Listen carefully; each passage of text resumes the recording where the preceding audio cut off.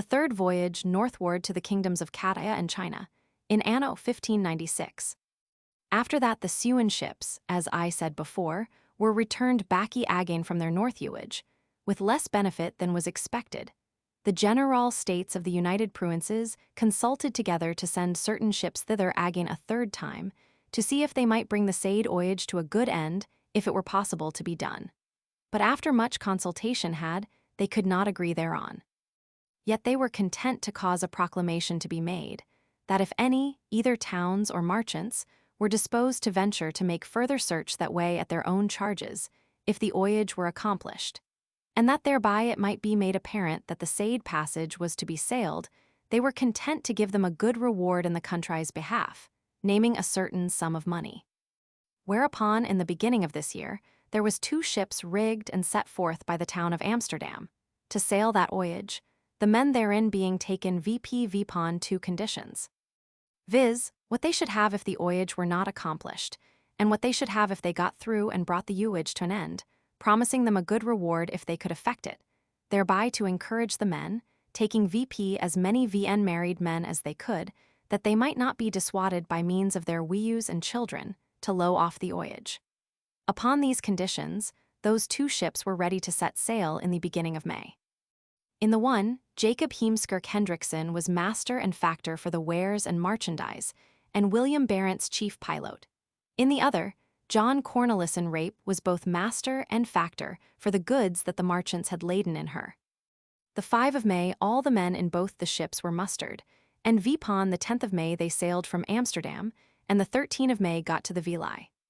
The 16th we set sail out of the Vilai, but the tide being almost spent and the wind northeast, we were compelled to put in again, at which time John Cornelissen's ship fell on ground, but got off again, and we anchored at the east end of the Vilai. The 18th of May we put out of the Vilai again with a northeast wind, and sailed north-northwest. The 22nd of May we saw the islands of Hitland and Fairerland, the wind being northeast. The 24th of May we had a good wind, and sailed northeast till the 29th of May. Then the wind was against V's, and blew northeast in our topsail. The 30th of May we had a good wind, and sailed northeast, and we took the height of the sun with our cross-staff, and found that it was illuminated about the horizon 47 degrees and 42 minutes. His declination was 21 degrees and 42 minutes, so that the height of the pole was 69 degrees and 24 minutes. The 1st of June we had no night, and the 2nd of June we had the wind contrary. But vpon the 4th of June we had a good wind out of the west-northwest, and sailed northeast. And when the sun was about south-southeast, we saw a strange sight in the element. For on each side of the sun there was another sun, and 2 rainbows that passed clean through the 3 suns, and then 2 rainbows more, the one compassing round about the suns, and the other crossed through the great rundle. The great rundle, standing with the VT termost point, illuminated about the horizon 28 degrees. At no one, the sun being at the highest, the height thereof was measured, and we found by the astrolabium that it was illuminated about the horizon 48 degrees and 43 minutes. His declination was 22 degrees and 17 minutes, the which being added to 48 degrees 43 minutes, it was found that we were under 71 degrees of the height of the pole. John Corneli's ship held aloof from V's and would not keep with Versus, but we made towards him, and sailed northeast, baiting a point of our compass, for we thought that we were too far westward, as after it appeared, otherwise we should ha held our course northeast. And in the evening when we were together, we told him that we were best to keep more easterly, because we were too far westward. But his pilot made answer that they desired not to go into the Straits of Voyages. Their course was northeast and by north, and we were about 60 miles to seaward in from the land, and were to sail northeast when we had the North Cape in sight, and therefore we should rather ha sailed east-northeast and not north-northeast, because we were so far westward, to put our selus in our right course again. And there we told them that we should rather ha sailed eastward, at the least for certain miles, till we had gotten into our right course again, which by means of the contrary wind we had lost, as also because it was northeast. But whatsoever we said, and sought to counsel them for the best, they would hold no course but north-northeast, for they alleged that if we went any more easterly, that then we should enter into the waygates. but we being not able to persuade them, altered our course 1 point of the compass, to meet them, and sailed northeast and by north, and should otherwise ha sailed northeast and somewhat more east. The 5th of June we saw the first ice, which we wondered at the first thinking that it had been white swans, for one of our men walking in the foredeck, on a sudden began to cry out with a loud voice, and said that he saw white swans, which we that were ender hatches hearing, presently came VP, and perceived that it was ice that came drewing from the great heap, showing like swans, it being then about ewening. At midnight we sailed through it, and the sun was about a degree illuminated about the horizon in the north. The 6th of June, about 4 of the clock in the afternoon, we entered again into the ice, which was so strong that we could not pass through it, and sailed southwest and by west till 8 glasses were run out. After that we kept on our course north-northeast and sailed along by the ice. The 7th of June we took the height of the sun, and found that it was illuminated about the horizon 38 degrees and 38 minutes, his declination being 22 degrees 38 minutes. Which being taken from 38 degrees 38 minutes, we found the pole to be 24 degrees. There we found so great a store of ice that it was admirable, and we sailed along through it, as if we had passed between 2 lands, the water being as green as grass. And we supposed that we were not far from Greenland, and the longer we sailed the more and thicker ice we found. The 8th of June we came to so great a heap of ice that we could not sail through it, because it was so thick, and therefore we wound about southwest and by west till 2 glasses were run out. And after that 3 glasses more south-southwest, and then south 3 glasses, to sail to the island that we saw, as also to shun the ice. The 9th of June we found the island, that lay ender 74 degrees and 30 minutes, and as we guessed, it was about few miles long. The 10th of June we put out our boat, and therewith 8 of our men went on land. And as we passed by John Cornelison's ship, 8 of his men also came into our boat, whereof one was the pilot. Then William Barents asked him whether we were not too much westward, but he would not acknowledge it. Whereupon there passed many words between them, for William Barents said he would prove you it to be so, as in truth it was. The 11th of June, going on land, we found great store of seamews eggs upon the shore, and in that island we were in great danger of our lives. For that going VP a great hill of snow, when we should come down again, we thought we should all ha broken our necks.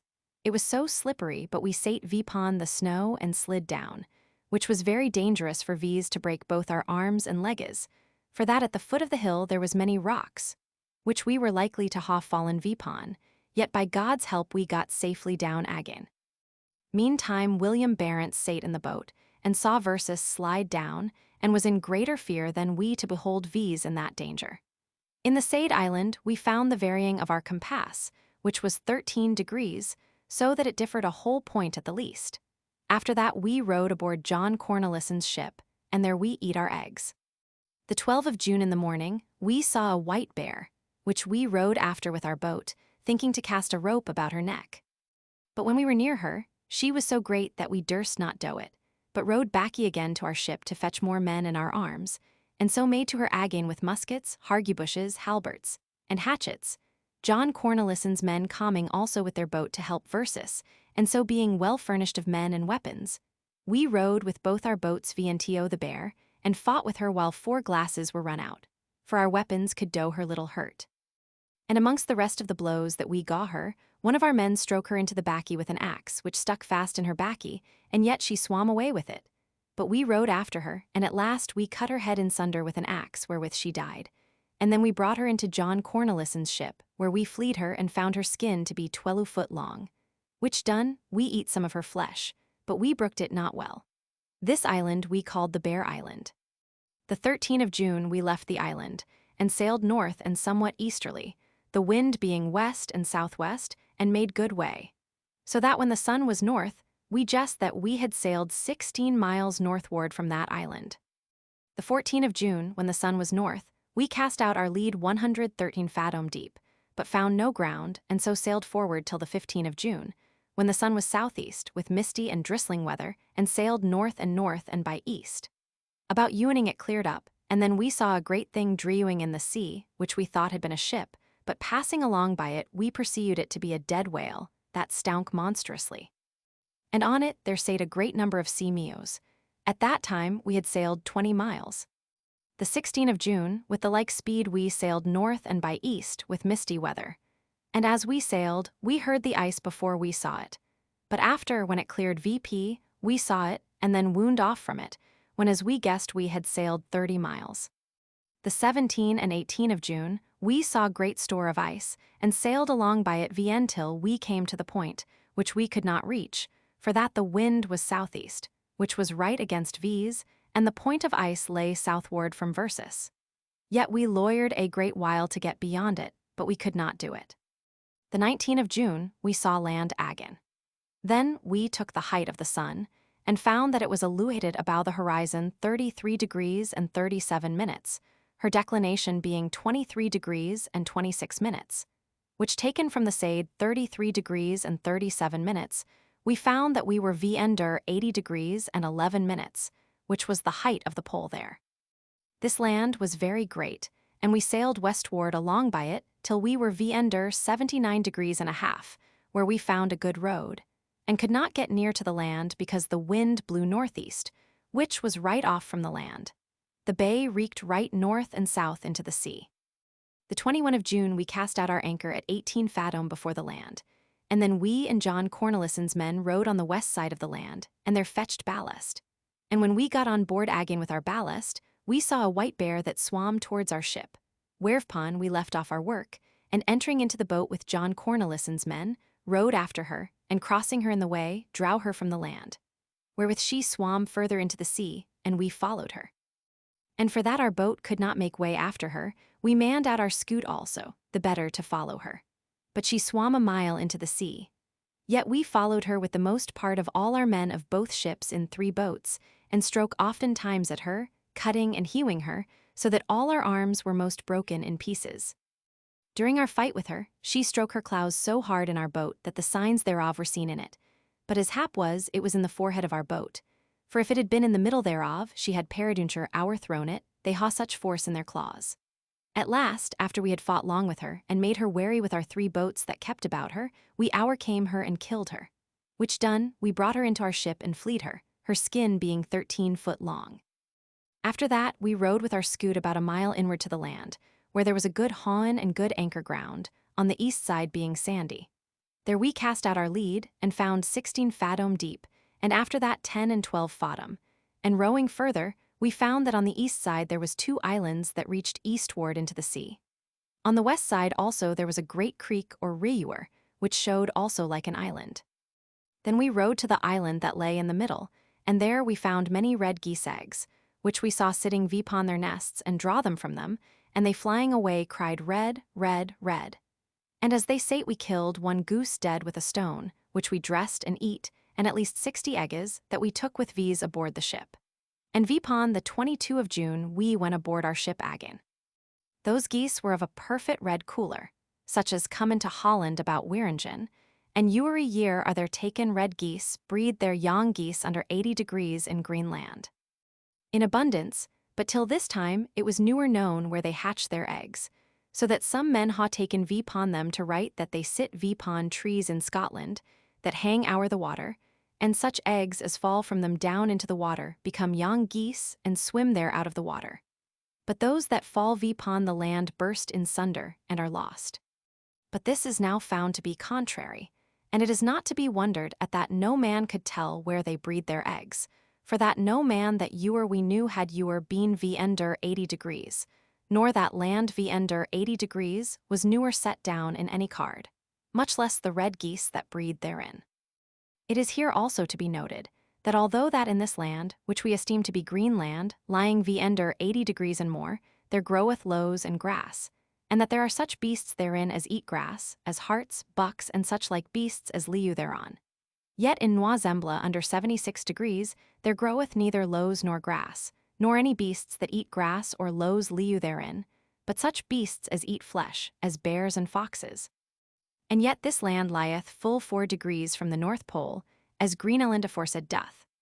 The 23rd of June we hoisted anchor again, and sailed northwestward into the sea, but could get no further by reason of the ice.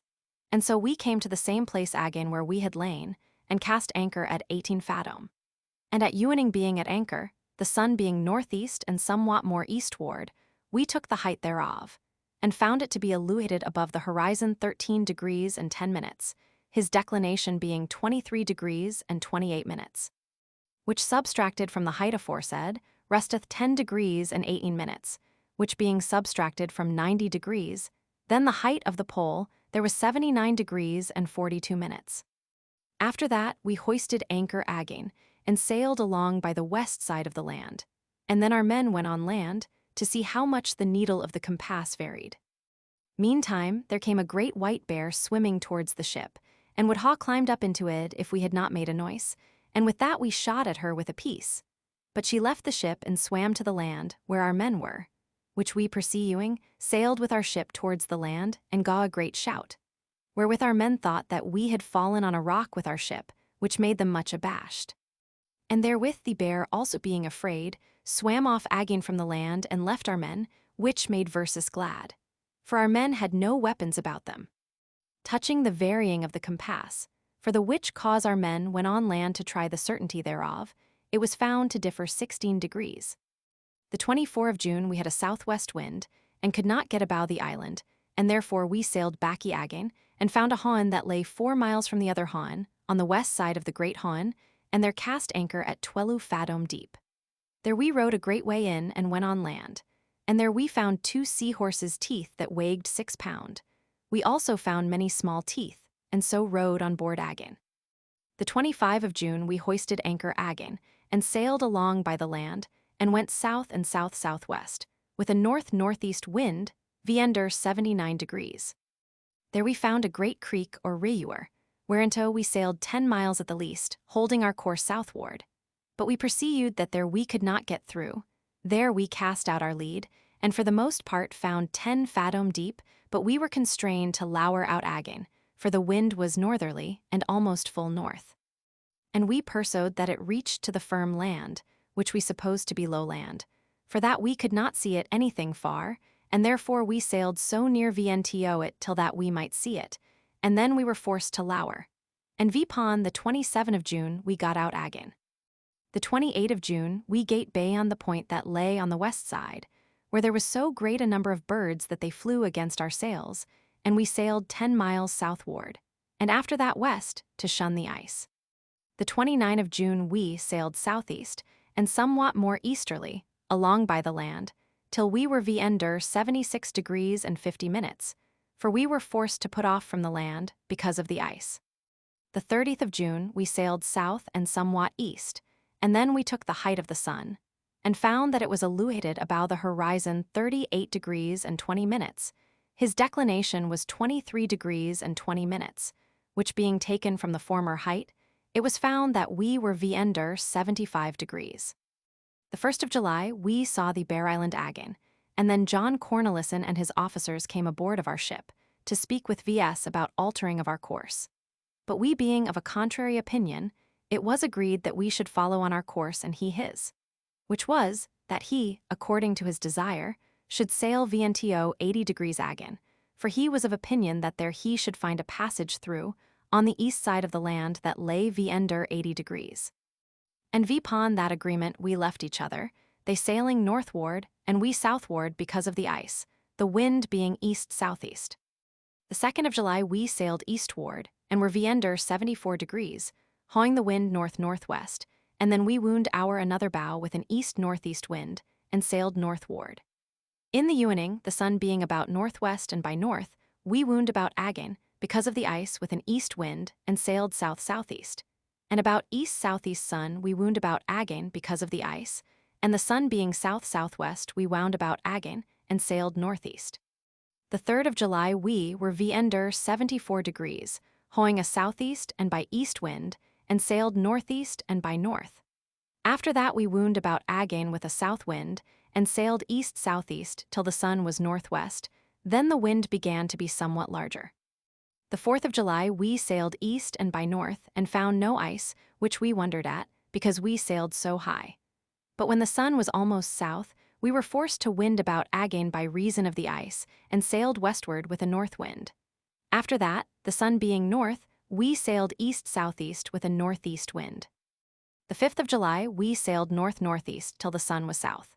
Then we wound about and went east-southeast with a northeast wind. Then we took the height of the sun and found it to be illuminated about the horizon 39 degrees and 27 minutes, his declination being 22 degrees and 53 minutes, which taken from the high aforesaid, we found that we were under the height of the pool 73 degrees and 20 minutes. The 7th of July, we cast out our whole lead line, but found no ground and sailed east and by south, the wind being northeast and by east, and were under 72 degrees and 12 minutes. The 8th of July, we had a good northwest wind and sailed east and by north with an indifferent cold gale of wind and got under 72 degrees and 15 minutes. The 9th of July, we went east and by north, the wind being west. The 10th of July, the sun being south-southwest, we cast out our lead and had ground at 160 fathom, the wind being northeast and by north, and we sailed east and by south under 72 degrees. The 11th of July, we found 70 fathom deep and saw no ice. Then we guessed that we were right south and north from Dandenese, that is the east point of the White Sea, that lay southward from Versus and had sandy ground, and the bank stretched northward into the sea, so that we were out of doubt that we were upon the bank of the White Sea, for we had found no sandy ground all the coast along, but only that bank. Then the wind being east and by south, we sailed south and by east, under 72 degrees, and after that we had a south-southeast wind and sailed northeast to get the bank. In the morning we draw forward with a Coppie and found that we were under 72 degrees, and then again we had an east-southeast wind, the sun being about southwest, and sailed northeast. And casting out our lead found 150 fathom deep, clay ground, and then we were the bank, which was very narrow, for we sailed but 14 glasses, and gate it when the sun was about north-northeast. The 12th of July we sailed north and by east, the wind being east, and at evening, the sun being north-northeast, we wound about again, hawing the wind north-northeast, and sailed east and by south till our first quarter was out. The 13th of July we sailed east with a north-northeast wind. Then we took the height of the sun and found it to be illuminated about the horizon 54 degrees and 38 minutes. His declination was 21 degrees and 54 minutes, which taken from the height aforesaid, the height of the pole was found to be 73 degrees. And then again we found ice, but not very much, and we were of opinion that we were by Willoughby's land.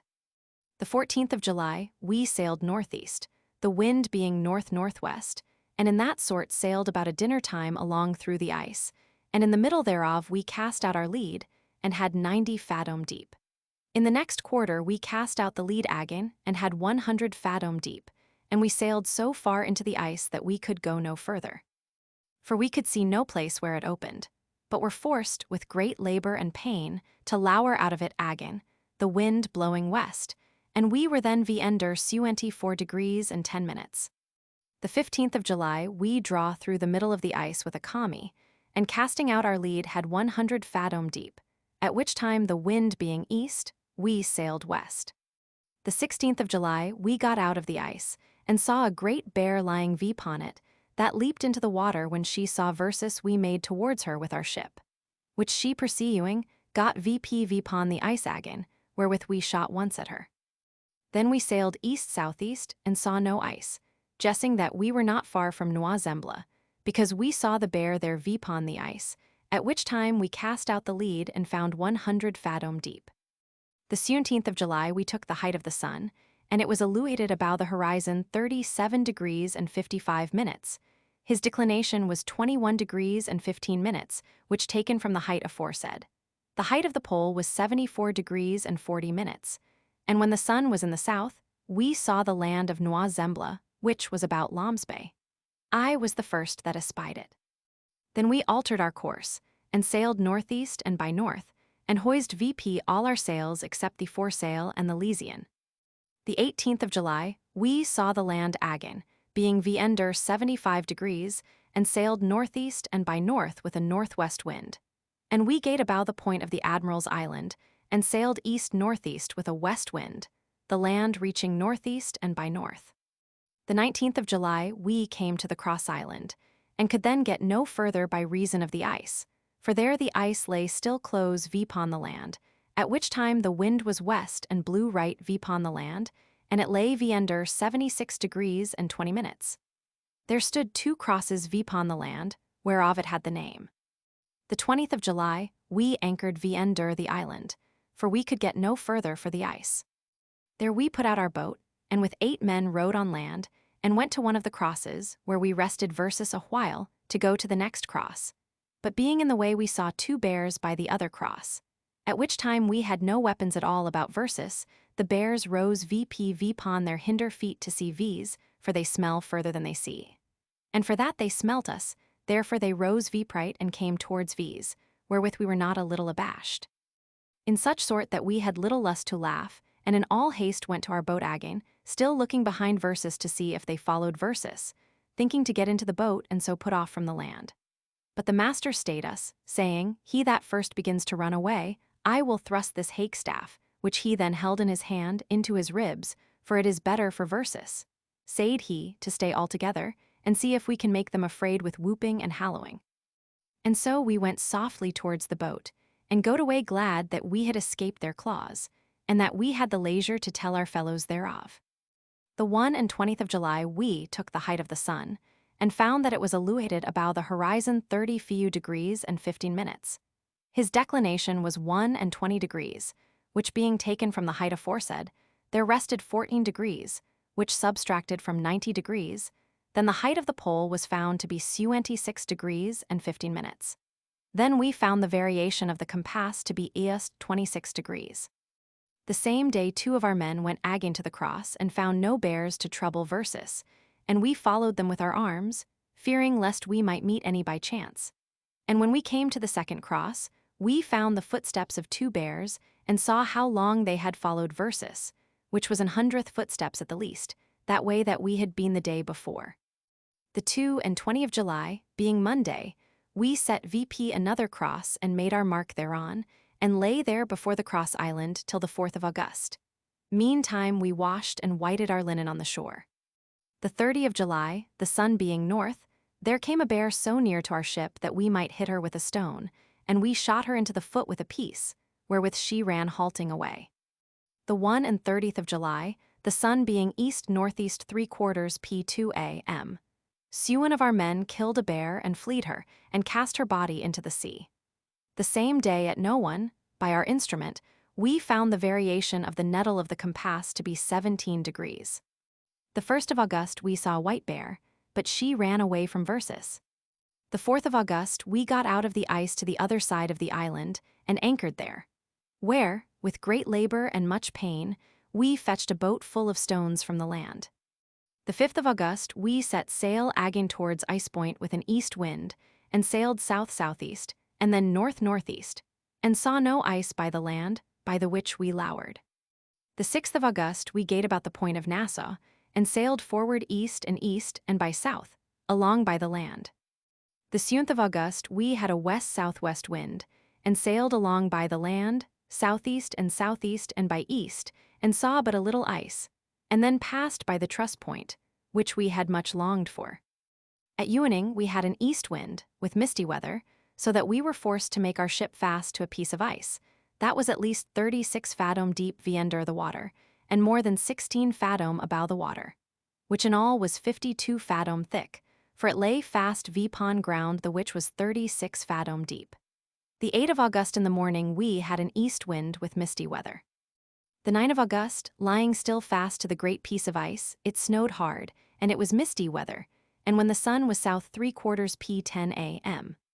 We went upon the hatches, for we always held watch, where, as the master walked along the ship, he heard a beast snuff with his nose, and looking our board he saw a great bear hard by the ship, wherewith he cried out, a bear, a bear.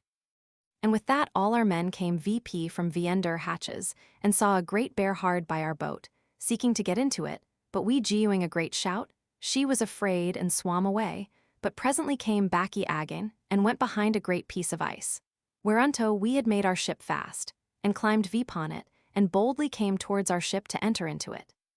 But we had torn our scoot sail in the ship, and lay with 4 pieces before at the bowsprit, and shot her into the body, and with that she ran away. But it snowed so fast that we could not see whither she went, but we guessed that she lay behind a high huyel, whereof there was many vpon the piece of ice. The 10th of August, being Saturday, the ice began mightily to break. And then we first perceived that the great piece of ice wherewinto we had made our ship fast, lay on the ground. For the rest of the ice draw along by it, wherewith we were in great fear that we should be compassed about with the ice, and therefore we said all the diligence and means that we could to get from thence, for we were in great doubt. And being under sail, we sailed upon the ice, because it was all broken under us, and got to another piece of ice, wherewinto we made our ship fast again with our sheet anchor, which we made fast upon it, and there we lay till evening.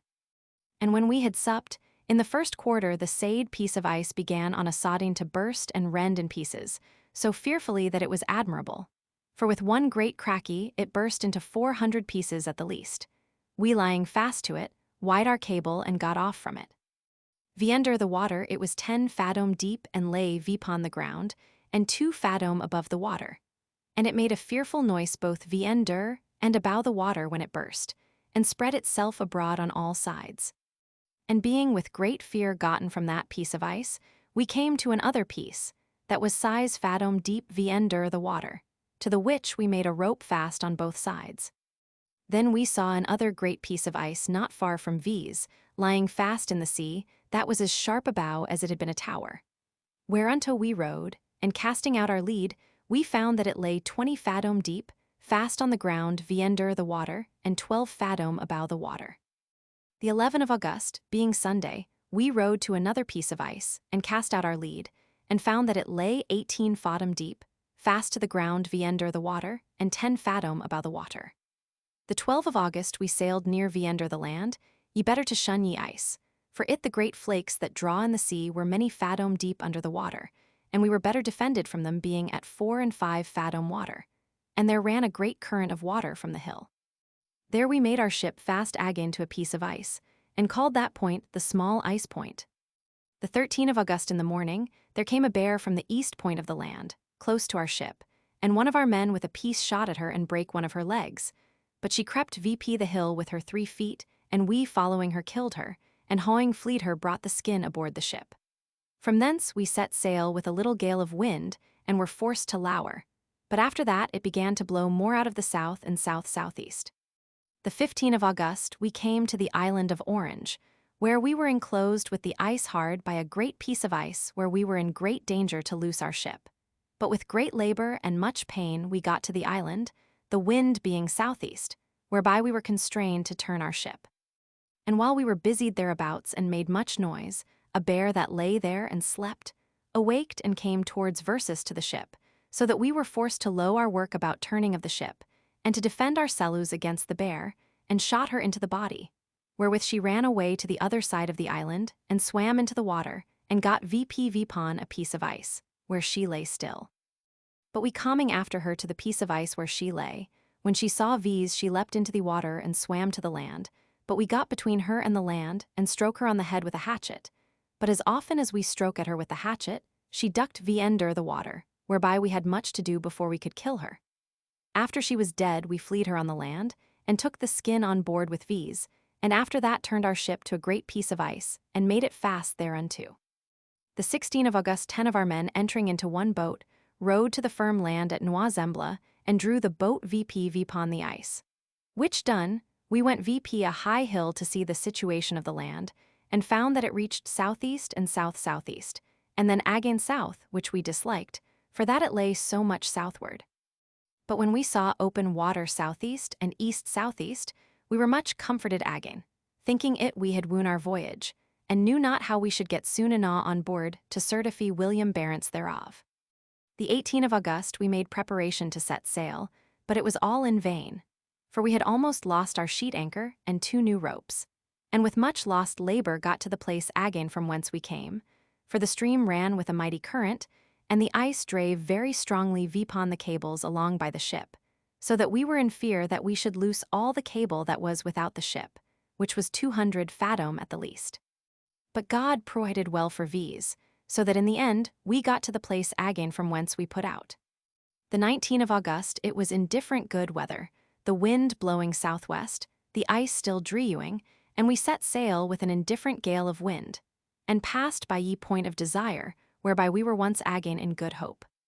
And when we had gotten about the point, we sailed southeast into the seaward 4 miles, but then again we entered into more ice, whereby we were constrained to turn back again, and sailed northwest until we came to ye land again, which reacheth fro the point of desire to the head point, south and by west, 6 miles.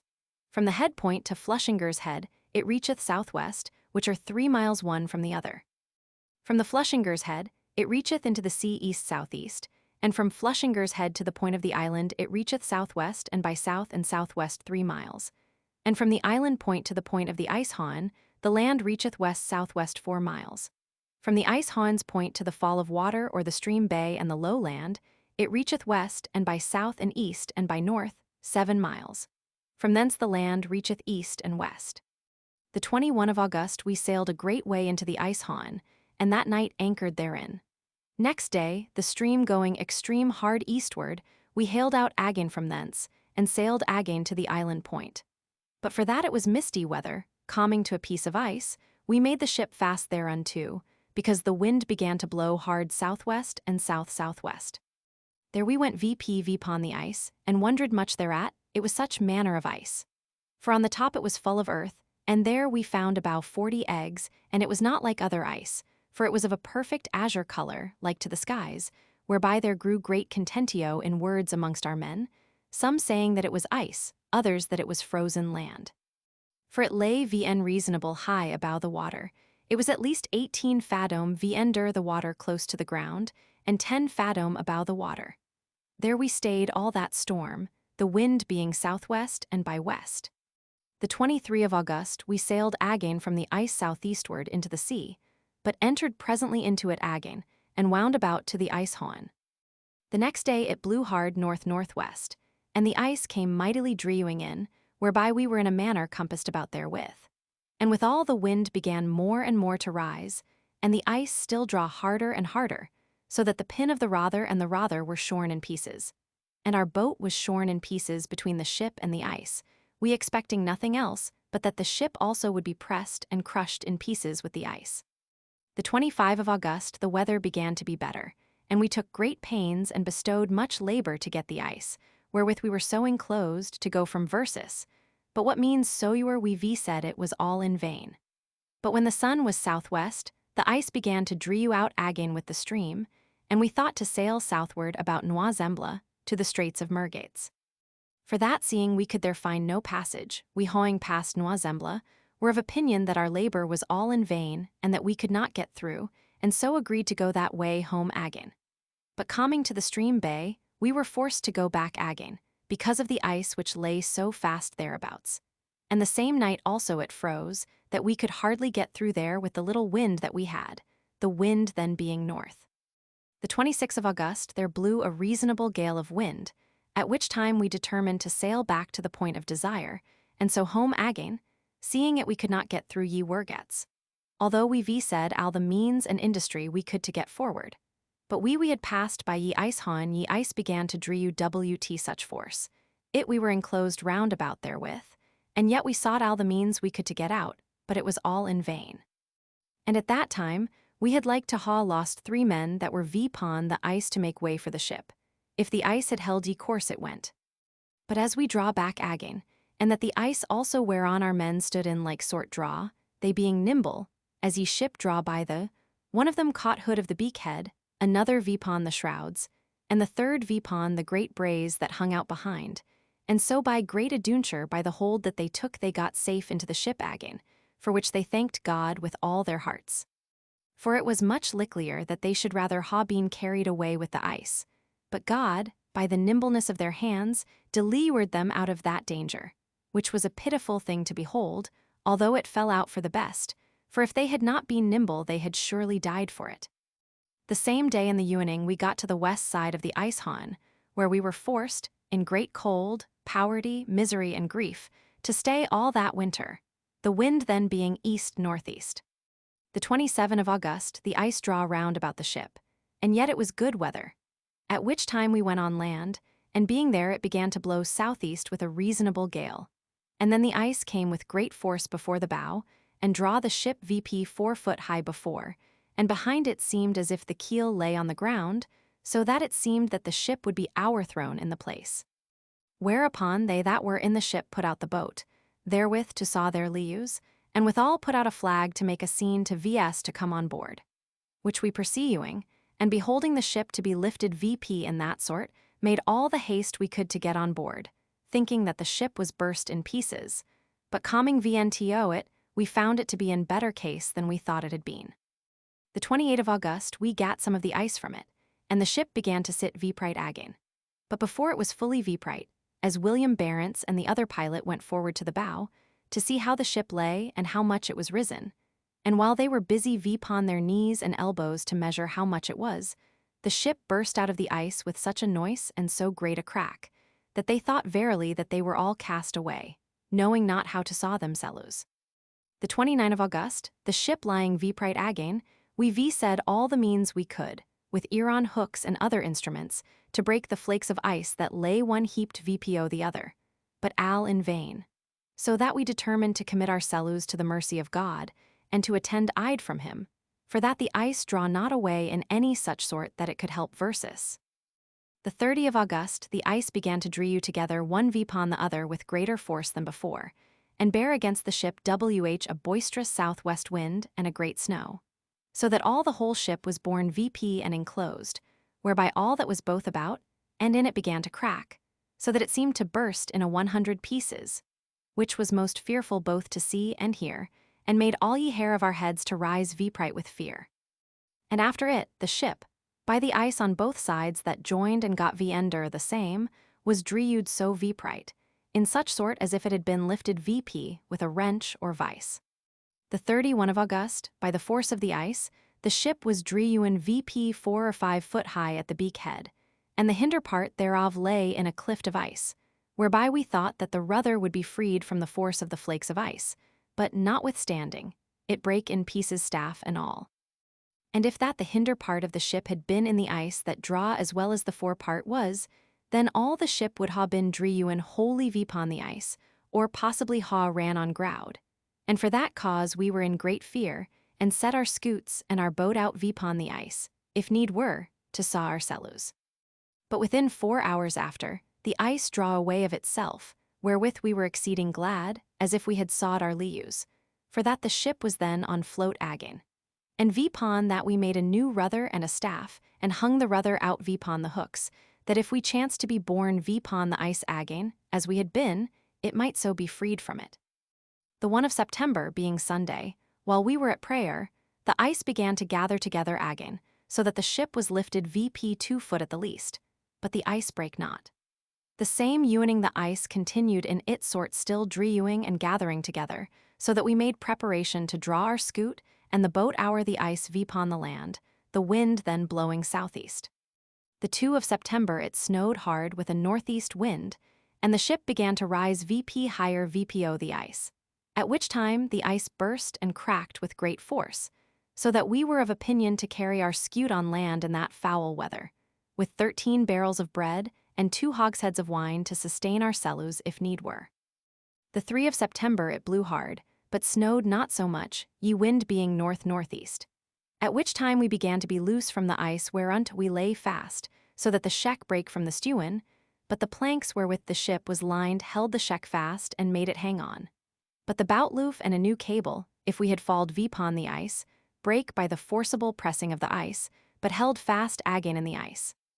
And yet the ship was staunch, which was wonder, in regard it ye ice draw so hard and in great heaps as big as the salt hills that are in Spain, and within a harquebus shot of the ship, between the which we lay in great fear and anguish. The 4th of September the weather began to clear VP, and we saw the sun, but it was very cold, the wind being northeast, we being forced to lie still. The 5th of September it was fair sunshine weather and very calmy. And at evening, when we had supped, the ice compassed about us again, and we were hard enclosed therewith, the ship beginning to lie upon the one side and leaked sore, but by God's grace it became staunch again, wherewith we were wholly in fear to loose the ship, it was in so great danger. At which time we took counsel together and carried our old sock sail, with powder, lead, pieces, muskets, and other furniture on land, to make a tent about our scoot it we had draw vipon the land. And at that time we carried some bread and wine on land also, with some timber, therewith to mend our boat, that it might serve V's in time of need. The 6th of September it was indifferent fair sea weather and sunshine, the wind being west, whereby we were somewhat comforted, hoping that the ice would drew away, and that we might get from thence again. The 7th of September it was indifferent weather again, but we perceived no opening of the water, but to the contrary it lay hard enclosed with ice, and no water at all about the ship, no not so much as a bucket full. The same day 5 of our men went on land, but 2 of them came back again. The other 3 went forward about 2 miles into the land, and there found a reewer of sweet water, where also they found great store of wood that had been drewen thither, and there they found the footsteps of Harts and Hinds, as they thought, for they were clowen-footed, some greater-footed than others, which made them eudge them to be so. The 8th of September it blew hard east-northeast, which was a right contrary wind to do versus any good touching the carrying away of the ice, so that we were still faster in the ice, which put V's in no small discomfort. The 9th of September it blew northeast, with a little snow, whereby our ship was wholly enclosed with ice, for ye wind draw the ice hard against it, so that we lay 3 or 4 foot deep in the ice, and our sheck and the afterstewer brake in pieces, and the ship began to be somewhat loose before, but yet it was not much hurt. In the night time 2 bears came close to our ship's side, but we sounded our trumpet and shot at them, but hit them not because it was dark, and they ran away. The 10th of September the weather was somewhat better, because the wind blew not so hard, and yet all one wind. The 11th of September it was calmy weather, and 8 of V's went on land, ewery man armed, to see if that were true as our other 3 companions had said, that there lay wood about the reewer. For that seeing we had so long wound and turned about, sometime in the ice, and then again got out, and thereby were compelled to alter our course, and at last saw that we could not get out of the ice but rather became faster, and could not loose our ship as at other times we had done. As also that it began to be winter, we took counsel together what we were best to do according to the time, in order that we might winter there and attend such adventure as God would send V's.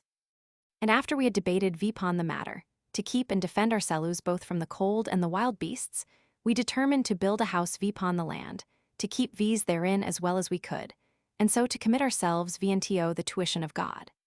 And to that end we went further into the land, to find out how God in our extremest need, when we were forced to live all the winter upon the land, sent versus wood to make versus a house, and to seru V's to burn in the cold winter. The convenientest place in our opinions to raise our house vipon, and yet we had not much stuff to make it withal, in regard that there grew no trees, nor any other thing in that country convenient to build it withal. But we lowing no occasion unsought, as our men went abroad to view the country, and to see what good fortune might happen unto V's, at last we found an unexpected comfort in our need, which was that we found certain trees' roots and all, as our 3 companions had said before, which had been drewen vipon the shore, either from Tartaria, Muscuia, or elsewhere, for there was none growing vipon that land.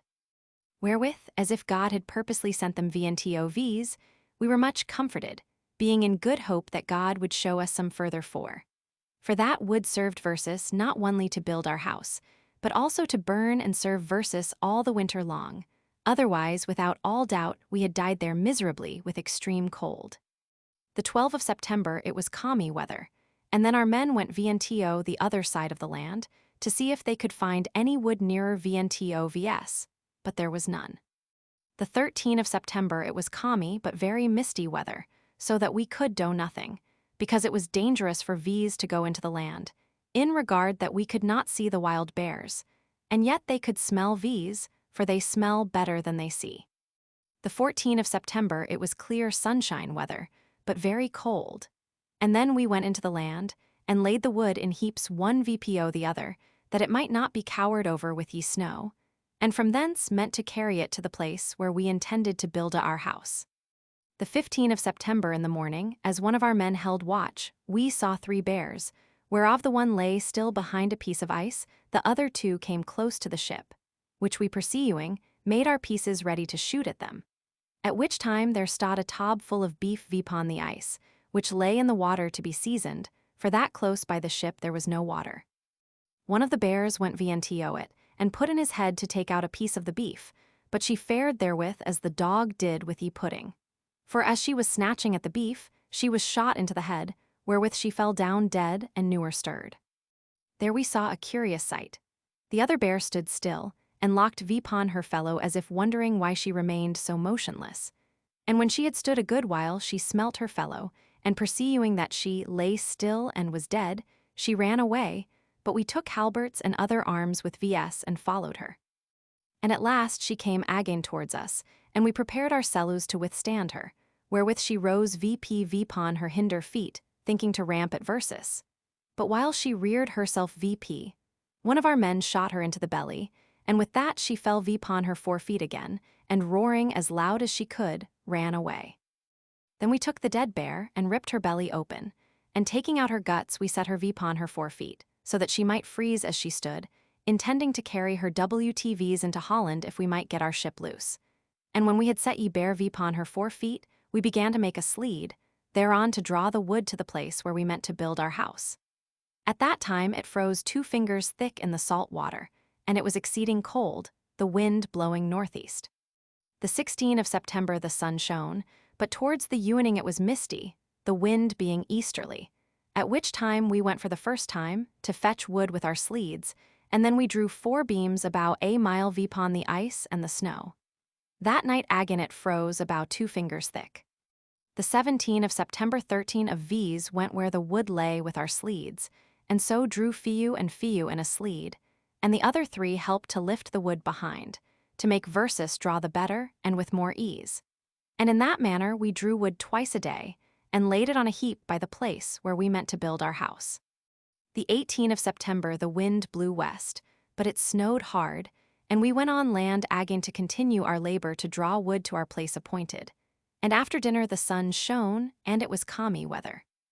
The 19th of September it was calmy sunshine weather, and we drew 2 sleeds full of wood 6,000 paces long, and that we did twice a day. The 20th of September we again made 2 journeys with the sledges, and it was misty and still weather. The 21st of September it was misty weather, but towards evening it cleared vp, and the ice still draw in the sea, but not so strongly as it did before. But yet it was very cold, so that we were forced to bring our caboose below, because everything froze above. The 22nd of September it was fair still weather, but very cold, the wind being west.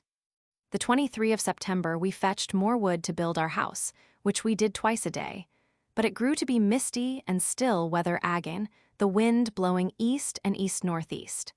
That day our carpenter, being of Permakeet, died as we came aboard about evening.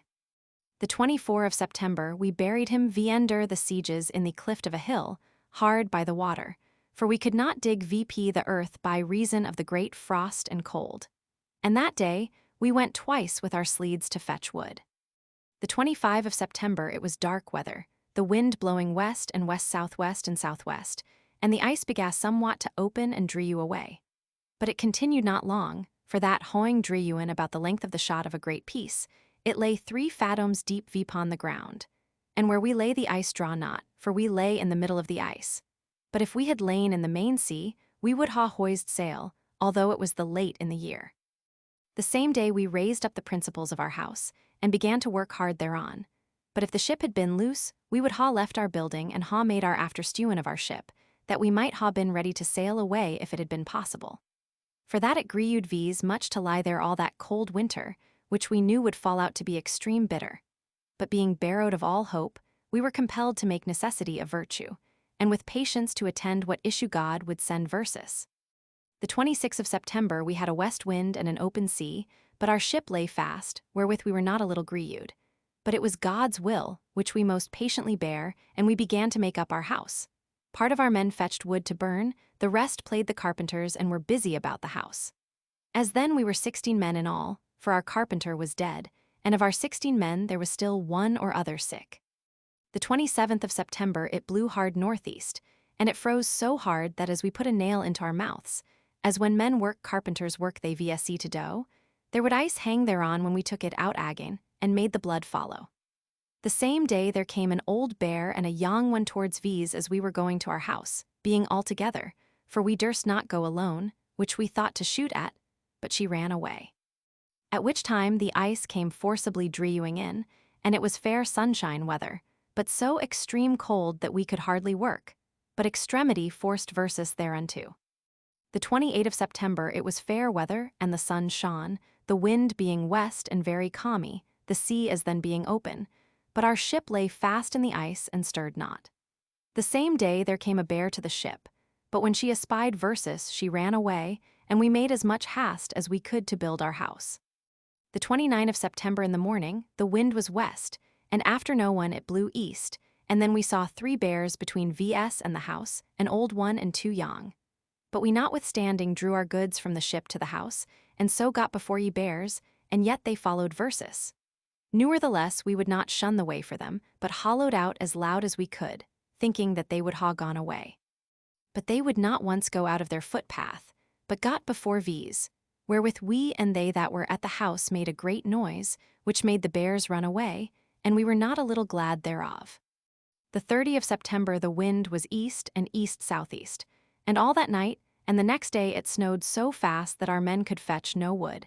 It lay so close and high one upon the other. Then we made a great fire without the house, therewith to thaw the ground, that so we might lay it about the house that it might be the closer. But it was all lost labor, for the earth was so hard and frozen so deep into the ground that we could not thaw it, and it would ha cost versus too much wood, and therefore we were forced to low off that labor.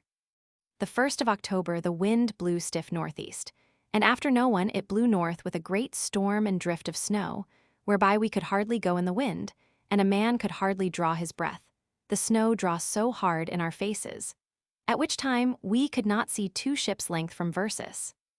The 2nd of October before no one the sun shone, and after no one it was cloudy again and it snew, but the weather was still, the wind being north and then south, and we set VP our house and VPon it we placed a maypole made of frozen snow.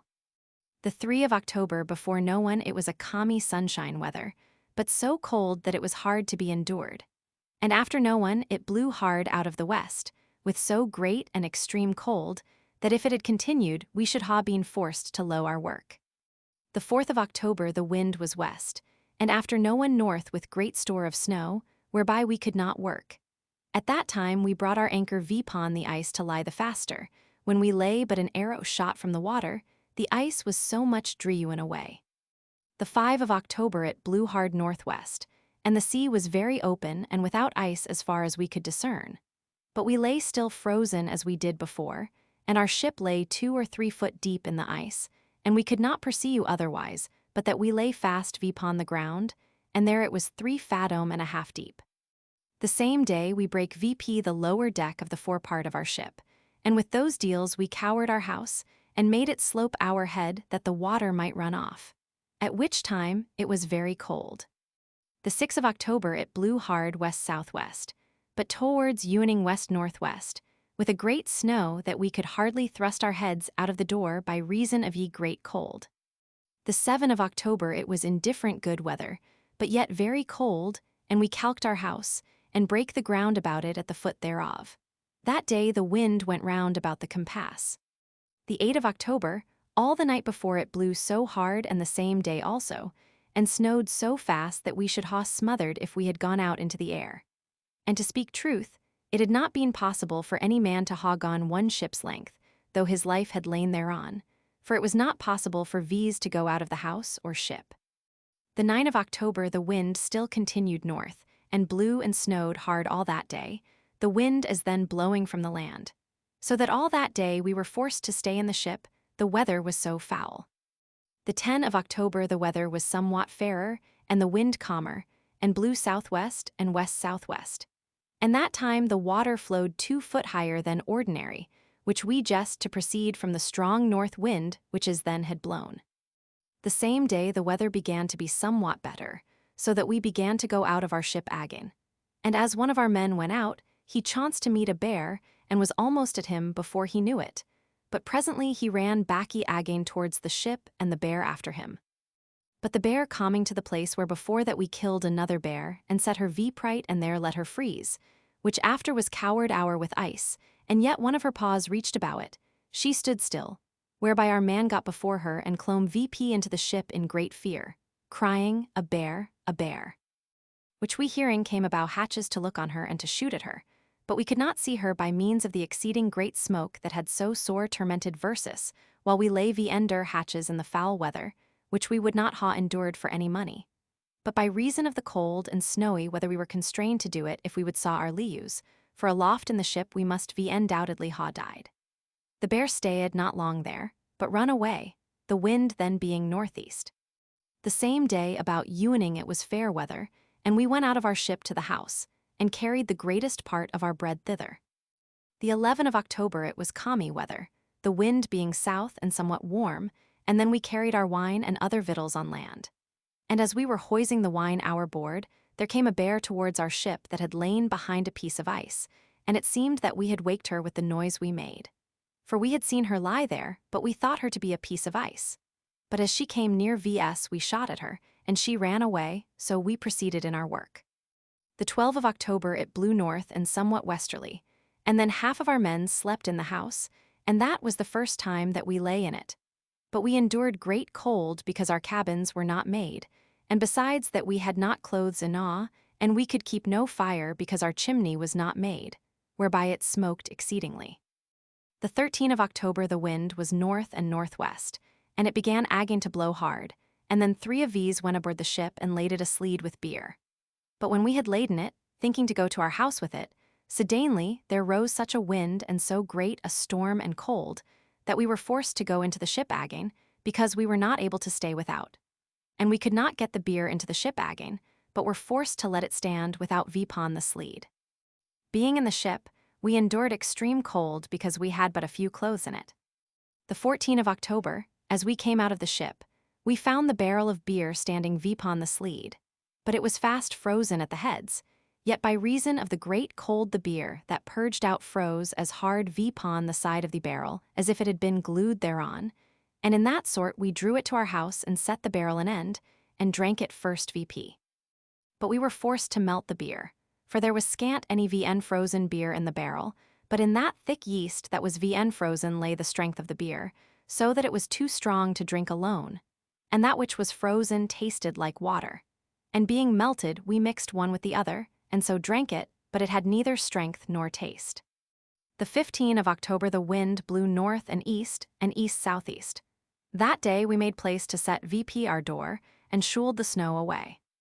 The 16th of October the wind blew southeast and south, with fair calmy weather. The same night there had been a bear in our ship, but in the morning she went out again when she saw our men. At the same time we brake VP another piece of our ship, to VSE the deals about the protol, which as then we began to make.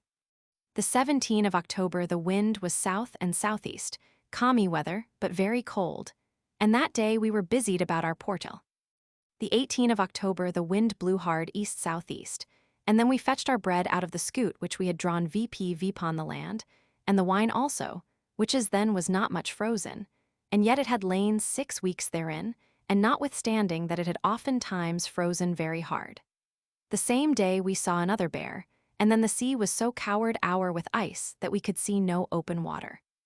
The 19th of October ye wind blew northeast, and then there was but 2 men and a boy in the ship, at which time there came a bear that sought forcibly to get into the ship, although the 2 men shot at her with pieces of wood, and yet she ventured vpon them, whereby they were in an extreme fear. Each of them seeking to saw them cellus, the 2 men leapt into the ballast, and the boy clombed into the foot mast top to saw their leaves. Meantime some of our men shot at her with a musket, and then she ran away. The 20th of October it was calmy sunshine weather, and then again we saw the sea open, at which time we went on board to fetch the rest of our beer out of the ship, where we found some of the barrels frozen in pieces, and the iron heaps that were vpon, the jossom barrels were also frozen in pieces. The 21st of October it was calmy sunshine weather, and then we had almost fetched all our victuals out of the ship. The 22nd of October the wind blew coldly and very stiff northeast, with so great a snow that we could not get out of our doors. The 23rd of October it was calmy weather, and the wind blew northeast. Then we went aboard our ship to see if the rest of our men would come home to the house, but we feared it would blow hard again, and therefore durst not stir with the sick man, but let him lie still that day, for he was very weak.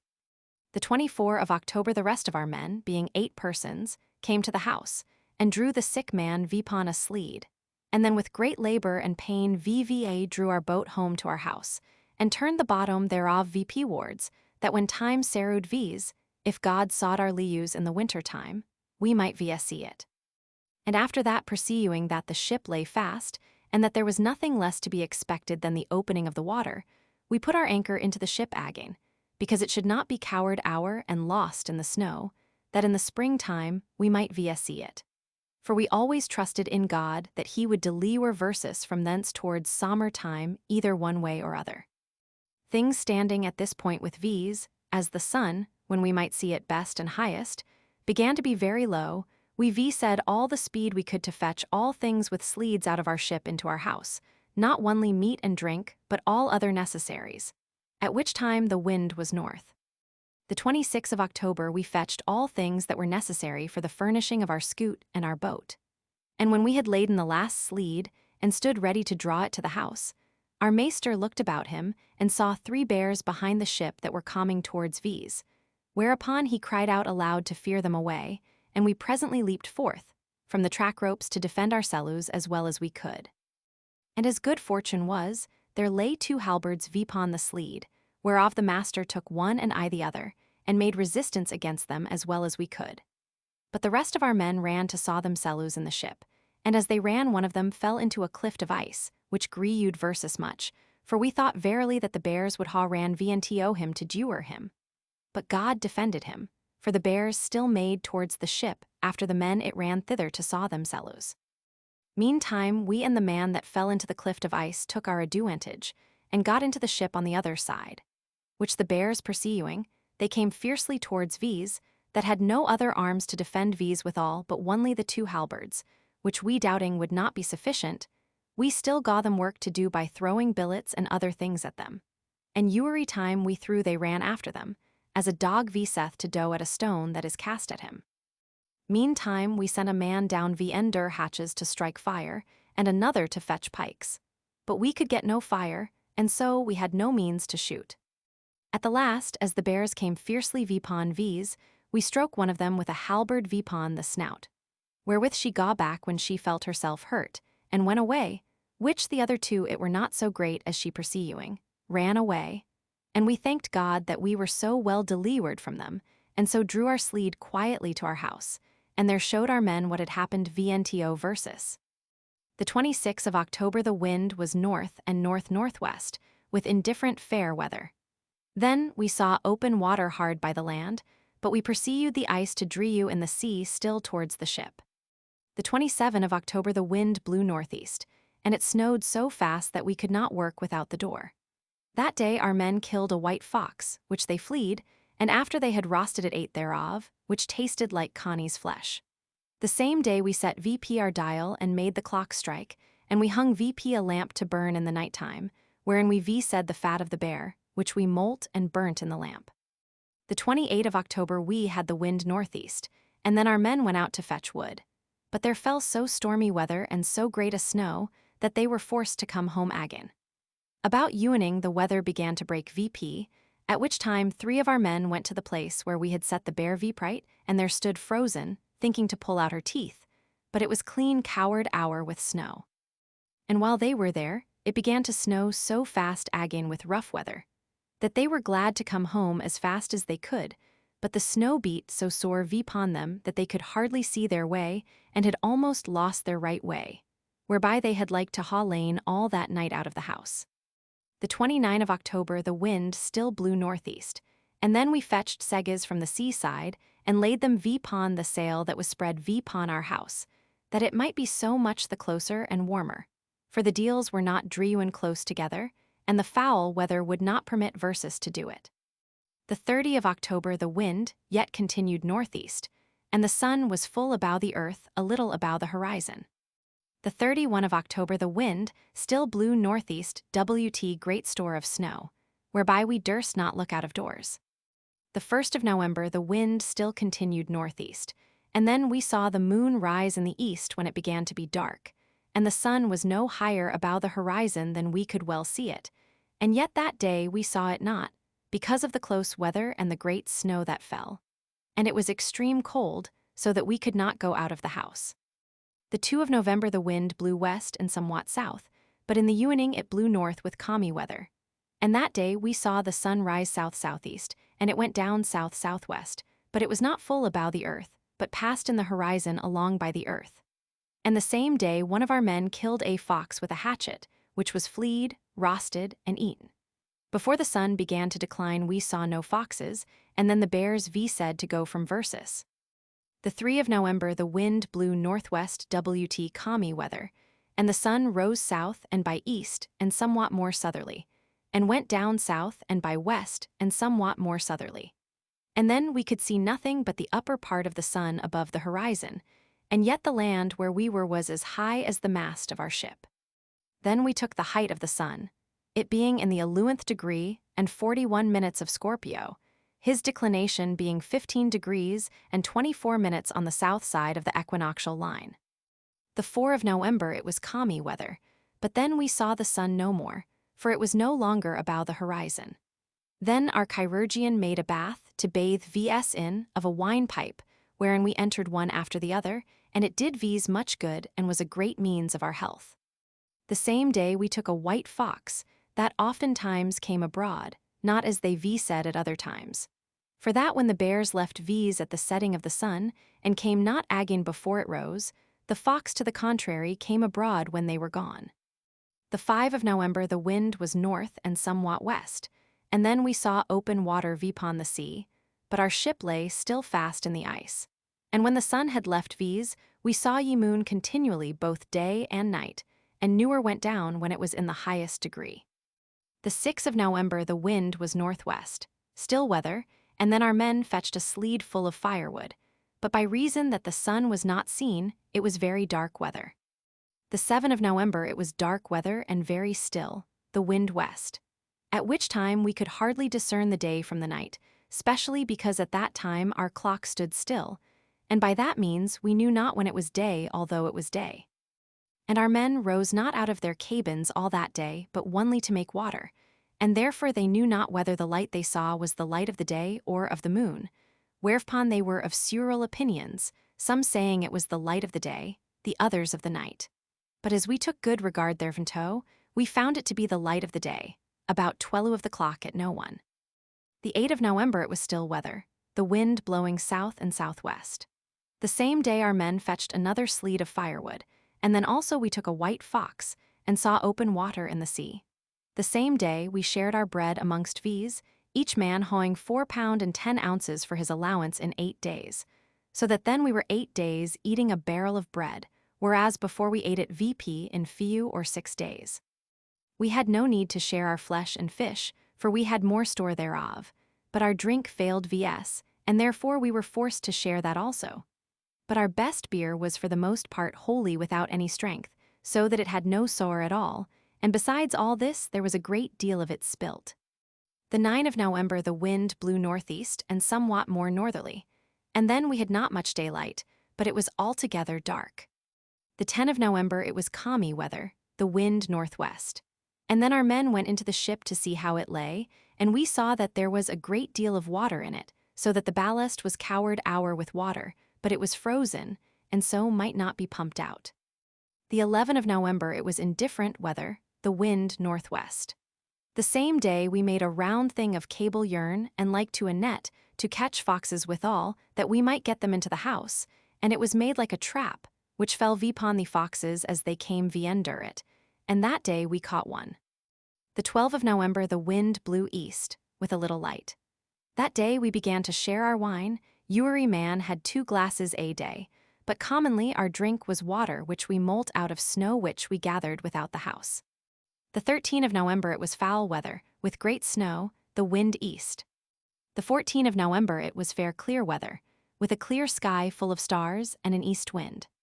The 15 of November, it was dark weather, the wind northeast, with a vading light. The 16 of November, it was weather, with a temperate air and an east wind. The 17th of November it was dark weather and a close air, the wind east. The 18th of November it was foul weather, the wind southeast. Then the maester cut VP a packy of coarse clothes, and divided it amongst the men that needed it, therewith to defend V's better from the cold. The 19th of November it was foul weather, with an east wind. And then the chest with linen was opened and jointed amongst the men for shift, for they had need of them. For then our only care was to find all the means we could to defend our body from the cold. The 20th of November it was fair still weather, the wind easterly. Then we washed our sheets, but it was so cold that when we had washed and wrung them, they presently froze so stiff out of the warm water, that, although we laid them by a great fire, the side that lay next the fire thawed, but the other side was hard frozen, so that we should sooner ha torn them in sunder than ha opened them, whereby we were forced to put them into the seething water again to thaw them, it was so exceeding cold. The 21st of November it was indifferent weather with a northeast wind. Then we agreed that every man should take his turn to clow wood, thereby to ease our cook, that had more than work enow to dough twice a day to dress meat and to melt snow for our drink. But our master and the pilot were exempted from it work. The 22nd of November the wind was southeast, it was fair weather, then we had but 17 cheeses, whereof one we ate amongst V's and the rest were jointed to every man one for his portion, which they might eat when he list. The 23rd of November it was indifferent good weather, the wind southeast, and as we perceived that the fox V said to come oftener and more than they were wont, to take them the better we made certain traps of thick planks, whereon we laid stones, and round about them placed pieces of shards fast in the ground, that they might not dig V under them, and so got some of the foxes. The 24th of November it was foul weather, and the wind northwest, and then we prepared our cellus to go into the bath, for some of these were not very well at ease, and so 4 of these went into it, and when we came out our surgeon gave us a purgation, which did versus much good. And that day we took 4 foxes. The 25th of November it was fair clear weather, the wind west, and that day we took 2 foxes with a springe that we had purposely set VP. The 26th of November it was foul weather, and a great storm with a southwest wind and great store of snow, whereby we were so closed VP in the house that we could not go out, but were forced to ease our cellus within the house. The 27th of November it was fair clear weather, the wind southwest, and then we made more springes to get foxes, for it stood versus V pond to dough it, because they served versus for meat, as if God had sent them purposely for V's, for we had not much meat. The 28th of November it was foul stormy weather, and the wind blew hard out of the north, and it snew hard, whereby we were shut VP again in our house, the snow lay so closed before the doors. The 29th of November it was fair clear weather and a good air, ye wind northerly. And we found means to open our door by showling away the snow, whereby we got one of our doors open. And going out, we found all our traps and springes clean cowered our with snow, which we made clean, and set them VP again to take foxes. And that day we took one, which is then serrowed versus not only for meat, but of the skins we made caps to were V upon our heads, therewith to keep them warm from the extreme cold. The 30th of November it was fair clear weather, the wind west, and were about southwest, which according to our calculation was about midday. 6 of these went to the ship, all well provided of arms, to see how it lay, and when we went under the foredeck, we took a fox aliu in the ship. The 1 of December it was foul weather, with a southwest wind and great store of snow, whereby we were once again stopped VP in the house, and by that means there was so great a smoke in the house that we could hardly make fire, and so were forced to lie all day in our cabins, but the cook was forced to make fire to dress our meat. The 2 of December it was still foul weather, whereby we were forced to keep still in the house, and yet we could hardly sit by the fire because of the smoke, and therefore stayed still in our cabins. And then we heated stones, which we put into our cabins to warm our feet, for that both the cold and the smoke were insupportable. The 3 of December we had the like weather, at which times as we lay in our cabins we might hear the ice crack in the sea. And yet it was at the least half a mile from Versus, which made a huge noise of bursting and cracking, and we were of opinion that as then the great hills of ice which we had seen in the sea in summer time lying so many fathoms thick, break one from the other. And for that during those 2 or 3 days, because of the extreme smoke, we made not so much fire as we commonly said to do. It froze so sore within the house that the walls and the roof thereof were frozen 2 fingers thick with ice, and also in our cabins where we lay. All those 3 days, while we could not go out by reason of the foul weather, we set VP the glass of 12 hours, and when it was run out we set it VP again, still watching it lest we should miss our time. For the cold was so great that our clock was frozen, and might not go, although we hung more weight on it than before. The 4 of December it was fair clear weather, the wind north, and then we began every man by turn to dig open our doors that were closed VP with snow. For we saw that it would be often to do, and therefore we agreed to work by turns, no man excepted but the master and the pilot. The 5 of December it was fair weather with an east wind, and then we made our springes clean again to take foxes. The 6 of December it was foul weather again, with an easterly wind and extreme cold, almost not to be endured. Whereupon we looked pitifully one upon the other, being in great fear, that if the extremity of ye cold grew to be more and more, we should all die there with cold, for that what fire soever we made it would not warm versus. Yea, and our sack, which is so hot, was frozen very hard, so that when we were every man to haw his part, we were forced to melt it in the fire, which we shared every second day about half a pint for a man, wherewith we were forced to sustain ourselves, and at other times we drank water, which agreed not well with the cold, and we needed not to cool it with snow or ice, but we were forced to melt it out of the snow. The 7 of December it was still foul weather, and we had a great storm with a northeast wind, which brought an extreme cold with it. At which time we knew not what to do, and while we sate consulting together what were best for V's to do, one of our companions gav V's counsel to burn some of the sea coals that we had brought out of the ship, which would cast a great heat and continue long. And so, at evening we made a great fire thereof, which cast a great heat. At which time we were very careful to keep it in, for that the heat being so great a comfort vnto v's, we took care how to make it continue long, whereupon we agreed to stop VP all the doors and the chimney, thereby to keep in the heat, and so went into our cabins to sleep, well comforted with the heat, and so lay a great while talking together. But at last we were taken with a great swounding and daisling in our heads, yet some more than other some, which we first perceived by a sick man, and therefore the less able to bear it, and found ourselves to be very ill at ease, so that some of V's that were strongest start out of their cabins, and first opened the chimney and then the doors. But he that opened the door fell down in a swound VP upon the snow. Which I hearing, as lying in my cabin next to the door, start VP, and there saw him lying in a swoon, and casting vinegar in his face recowered him again, and so he rose VP. And when the doors were open, we all recowered our healths again by reason of the cold air. And so the cold, which before had been so great an enemy vnto v's, was then the only relief that we had, otherwise without doubt we had died in a sodden swound. After it, the master, when we were come to our cellus again, gaw every one of v's a little wine to comfort our hearts. The 8 of December it was foul weather, the wind northerly, very sharp and cold, but we durst lay no more coals on as we did the day before, for that our misfortune had taught versus that to shun one danger we should not run into another. The 9 of December it was fair clear weather, the sky full of stars. Then we set our door wide open, which before was fast closed VP with snow, and made our springes ready to take foxes.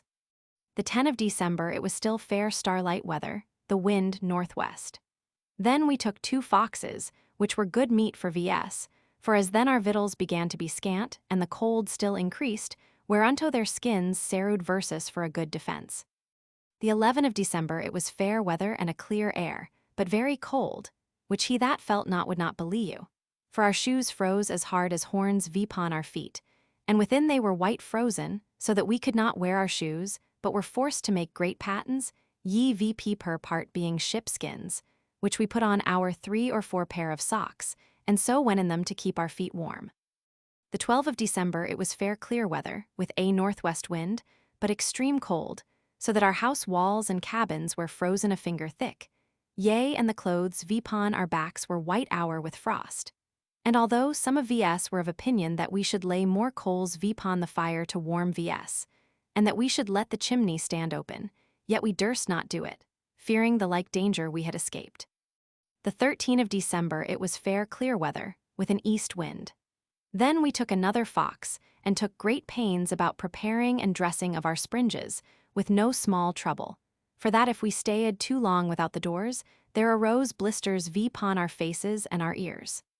The 14th of December it was fair weather, the wind northeast, and the sky full of stars. Then we took the height of ye right shoulder of the ruse, when it was south-southwest and somewhat more westerly. And then it was at the highest in our compass.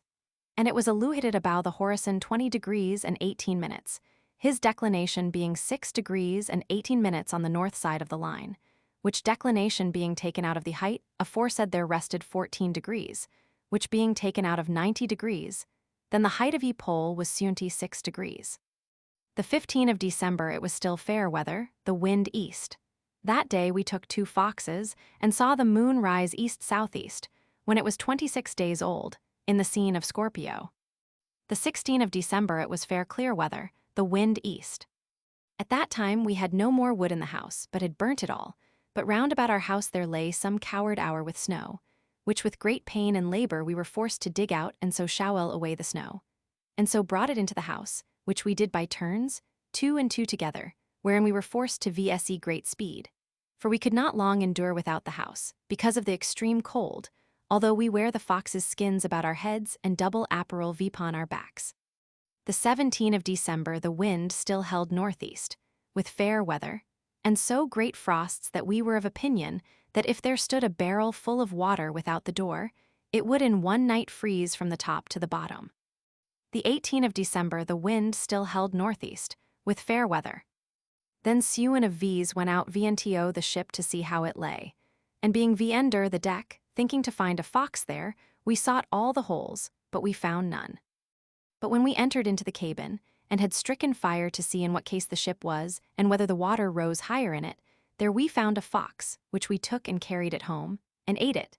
And then we found that in 18 days' absence, for it was so long since we had been there, the water was risen about a finger high, but yet it was all ice, for it froze as fast as it came in, and the vessels which we had brought with vs full of fresh water out of Holland were frozen to the ground. The 19th of December it was fair weather, the wind being south. Then we put each other in good comfort that the sun was then almost half hour, and ready to come to versus again, which we sore longed for, it being a weary time for V's to be without the sun, and to want the greatest comfort that God sendeth vnto man here upon the earth, and that which reiseth eury leuing thing. The 20th of December before no one it was fair clear weather, and then we had taken a fox. But towards evening there rose such a storm in the southwest, with so great a snow, that all the house was enclosed therewith. The 21st of December it was fair clear weather, with a northeast wind. Then we made our door clean again and made a way to go out, and cleansed our traps for the foxes, which did versus great pleasure when we took them, for they seemed as dainty as unison unto versus. The 22nd of December it was foul weather with great store of snow, the wind southwest, which stopped up our door again, and we were forced to dig it open again, which was almost eury day to do. The 23rd of December it was foul weather, the wind southwest with great store of snow, but we were in good comfort that the sun would come again to V's, for as we jest, that day he was in Tropicus Capricorni, which is the furthest scene that the sun passeth on the south side of the line, and from thence it turneth northward again. This Tropicus Capricorni lieth on the south side of the equinoctial line, in 23 degrees and 28 minutes. The 24th of December, being Christmas Ewan, it was fair weather. Then we opened our door again and saw much open water in the sea, for we had heard the ice crack and drew, although it was not day, yet we could see so far. Towards evening it blew hard out of the northeast, with great store of snow, so that all the passage that we had made open before was stopped vp again. The 25th of December, being Christmas Day, it was foul weather with a northwest wind. And yet, though it was foul weather, we hard the foxes run our house, wherewith some of our men said it was an ill scene. And while we sate disputing why it should be an ill scene, some of our men made answer that it was an ill scene because we could not take them, to put them into the pot to roast them, for that had been a very good scene for versus. The 26th of December it was foul weather, the wind northwest, and it was so cold that we could not warm V's, although we said all the means we could, with great fires, good store of clothes, and with hot stones and billets laid vpon our feet and vpon our bodies as we lay in our cabins. But notwithstanding all this, in the morning our cabins were frozen, which made versus behold one the other with sad countenance. But yet we comforted our cellus again as well as we could, that the sun was then as low as it could go, and that it now began to come to versus again, and we found it to be true. For that the days beginning to lengthen the cold began to strengthen, but hope put V's in good comfort and eased our pain. The 27th of December it was still foul weather with a northwest wind, so that as then we had not been out in 3 days together, nor durst not thrust our heads out of doors. And within the house it was so extreme cold, that as we sate before a great fire and seemed to burn on the foreside, we froze behind at our backs, and were all white, as the countrymen VSC to be when they come in at the gates of the town in Holland with their sleeds, and hog on all night. The 28th of December it was still foul weather, with a west wind, but about evening it began to clear VP. At which time one of our men made a hole open at one of our doors, and went out to see what news abroad, but found it so hard weather that he stayed not long, and told Versus that it had snowed so much that the snow lay higher than our house, and that if he had stayed out longer his ears would undoubtedly ha been frozen off. The 29th of December it was calmy weather and a pleasant air, the wind being southward. That day he whose turn it was opened the door and digged a hole through the snow, where we went out of the house vpon steps as if it had been out of a cellar, at least 7 or 8 steps high, each step a foot from the other. And then we made clean our springes for the foxes, whereof for certain days we had not taken any. And as we made them clean, one of our men found a dead fox in one of them that was frozen as hard as a stone, which he brought into the house and thawed it before the fire, and after fleeing it some of our men ate it. The 30th of December it was foul weather again, with a storm out of the west and great store of snow, so that all the labor and pain that we had taken the day before, to make steps to go out of our house, and to cleanse our springes, was all in vain. For it was all cowered over WT snow again higher than it was before. The 31st of December it was still foul weather with a storm out of the northwest, whereby we were so fast shut VP into the house as if we had been prisoners, and it was so extreme cold that the fire almost cast no heat. For as we put our feet to the fire, we burnt our hose before we could feel the heat, so that we had work enow to do to patch our hose. And, which is more, if we had not sooner smelt than felt them, we should ha burnt them ere we had known it. After that, with great cold, danger, and disease, we had brought the year VNTO an end. We entered into ye year of our Lord God 1597, ye beginning whereof was in ye same manner as ye end of Anno 1596 had been. For the weather continued as cold, foul, and snowy as it was before, so that vpon the 1st of January we were enclosed in the house, ye wind then being west. At the same time we agreed to share our wine ewery man a small measure full, and that but once in 2 days. And as we were in great care and fear that it would be long before we should get out from thence, and we hoing but small hope therein, some of these spared to drink wine as long as we could, that if we should stay long there we might drink it at our need. The 2nd of January it blew hard, with a west wind and a great storm, with both snow and frost, so that in 4 or 5 days we durst not put our heads out of ye doors. And as then by reason of the great cold we had almost burnt all our wood, notwithstanding we durst not go out to fetch more wood, because it froze so hard, and there was no being without the door. But seeking about we found some pieces of wood that lay ower the door, which we clow, and withal clow the blocks whereon we said to beat our stockfish, and so hulp our cellus so well as we could. The 3rd of January it was all one weather constantly boisterous, with snow and a northwest wind, and so exceedingly cold that we were forced to remain close shut up in the house, and we had little wood to burn. The 4th of January it was still foul stormy weather, with much snow and great cold, the wind southwest, and we were forced to keep in the house. And to know where the wind blew, we thrust a half pike out at ye chimney, WT a little cloth or feather upon it. But as soon as we thrust it out, it was presently frozen as hard as a piece of wood, and could not go about nor stir with the wind so that we said to one another how tremendously cold it must be out of doors. The 5th of January it was somewhat still and calmy weather. Then we digged our door open again, that we might go out and carry out all the filth that had been made during the time of our being shut in the house, and made everything handsome, and fetched in wood, which we cleft, and it was all our day's work to further our cellus as much as we could, fearing lest we should be shut up again. And as there were 3 doors in our portal, and for it our house lay cowered hour in snow, we took ye middle door thereof away, and digged a great hole in the snow that lay without the house, like to a side of a vault, wherein we might go to ease our cellus and cast other filth into it. And when we had taken pains all day, we remembered our cellus that it was 12 even, and then we prayed our maester that we might be merry that night, and said that we were content to spend some of the wine that night which we had spared, and which was our share yewery second day, and whereof for certain days we had not drunk. And so that night we made merry and drunk to the 3 kings. And therewith we had 2 pound of meal, whereof we made pancakes with oil, and yewery man a white biscuit which we sopped in wine. And so supposing that we were in our own country and amongst our friends, it comforted Versus as well as if we had made a great banquet in our own house. And we also made tickets, and our gunner was king of Noir-Zembla, which is at least 200 miles long and lieth between 2 seas. The 6th of January it was fair weather, the wind northeast. Then we went out and cleansed our traps to take foxes, which were our unison, and we digged a great hole in the snow where our firewood lay, and left it close abow like a vault, and from thence fetched out our wood as we needed it. The 7th of January it was foul weather again, with a northwest wind and some snow, and very cold, which put V's in great fear to be shut up in the house again. The 8th of January it was fair weather again, the wind north.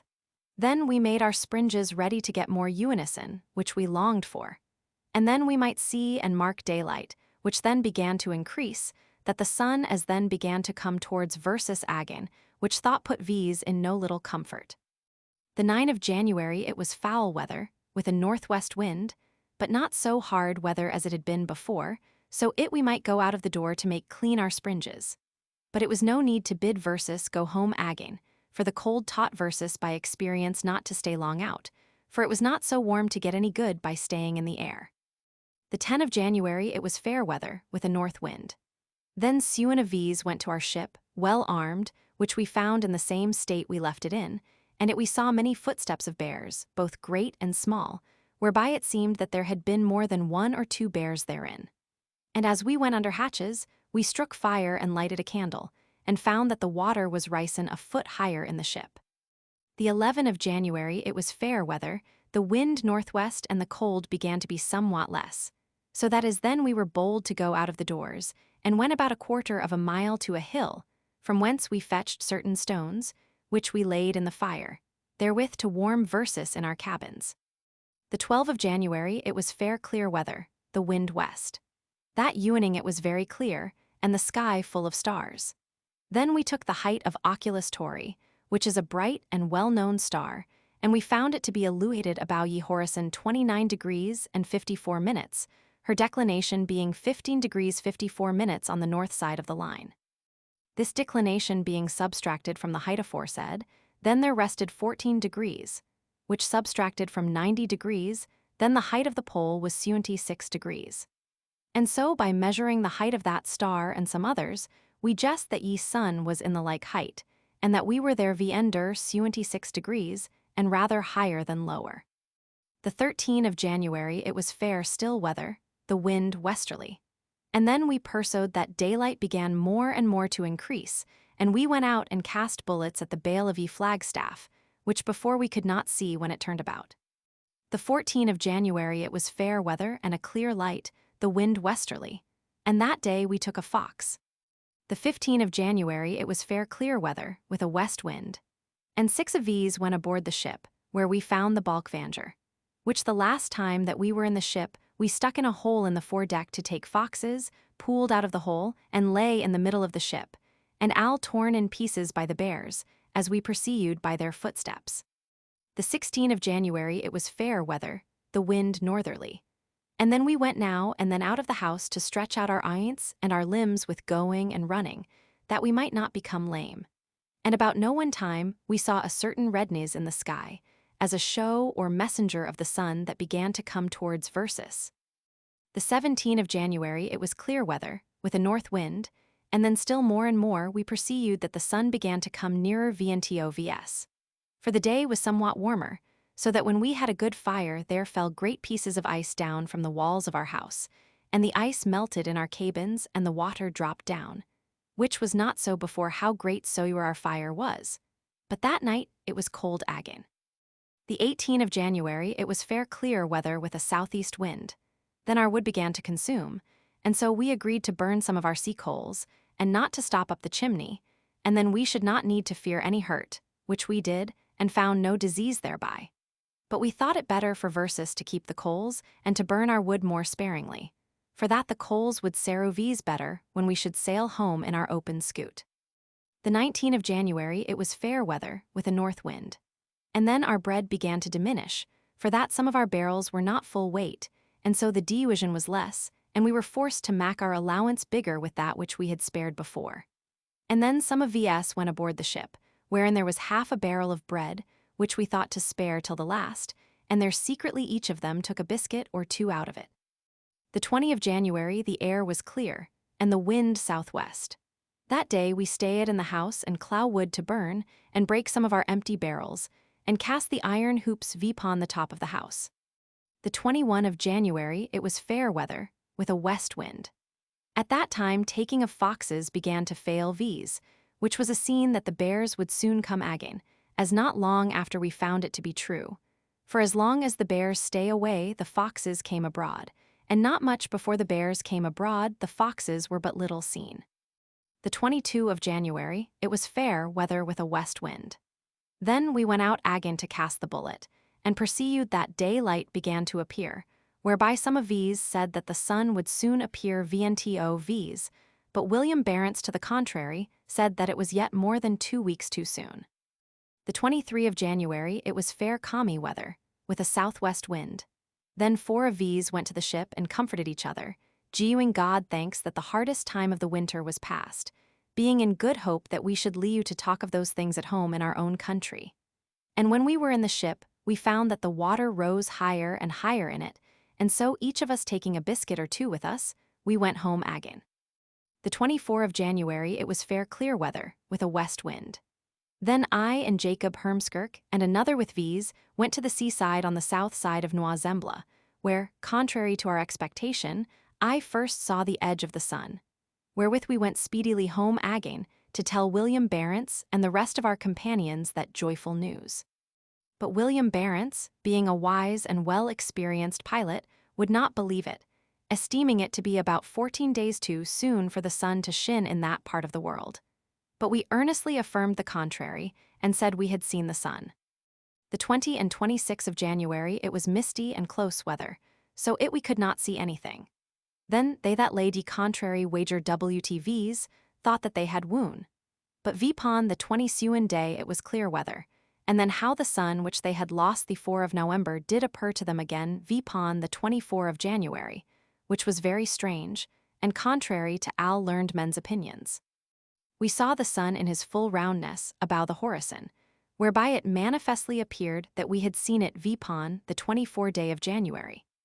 And as we were of Dewar's opinions touching the same, and that we said it was clean contrary to the opinions of all oldie and new writers, yea, and contrary to the nature and roundness both of Hohen and earth.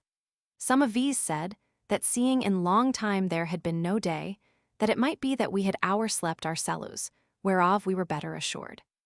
But concerning the thing in itself, seeing God is wonderful in all his works, we will refer that to his almighty power, and lo it vnto others to dispute of. But for that no man shall think v's to be in doubt thereof, if we should let this pass without discoursing vpon it, therefore we will make some declaration thereof, whereby we may assure ourselves that we kept good reckoning. You must understand, that when we first saw the sun, it was in the 5th degree and 25 minutes of Aquarius, and it should ha stayed, according to our first guessing, till it had entered into the 16th degree and 27 minutes of Aquarius before he should ha showed their vnto v's in the high of 76 degrees. Which we strewing and contending about it amongst ourselves, we could not be satisfied, but wondered thereat, and amongst v's were of opinion that we had mistaken ourselves, which nevertheless we could be persuaded vnto. For that eury day without fail we noted what had passed, and also had v set our clock continually. and when that was frozen, we set our hourglass of 12 hours long. Whereupon we argued with our sellus in Dewars wise, to know how we should find out that difference and learn the truth of the time. Which to try we agreed to look into the ephemerides made by Josephus Schala, printed in Venice, for the years of our Lord 1589 till A 1600, and we found therein that vpon the 24th day of January, when the sun first appeared VNTO versus, that at Venice, the clock being 1 in the night time, the moon and Jupiter were in conjunction. Whereupon we sought to know when the same conjunction should be our, or about the house where we then were. And at last we found, it the 24th day of January was the same day whereon the conjunction aforesaid happened in Venice, at 1 of the clock in the night, and with V's in the morning when ye sun was in the east. For we saw manifestly that the two planets aforesaid approached near VNTO each other, V until such time as the moon and Jupiter stood east hour the other, both in the scene of Taurus, and that was at 6 of the clock in the morning. At which time the moon and Jupiter were found by our compass to be in conjunction, our house, in the north and by east point, and the south part of the compass was south-southwest, and there we had it right south, the moon being 8 days old. Whereby it appeareth that the sun and the moon were 8 points different, and this was about 6 of the clock in the morning. This place differeth from Venice few hours in longitude, whereby we may guess how much we were nearer east than the city of Venice, which was few hours, each hour being 15 degrees, which is in all 75 degrees that we were more easterly than Venice.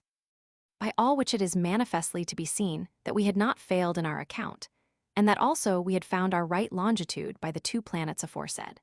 For the town of Venice lieth under 37 degrees and 25 minutes in longitude, and her declination is 46 degrees and 5 minutes. Whereby it followeth that our place of Noix Zembla lieth under 112 degrees and 25 minutes in longitude, and the high of the pole 76 degrees. And so you ha the right longitude and latitude. But from the VT termost point of Noix Zembla to ye point of Cape de Tabin, the VT termost point of Tartaria, where it windeth southward, the longitude differeth 60 degrees. But you must understand that the degrees are not so great as they are under the equinoxial line. For right under the line a degree is 15 miles. But when you low the line, either northward or southward, then the degrees in longitude do lessen, so that the nearer that a man is to the north or south pole, so much the degrees are less.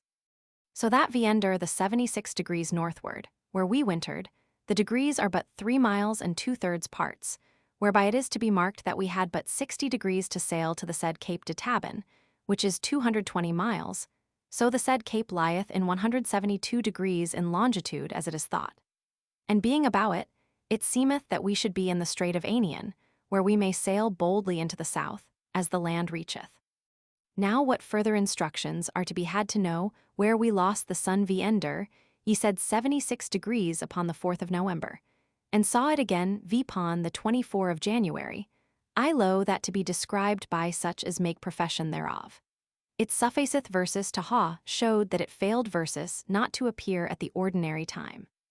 The 25th of January it was dark cloudy weather, the wind westerly, so that the seeing of the sun the day before was again doubted of, and then many wagers were laid, and we still looked out to see if the sun appeared. The same day we saw a bear, which as long as the sun appeared not VNTO V's we saw not, coming out of the southwest towards our house, but when we shouted at her she came no nearer, but went away again. The 26th of January it was fair clear weather, but in the horizon there hung a white or dark cloud, whereby we could not see the sun. Whereupon the rest of our companions thought that we had mistaken our sellus upon the 24th day, and that the sun appeared not VNTO V's and mocked V's. But we were resolute in our former affirmation that we had seen the sun, but not in the full roundness. That Ewaning the sick man that was amongst V's was very weak, and felt himself to be extreme sick, for he had lain long time, and we comforted him as well as we might, and gaw him the best admonition it we could, but he died not long after midnight. The 27th of January it was fair clear weather, with a southwest wind. Then in the morning we digged a hole in the snow, hard by the house, but it was still so extreme cold that we could not stay long at work, and so we digged by turns Uri man a little while, and then went to the fire, and another went and supplied his place, till at last we digged 7 foot depth, where we went to bury the dead man. After that, when we had read certain chapters and sung some psalms, we all went out and buried the man. Which done, we went in and brake our fasts. And while we were at meat, and discoursed amongst ourselves touching the great quantity of snow that continually fell in that place, we said that if it fell out that our house should be closed VP again with snow, we would find the means to climb out at the chimney. Whereupon our master went to try if he could climb VP through the chimney and so get out, and while he was climbing, one of our men went forth of the door to see if the master were out or not, who, standing VPon the snow, saw the sun, and called V's all out. Wherewith we all went forth and saw the sun in his full roundness a little abow the horizon. And then it was without all doubt that we had seen the sun VPon the 24 of January, which made V's all glad. And we gaw God hearty thanks for his grace showed VNTO us, that glorious light appeared VNTO V's agin. The 28th of January it was fair weather, with a west wind. Then we went out many times to exercise ourselves, by going, running, casting of the ball, for then we might see a good way from V's, and to refresh our eints, for we had long time sit and dull, whereby many of V's were very lose. The 29th of January it was foul weather, with great store of snow, the wind northwest, whereby the house was closed VP agin with snow. The 30th of January it was dark weather, with an east wind, and we made a hole through the door, but we showled not the snow very far from the portal, for that as soon as we saw what weather it was, we had no desire to go abroad. The 31st of January it was fair calmy weather, with an east wind. Then we made the door clean and showled away the snow, and threw it VPon the house, and went out and saw the sun shine clear, which comforted Versus. Meantime we saw a bear that came towards our house, but we went softly in and watched for her till she came nearer, and as soon she was hard by we shot at her, but she ran away agin. The 1st of February, being Candlemas Eve, it was boisterous weather with a great storm and good store of snow, whereby the house was closed VP agin with snow, and we were constrained to stay within doors, the wind then being northwest. The 2nd of February it was foul weather, and as then the sun had not rid Versus of all the foul weather, whereby we were somewhat discomforted, for that being in good hope of better, whether we had not made so great prusion of wood as we did before. The 3rd of February it was fair weather with an east wind, but very misty, whereby we could not see the sun, which made Versus somewhat melancholy to see so great a misty, and rather more than we had had in the winter time. And then we digged our door open agin, and fetched the wood that lay without about the door into the house, which we were forced with great pain and labor to dig out of the snow. The 4th of February it was foul weather with great store of snow, the wind being southwest, and then we were close up again with snow. But then we took not so much pains as we did before to dig open the door, but when we had occasion to go out, we clomb out at the chimney and eased ourselves, and went in agin the same way. The 5th of February it was still foul weather, the wind being east with great store of snow, whereby we were shut VP agin into the house, and had no other way to get out but by the chimney, and those that could not climb out were fain to help themselves within as well as they could. The 6th of February it was still foul stormy weather with store of snow, and we still went out at the chimney, and troubled not ourselves with the door, for some of these made it an easy matter to climb out at the chimney. The 7th of February it was still foul weather with much snow and a southwest wind, and we thereby forced to keep the house, which grieved Vs more than when the sun shine not, for that having seen it and felt the heat thereof, yet we were forced not to anigh it. The 8th of February it began to be fairer weather, the sky being bright and clear, and the wind being southwest. Then we saw the sun rise south-southeast and went down south-southwest. Well understood, by ye compass that we had made of lead and placed to the right meridian of that place, but by our common compass according it differed 2 points. The 9th of February it was fair clear weather, the wind southwest, but as then we could not see the sun, because it was close weather in the south, where the sun should go down. The 10th of February it was fair clear weather, so that we could not tell where the wind blew, and then we began to feel some heat of the sun. But in the evening it began to blow somewhat cold out of the west. The 11th of February it was fair weather, the wind south. It day about no one there came a bear towards our house, and we watched her with our muskets, but she came not so near that we could reach her. The same night we heard some foxes stirring, which since the bears began to come abroad again, we had much seen. The 12th of February it was clear weather and very calmy, the wind southwest. Then we made our traps clean again. Meantime there came a great bear towards our house, which made Versus all go in, and we lolled at her with our muskets. And as she came right before our door, we shot her into the breast clean through the heart, the bullet passing through her body and went out again at her tail, and was as flat as a counter that has been beaten out with a hammer. The bear, feeling the blow, leapt backwards and ran 20 or 30 foot from the house, and there lay down, wherewith we leapt all out of the house and ran to her and found her still alive. And when she saw these, she reared VP her head, as if she would gladly ha doen Versus some mischief. But we trusted her not, for that we had tried her strength sufficiently before, and therefore we shot her twice into the body again, and therewith she died. Then we ripped VP her belly, and taking out her guts, drew her home to the house, where we fleed her and took at least 100 pound of fat out of her belly, which we molt and burnt in our lamp. This grease did vs great good Cerus, for by that means we still kept a lamp burning all night long, which before we could not do for want of grease, and Ewery man had means to burn a lamp in his cabin for such necessaries as he had to do. The bear's skin was 9 foot long and 7 foot broad. The 13th of February it was fair clear weather with a hard west wind, at which time we had more light in our house by burning of lamps, whereby we had means to pass the time away by reading and other exercises, which before, when we could not distinguish day from night by reason of the darkness, and had not lamps continually burning, we could not do. The 14th of February it was fair clear weather with a hard west wind before no one, but after no one it was still weather. Then Fiu of VS went to the ship to see how it lay, and found the water to increase in it, but not much. The 15th of February it was foul weather, with a great storm out of the southwest, with great store of snow, whereby the house was closed VP again. That night the foxes came to dewer the dead body of the bear, whereby we were in great fear that all the bears thereabouts would come thither, and therefore we agreed, as soon as we could, to get out of the house, to bury the dead bear deep under the snow. The 16th of February it was still foul weather, with great store of snow and a southwest wind. That day was Shroud Tuesday.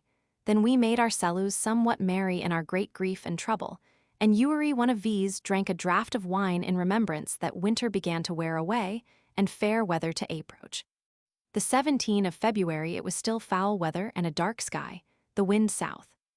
Then we opened our door again and swept away the snow, and then we threw the dead bear into the hole where we had digged out some wood, and stopped at VP, that the bears by smelling it should not come thither to trouble V's, and we set VP our springs again to take foxes.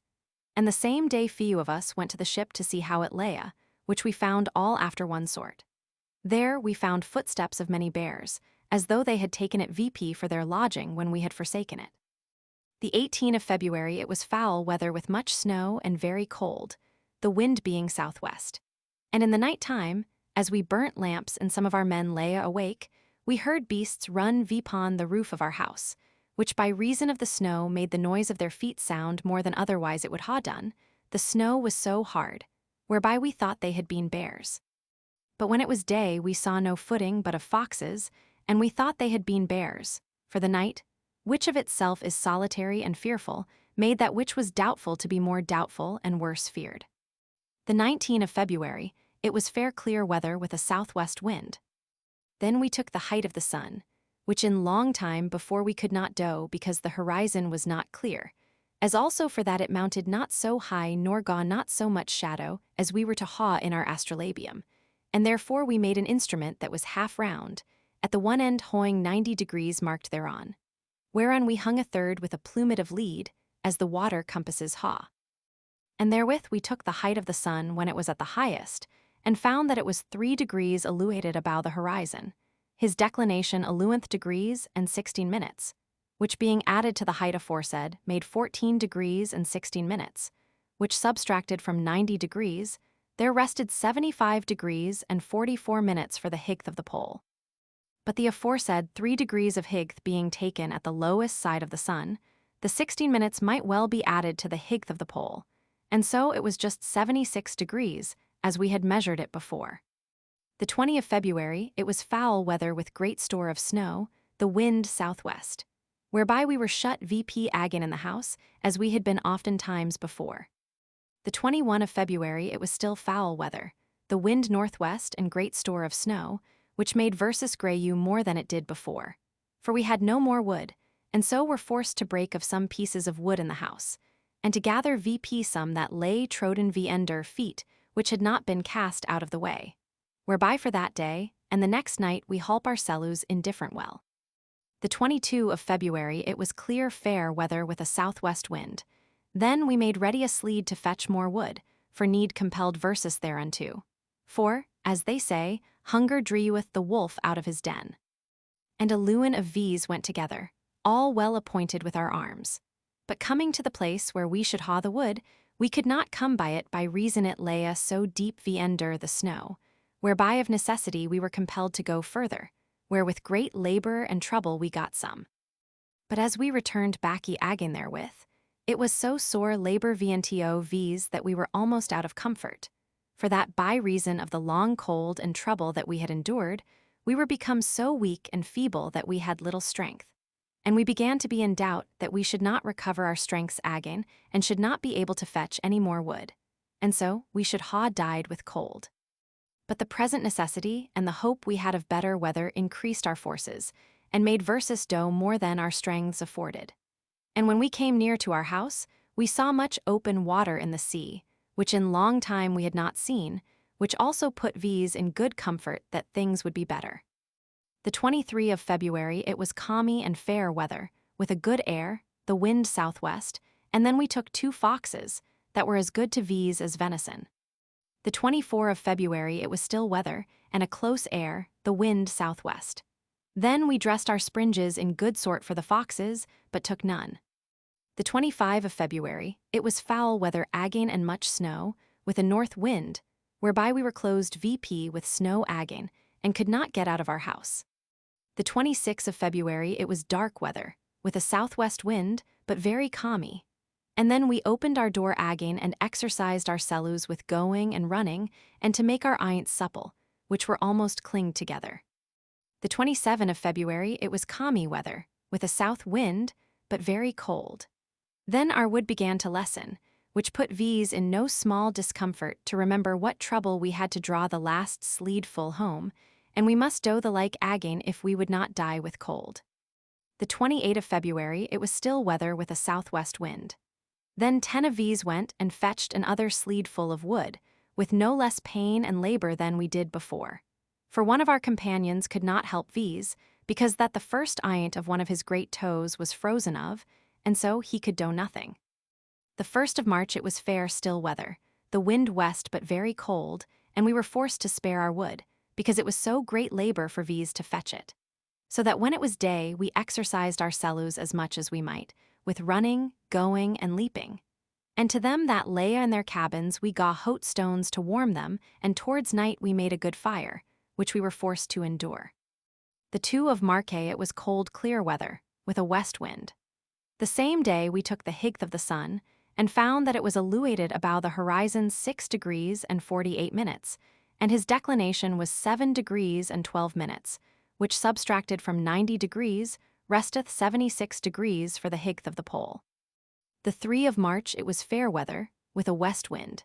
At which time our sickemen were somewhat better, and sat vpright in their cabins to do something to pass the time away, but after they found that they were too ready to stir before their times. The 4 of March it was fair weather with a west wind. The same day there came a bear to our house, whom we watched with our pieces as we did before, and shot at her and hit her, but she run away.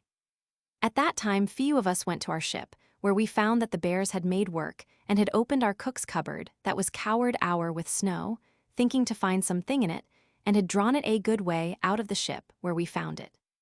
The 5 of March it was foul weather again, with a southwest wind. And as in the evening we had digged open our door and went out, when the weather began to break VP, we saw much open water in the sea, more than before, which put V's in good comfort that in the end we should get away from thence. The 6 of March it was foul weather, with a great storm out of the southwest and much snow.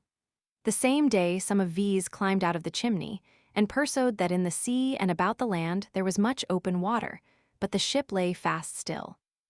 The 7 of March it was still foul weather and as great a wind, so that we were shut VP in our house, and they that would go out must climb VP through the chimney, which was a common thing with V's, and still we saw more open water in the sea and about the land, whereby we were in doubt that the ship, in that foul weather and drewing of the ice, would be loose while we were shut VP in our house, and we should ha no means to help it. The 8 of March it was still foul weather, with a southwest storm and great store of snow, whereby we could see no ice northeast nor round about in the sea, whereby we were of opinion that northeast from VS there was a great sea. The 9 of March it was foul weather, but not so foul as the day before, and less snow. And then we could see further from Versus and perceive that the water was open in the northeast, but not from VS towards Tartaria, for there we could still see ice in the Tartarian Sea, otherwise called the Ice Sea, so that we were of opinion that there it was not very wide. For when it was clear weather, we thought many times that we saw the land, and showed it VNTO our companions, south and southeast from our house, like a hilly land, as land commonly showeth itself when we see it. The 10 of March it was clear weather, the wind north. Then we made our house clean, and digged our cellars out and came forth, at which time we saw an open sea, whereupon we said VNTO each other that if the ship were loose we might venture to sail away, for we were not of opinion to doe it with our scoots, considering the great cold that we found there. Towards evening, 9 of V's went to the ship with a sleed to fetch wood, when all our wood was burnt, and found the ship in the same order that it lay, and fast in the ice. The 11 of March it was cold, but fair sunshine weather, the wind northeast. Then we took the higth of the sun with our astrolabium, and found it to be illuminated about the horizon 10 degrees and 19 minutes. His declination was 3 degrees 41 minutes, which being added to the higth aforesaid, made 14 degrees, which subtracted from 90 degrees, there resteth 76 degrees for the higth of the pole.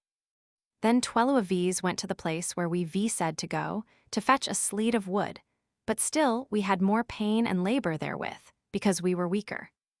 And when we came home with it and were very weary, we prayed the master to gu either of V's a draught of wine, which he did, wherewith we were somewhat relieved and comforted. And after that were the willinger to labor, which was insupportable for Versus if mere extremity had not compelled Versus thereunto, saying oftentimes one VNTO the other, that if the wood were to be bought for money, we would gu all our earnings or wages for it. The 12 of March it was foul weather, ye wind northeast. Then the ice came mightily drewing in, which the southwest wind had been drewing out, and it was then as good as it had been before in the coldest time of winter. The 13 of March it was still foul weather, with a storm out of the northeast and great store of snow, and the ice mightily drewing in with a great noise, the flakes rustling against each other fearful to hear. The 14 of March it was still foul weather with a great east-northeast wind, whereby the sea was as close as it had been before, and it was extreme cold, whereby our sick men were very ill, who when it was fair weather were stirring too soon. The 15 of March it was fair weather, the wind north. That day we opened our door to go out, but the cold rather increased than diminished, and was bitterer than before it had been. The 16 of March it was fair clear weather, but extreme cold with a north wind, which put V's to great extremity, for that we had almost taken our lows of the cold, and then it began to come again. The 17 of March it was fair clear weather, with a north wind but still very cold, whereby we were wholly out of comfort to see and feel so great cold, and knew not what to think, for it was extreme cold. The 18 of March it was foul cold weather with good store of snow, the wind northeast, which shut V's VP in our house so that we could not get out. The 19 of March it was still foul and bitter cold weather, the wind northeast, the ice in the sea clowing faster and thicker together, with great cracking and a hew noise, which we might easily hear in our house, but we delighted not much in hearing thereof. The 20 of March it was foul weather, bitter cold, and a northeast wind, then our wood began to consume, so that we were forced to take counsel together. For without wood we could not leave, and yet we began to be so weak that we could hardly endure the labor to fetch it. The 21 of March it was fair weather, but still very cold, the wind north. The same day the sun entered into Aries in the equinoctial line, and at no one we took the height of the sun and found it to be illuminated 14 degrees above the horizon. But for that the sun was in the middle line and of the like distance from both the tropics, there was no declination, neither on the south nor north side. And so the 14 degrees aforesaid being subtracted from 90 degrees, there rested 76 degrees for the height of the pole. The same day we made shoes of felt or rudge, which we drew upon our feet, for we could not go in our shoes by reason of the great cold, for the shoes on our feet were as hard as horns. And then we fetched a sleed full of wood home to our house, with sore and extreme labor, and with great extremity of cold, which we endured as if March went to bid versus farewell. But our hope and comfort was that the cold could not still continue in that force, but that at length the strength thereof would be broken. The 22 of March it was clear still weather, the wind northeast, but very cold. Whereupon some of these were of advice, seeing that the fetching of wood was so toilsome vnto v's, that every day once we should make a fire of coals. The 23 of March it was very foul weather, with infernal bitter cold, the wind northeast, so that we were forced to make more fire as we had been at other times, for then it was as cold as ever it had been, and it froze very hard in the floor and upon the wales of our house. The 24 of March it was alike cold, with great store of snow and a north wind, whereby we were once again shut vp into the house, and then the coals serud versus well, which before by reason of our bad v-sing of them we disliked of. The 25 of March it was still foul weather, the wind west, the cold still holding as strong as it was, which put v's in much discomfort. The 26 of March it was fair clear weather, and very calmy. Then we digged our cellus out of the house again and went out, and then we fetched an other sleed of wood, for the great cold had made versus burn vp all that we had. The 27 of March it was fair weather, the wind west and very calmy. Then the ice began to drew away again, but the ship lay fast and stirred not. The 28 of March it was fair weather, the wind southwest, whereby the ice draw away very fast. The same day 6 of these went aboard the ship to see how it lay, and found it still in one sort, but we perceived that the bears had kept an Ewell forward house therein. The 29 of March it was fair clear weather, with a northeast wind, then the ice came drewing in again. The same day we fetched another sleed of wood, which we were every day worse alike to do by reason of our weakness. The 30 of March it was fair clear weather, with an east wind, wherewith the ice came driving in again. After no one there came 2 bears by our house, but they went along to the ship and let these alone. The 31 of March it was still fair weather, the wind northeast, wherewith the ice came still more and more drewing in, and made high hills by sliding one upon the other. The 1 of April it blew still out of the east, with fair weather, but very cold. And then we burnt some of our coals, for that our wood was too troublesome for these to fetch. The 2 of April it was fair weather, the wind northeast and very calmy. Then we took the higth of the sun, and found it to illuated about the horizon 18 degrees and 40 minutes, his declination being 4 degrees and 40 minutes, which being subtracted from the higth aforesaid, there rested 14 degrees, which taken from 90 degrees, the higth of the pole was 76 degrees. The 3 of April it was fair clear weather, with a northeast wind and very calmy. Then we made a staff to play at golf, thereby to stretch our joints, which we sought by all the means we could to do. The 4 of April it was fair weather, the wind variable. That day we went all to the ship, and put out the cable that was made fast to the anchor, to the end that if the ship chanced to be loose it might hold fast thereby. The 5 of April it was foul weather with a hard northeast wind, wherewith the ice came mightily in again and slid in great pieces one upon the other. And then the ship lay a faster than it did before. The 6 of April it was still foul weather, with a stiff northwest wind.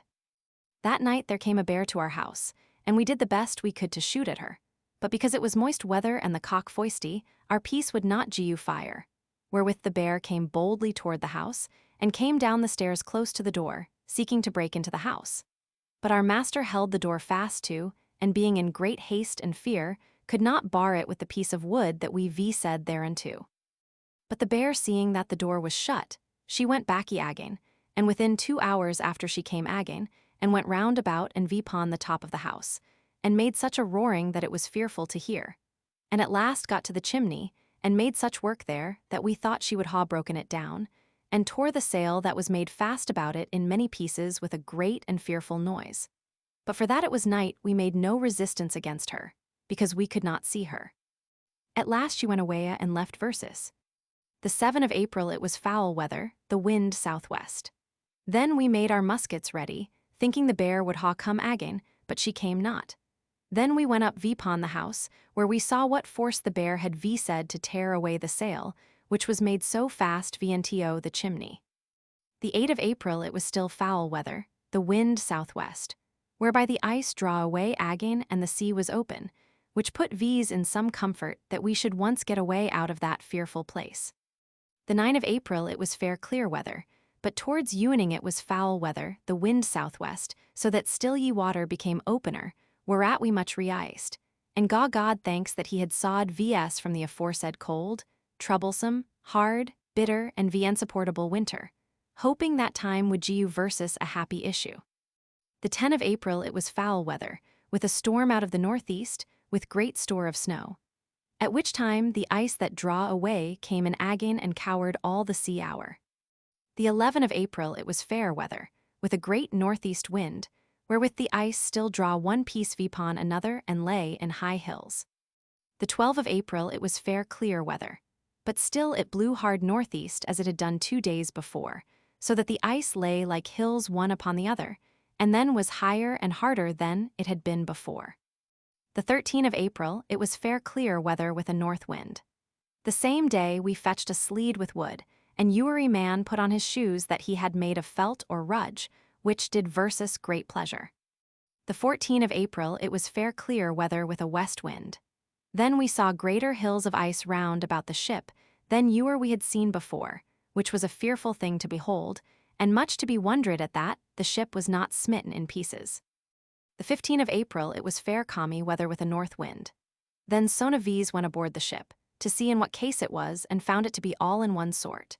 And as we came backy again there came a great bear towards V's, against whom we began to make defense, but she pursuing that, made away from us, and we went to the place from whence she came to see her den, where we found a great hole made in ye ice, about a man's length in depth, the entry thereof being very narrow, and within wide. There we thrust in our picks to feel if there was anything within it, but pursuing it was empty, one of our men crept into it, but not too far, for it was fearful to behold.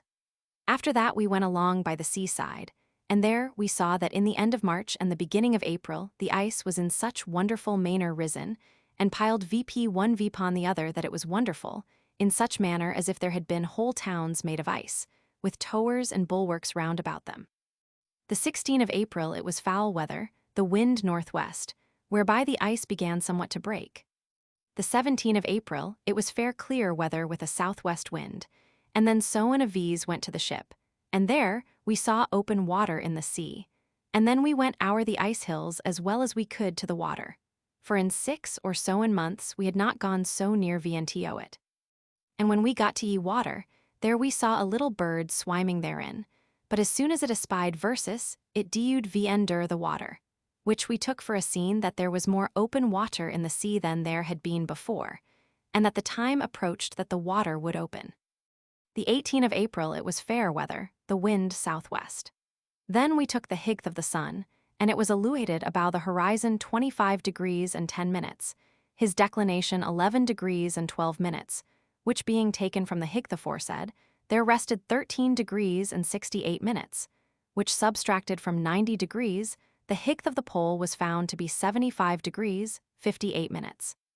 Then Lewin of V's went with a sleed to fetch more wood, and brought it to the house. In the night there came an other bear vpon our house, which we hearing, went all out with our arms, but the bear ran away. The 19 of April it was fair weather with a north wind. That day few of V's went into the bath to bathe our cellos, which did V's much good, and was a great refreshing vnto Versus. The 20 of April it was fair weather with a west wind. The same day 5 of V's went to the place where we fetched wood, with a kettle and other furniture vpon a sleed, to wash our shirts in that place, because the wood lay ready there, and for that we were to vse much wood to melt the ice, to heat our water, and to dry our shirts, esteeming it a less labor than to bring the wood home to the house, which was great trouble vnto Versus. The 21 of April it was fair weather with an east wind, and the next day the like weather, but in the evening the wind blew northerly. The 23 of April it was fair weather and a northeast wind, and the next day the like, with an east wind. The 25 of April it was fair weather, the wind easterly. The same day there came a bear to our house, and we shoot her into the skin, but she run away, which another bear that was not far from versus pursuing run away also. The 26 and 27 of April it was fair weather, but an extreme great northeast wind. The 28 of April it was fair weather with a north wind. Then we took the higth of the sun again, and found it to be illuminated 28 degrees and 8 minutes, his declination 14 degrees and 8 minutes, which subtracted from 90 degrees, there rested 76 degrees for the height of the pole. The 29 of April it was fair weather with a southwest wind. Then we plaid at Calf, both to the ship and from thence again homeward, to exercise our cellus. The 30 of April it was fair weather, the wind southwest. Then in the night we could see the sun in the north, when it was in the highest, east about the horizon, so that from that time we saw the sun both night and day. The 1 of May it was fair weather with a west wind. Then we sawed our last flesh, which for a long time we had spared, and it was still very good, and the last morsel tasted as well as the first, and we found no fault therein, but only that it would last no longer. The 2 of May it was foul weather with a storm out of the southwest, whereby the sea was almost clear of ice, and then we began to speak about getting from thence, for we had kept house long enough there. The 3 of May it was still foul weather with a southwest wind, whereby the ice began wholly to dree you away, but it lay fast about the ship. And when our best meat, as flesh and other things, began to fail viz, which was our greatest sustenance, and that it behooved versus to be somewhat strong, to sustain the labor that we were to undergo when we went from thence, the master shared the rest of the bacon amongst versus, which was a small barrel with salt bacon and pickle, whereof Uri one of these had 2 ounces a day, which continued for the space of 3 weeks, and then it was eaten up. The 4 of May it was indifferent fair weather, ye wind southwest. That day few of these went to the ship, and found it lying still as fast in the ice as it did before. For about the middle of March, it was but 75 paces from the open water, and then it was 500 paces from the water, and enclosed round about with high hills of ice, which put VS in no small fear how we should bring our scoot and our boat through or our that way into the water when we went to low that place. That night there came a bear to our house, but as soon as she heard V's make a noise she ran away again. One of our men that climbed VP in the chimney saw when she ran away, so that it seemed that as then they were afraid of V's, and durst not be so bold to set Vpon versus as they were at the first. The 5 of May it was fair weather with some snow, the wind east. That evening and at night we saw the sun, when it was at the lowest, a good way about the earth. The 6 of May it was fair clear weather with a great southwest wind, whereby we saw the sea open both in the east and in the west, which made our men exceeding glad, longing sore to be gone from thence. The 7 of May it was foul weather and snew hard, with a north wind, whereby we were closed VP again in our house, whereupon our men were somewhat disquieted, saying that they thought they should newer go from thence, and therefore, said they, it is best for versus as soon as it is open water to be gone from hence. The 8 of May it was foul weather with great store of snow, the wind west. Then some of our men agreed amongst themselves to speak Vnto the master, and to tell him that it was more than time for V's to be gone from thence. But they could not agree vpon it who should mow the same Vnto him, because he had said that he would stay a Vn till the end of June, which was the best of the summer, to see if the ship would then be loose. The 9 of May it was fair clear weather with an indifferent wind out of the northeast, at which time the desire that our men had to be gone from thence still more and more increased, and then they agreed to speak to William Barents to move the master to go from thence, but he held them of with fair words, and yet it was not done to delay them, but to take the best counsel with reason and good advice, for he heard all what they could say. The 10 of May it was fair weather with a northwest wind. It night, the sun by our common compass being north-northeast, and at the lowest we took the higth thereof, and it was illuminated 3 degrees and 45 minutes. His declination was 17 degrees and 45 minutes. From whence taking the higth aforesaid, there rested 14 degrees, which subtracted from 90 degrees, there rested 76 degrees for the higth of the pole. The 11 of May it was fair weather, the wind southwest, and then it was open water in the sea, when our men prayed William Barents once again to move the maester to make preparation to go from thence, which he promised to do as soon as convenient time served him. The 12 of May it was foul weather, the wind northwest, and then the water became still opener than it was, which put V's in good comfort. The 13 of May it was still weather, but it snowed hard with a north wind. The 14 of May we fetched our last sleed with firewood, and still wear our shoes made of rugged on our feet, wherewith we did our sellus much pleasure, and they furthered V's much. At the same time we spake to William Barents again to move the maester about going from thence, which he promised he would do. The 15 of May it was fair weather with a west wind, and it was agreed that all our men should go out to exercise their bodies with running, going, playing at golf and other exercises, thereby to stir their eints and make them nimble. Meantime Barents spake Viento the maester, and showed him what the company had said, who made him answer that they should stay no longer than to the end of that month, and that if then the ship could not be loosed, that preparation should be made to go away with the scoot and the boat. The 16 of May it was fair weather with a west wind, at which time the company were glad of the answer that the maester had genuine, but they thought the time too long, because they were to ha much time to make the boat and the scoot ready to put to sea with them, and therefore some of them were of opinion that it would be best for them to saw the boat in the middle and to make it longer. Which opinion, though it was not amiss, nevertheless it would be ye worse for V's, for that although it should be so much the better for the sailing, it would be so much the VN fitter to be drawn o'er the ice, which we were forced to do. The 17 and 18 of May it was fair clear weather with a west wind, and then we began to recon the days that were set down and appointed for versus to make preparation to be gone. The 19 of May it was fair weather with an east wind. Then 4 of our men went to the ship or to the seaside to see what way we should draw the scoot into the water.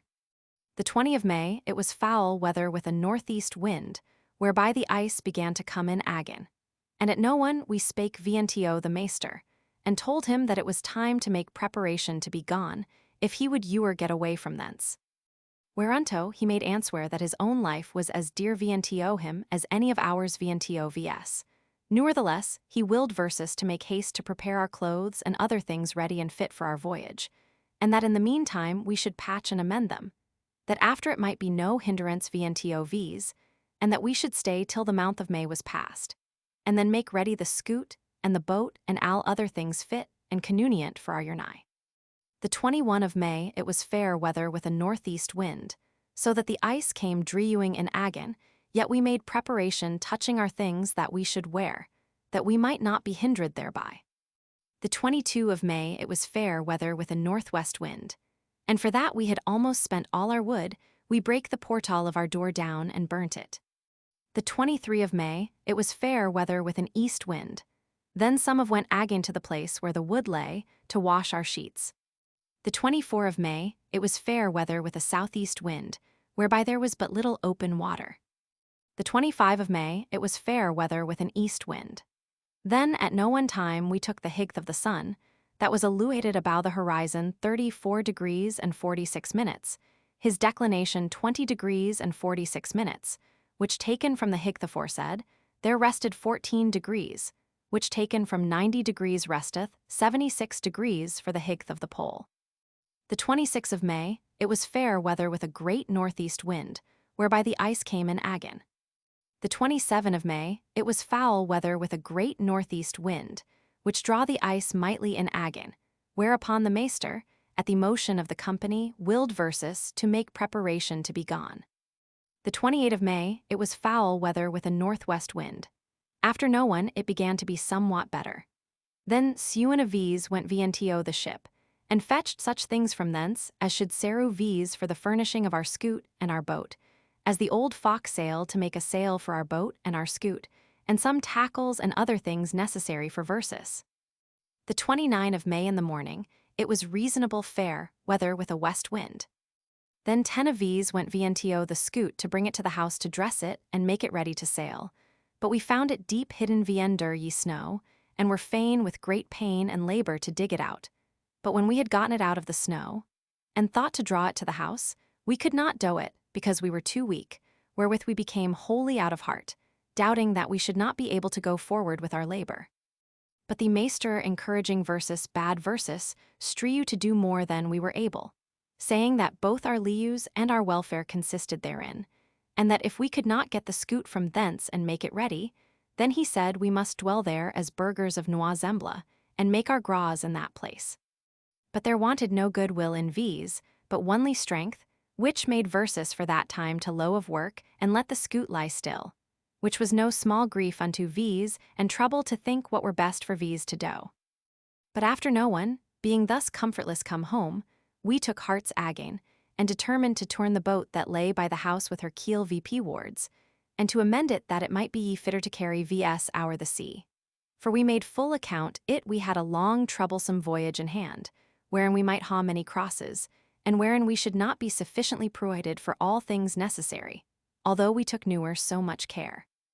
And while we were busy about our work, there came a great bear VNTO V's, wherewith we went into our house and stood to watch her in our 3 doors with harquebushes, and one stood in the chimney with a musket. This bear came boldlier VNTO VS than you or any had done before, for she came to the neither step it went to one of our doors, and the man that stood in the door saw her not because he looked towards the other door, but they that stood within saw her and in great fear called to him, wherewith he turned about. And although he was in a maze, he shot at her, and the bullet passed clean through her body, whereupon she ran away. Yet it was a fearful thing to see, for the bear was almost vpon him before he saw her, so that if the piece had failed to gu fire, as oftentimes they do, it had cost him his life, and it may be it the bear would ha gotten into ye house. The bear being gone somewhat from the house, lay down, wherewith we went all armed and killed her outright. And when we had ripped open her belly, we found a piece of a buck therein, with hair, skin, and all, which not long before she had towen and deward. The 30 of May it was indifferent fair weather, but very cold and close air, the wind west.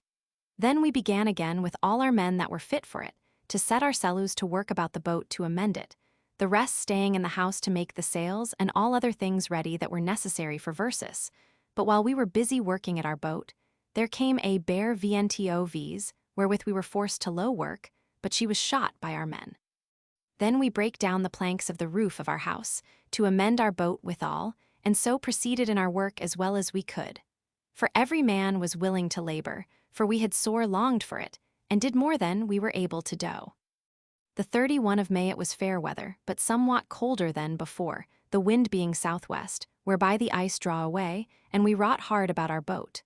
But when we're in the chiefest part of work, there came another bear, as if they had smelt that we would be gone, and that therefore they desired to taste a piece of some of V's, for that was the 3rd day, one after the other, that they set so fiercely vpon V's.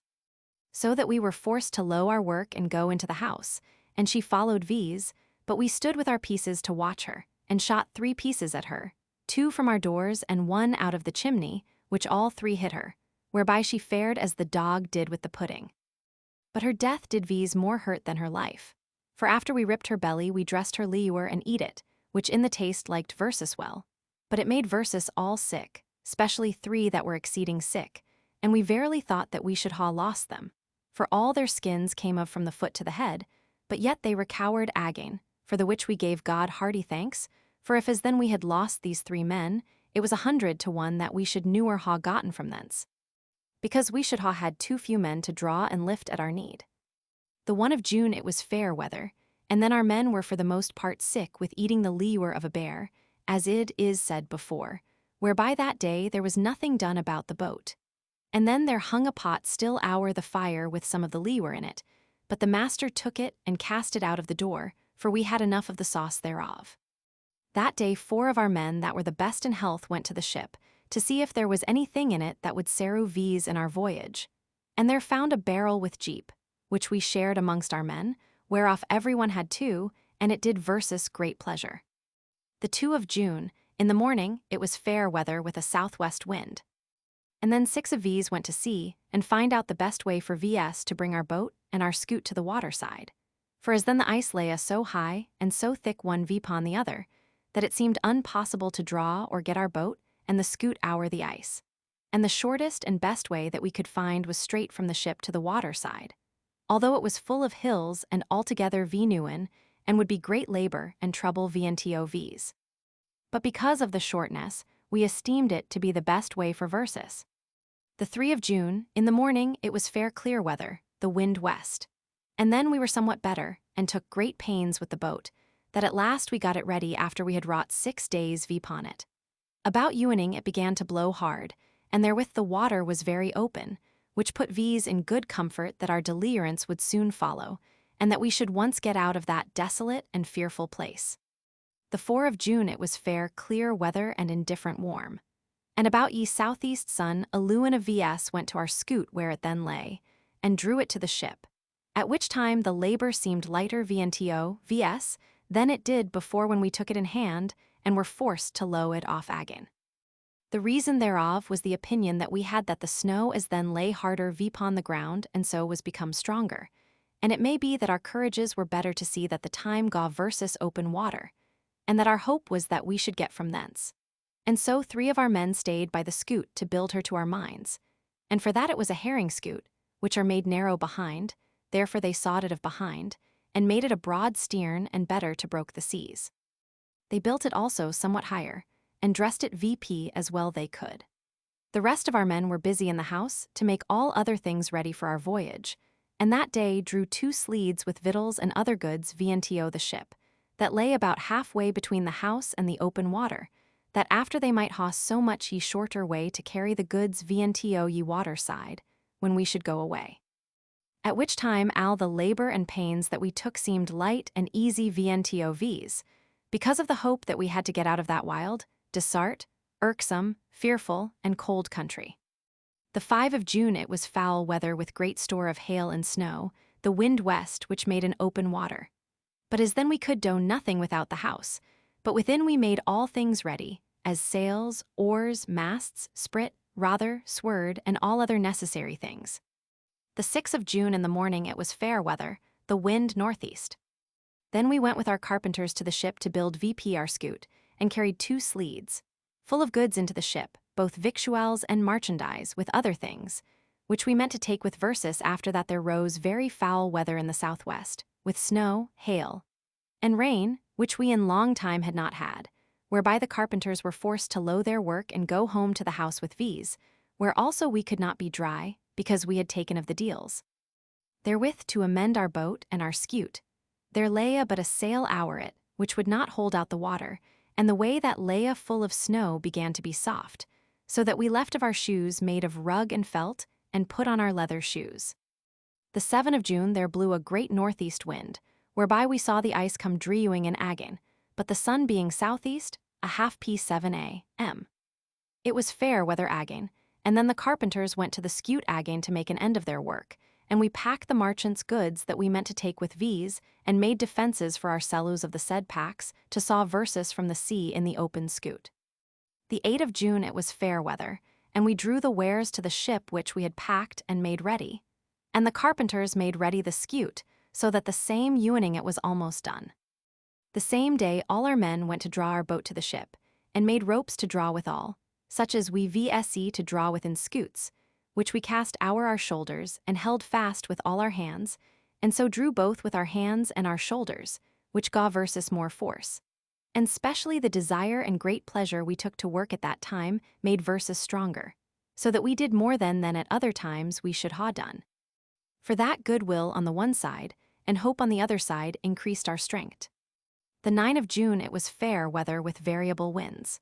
Then we washed our shirts, and all our linen against we should be ready to sail away, and the carpenters were still busy to make an end of the boat and the scoot. The 10 of June we carried 4 sleeds of goods into the ship, the wind then being variable, and at evening it was northerly, and we were busy in the house to make all things ready. The wine that was left we put into little vessels, that so we might doit it into both our vessels, and that as we were enclosed by the ice, which we well knew would happen VNTOVs, we might the easilier cast the goods vpon the ice, both out and into the scoots, as time and place serud versus. The 11 of June it was foul weather and it blew hard north-northwest, so that all day we could do nothing, and we were in great fear lest the storm would carry the ice and the ship both away together, which might well ha come to pass. Then we should ha been in greater misery than ever we were, for that our goods, both victuals and others, were then all in the ship, But God provided so well for Versus that it fell not out so unfortunately. The 12th of June it was indifferent fair weather. Then we went with hatchets, halberds, showels, and others instruments to make the way plain where we should draw the scoot and the boat to the water side, along the way that lay full of knobs and hills of ice, where we wrought sore with our hatchets and other instruments. And while we were in the chiefest of our work, there came a great lean bear out of the sea upon the ice towards V's, which we edged to come out of Tartaria, for we had seen of them 20 or 30 miles within the sea. And for that we had no muskets, but only one which our surgeon carried. I ran in great haste towards the ship to fetch one or two, which the bear pursuing ran after me, and was very likely to ha our taken me. But our company seeing that, left their work and ran after her, which made the bear turn towards them and left me. But when she ran towards them, she was shot into the body by the surgeon, and ran away. But because the ice was so unewen and hilly she could not go far, but being by V's hour taken we killed her outright, and smote her teeth out of her head while she was yet leewing. The 13th of June it was fair weather. Then the maester and the carpenters went to the ship, and there made the scoot and the boat ready, so that there rested nothing as then, but only to bring it down to the water side. The maester and those that were with him, seeing that it was open water and a good west wind, came back to the house again, and there he spake vnto William Barents, that had been long sick, and showed him that he thought it good, seeing it was a fit time, to go from thence, and so willed the company to drew the boat and the scoot down to the water side, and in the name of God to begin our voyage to sail from Noir-Zembla.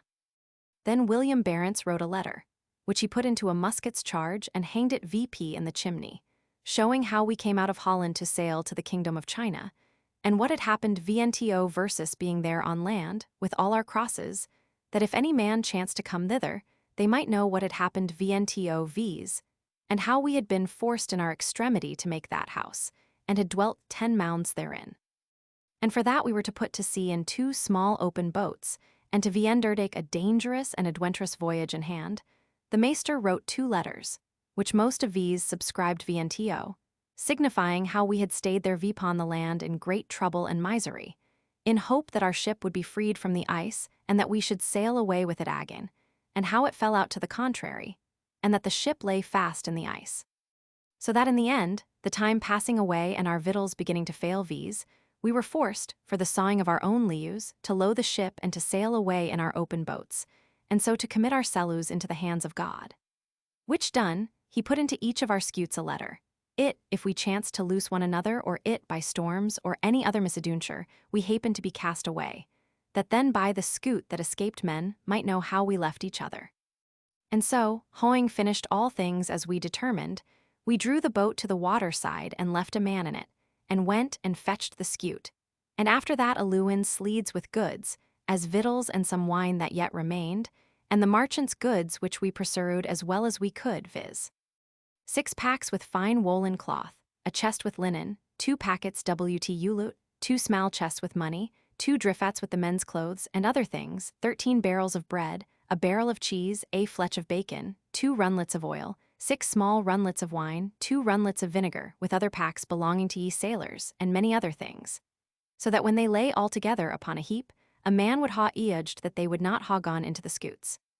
Which being all put into them, we went to the house, and first drew William Barents upon a sleed to the place where our scoots lay, and after that we fetched Clees Adrianson, both of them having been long sick. And so we entered into the scoots and joided our sellus into each of them alike, and put into either of them a sick man. Then the maester caused both the scoots to lie close one by the other, and there we subscribed to the letters which he had written, as is above mentioned, the copy whereof hereafter ensueth. And so committing our sellus to the will and mercy of God, with a west-northwest wind and an indifferent open water, we set sail and put to sea. The copy of their letter. Having till this day stayed for the time and opportunity, in hope to get our ship loose, and now are clean out of hope thereof, for that it lieth fast shut VP and enclosed in the ice. And in the last of March and the 1st of April, the ice did so mightily gather together in great hills, that we could not do as how to get our scoot and boat into the water and where to find a convenient place for it. And for that it seemed almost impossible to get the ship out of the ice. Therefore I and William Barents our pilot, and other the officers and company of sailors thereunto belonging, considering with our sellus which would be the best course for verses to saw our own lius and some wares belonging to the marchants. We could find no better means than to mend our boat and scoot, and to provide our sellus as well as we could of all things necessary. That being ready, we might not loose or overslip any fit time and opportunity that God should send viz. For that it stood us vpon to take the fittest time, otherwise we should surely ha perished with hunger and cold, which as yet is to be feared will go hard enow with viz. For that there are 3 or 4 of viz that are not able to stir to do any thinge, and the best and strongest of us are so weak with the great cold and diseases that we ha so long time endured, that we ha but half a man's strength. And it is to be feared that it will rather be worse than better, in regard of the long voyage that we ha in hand, and our bread will not last viz longer than to the end of the month of August, and it may easily fall out, that the voyage being contrary and cross vnto viz, that before that time we shall not be able to get to any land, where we may procure any victuals or other provisions for our sellus, as we ha hitherto done our best. Therefore we thought it our best course not to stay any longer here, for by nature we are bound to seek our own good and securities. And so we determined hereupon, and ha vi ender written this present letter with our own hands, vpon the 1st of June, 1597. And while vpon the same day we were ready and had a west wind and an indifferent open sea, we did in God's name prepare our sellus and entered into our voyage, the ship lying as fast as you were it did enclosed in the ice, notwithstanding that while we were making ready to be gone, we had great wind out of the west, north, and northwest, and yet find no alteration nor bettering in the weather, and therefore in the last extremity we left it. Vpon the 13th of June and signed by Jacob Heemskerck, Peter Peterson Voss, Mr. Hans Voss, Lawrence Willinso, Peter Cornelissen, Ion Remarson, William Barents, Gerrit de Veer, Leonard Hendrickson, Iacob Ianson Shedham, Iacob Ianso Sterenberg. The 14th of June in the morning, the sun easterly, we, by God's mercy, put up from the land of Noa Zembla and the fast ice thereunto adioining, with our boat and our scoot, hoing a west wind, and sailed east-northeast all that day to the Illands Point, which was few miles. But our first beginning was not very good, for we entered fast into the ice again, which there lay a very hard and fast, which put viz into no small fear and trouble. And being there, 4 of us went on land, to know the situation thereof, and there we took many birds, which we killed with stones vpon the cliffs. The 15th of June the ice began to go away. Then we put to sail again with a south wind, and passed along by the head point and the Flushingers Point, streaching most northeast, and after that north to the Point of Desire, which is about 13 miles, and there we lay till the 16th of June. The 16th of June we set sail again, and got to the island of Orange with a south wind, which is 8 miles distant from the Point of Desire. There we went one land with 2 small barrels and a kettle, to melt snow and to put ye water into ye barrels, as also to seek for birds and eggs to make meat for our sick men, and being there we made fire with such wood as we found there, and melted the snow, but found no birds. But 3 of our men went o'er the ice to the other island, and got 3 birds, and as we came back ye again our maester, which was one of the 3, fell into the ice, where he was in great danger of his life, for in that place there ran a great stream. But by God's help he got out again and came to viz, and there dried himself by the fire that we had made, at which fire we dressed the birds, and carried them to the scoot to our sick men, and filled our 2 runlets with water that held about 8 gallons apiece. Which done, we put to the sea again with a southeast wind and drowsy misselling weather, whereby we were all dankish and wet, for we had no shelter in our open scoots, and sailed west and by south to the ice point. And being there, both our scoots lying hard by each other, the maester called to William Barents to know how he did, and William Barents made answer and said, "Well, God be thanked, and I hope before we get to warehouse to be able to go." Then he spake to me and said, "Gerrit, are we about the ice point? If we be, then I pray you lift me VP, for I must view at once again." At which time we had sailed from the island of Orange to the ice points about few miles, and then the wind was westerly, and we made our scuts fast to a great piece of ice and there eat somewhat. But the weather was still fouler and fouler, so that we were once again enclosed with ice and forced to stay there. The 17th of June in the morning, when we had broken our fasts, The ice came so fast vpon versus that it made our hairs stare vprite vpon our heads, it was so fearful to behold. By which means we could not make fast our scoots, so that we thought verily that it was a foreshoeing of our last end. For we draw away so hard with the ice, and were so sore pressed between a flake of ice, that we thought verily the scoots would burst in 100th pieces, which made vs look pitifully one upon the other. For no counsel nor a dues was to be found, but every minute of an hour we saw death before our eyes. At last, being in this discomfort and extreme necessity, ye master said if we could take hold with a rope vpon the fast ice, we might therewith draw ye scoot vp, and so get it out of the great drift of ice. But as this counsel was good, yet it was so full of danger, that it was the hazard of his life that should take vpon him to do it. And without doing it, was it most certain it would cost us all our lius. This counsel, as I said, was good, but no man, like to the tale of ye Massey, durst hang the bell about ye cat's neck, fearing to be drowned, yet necessity required to ha it done, and the most danger made versus choose the least.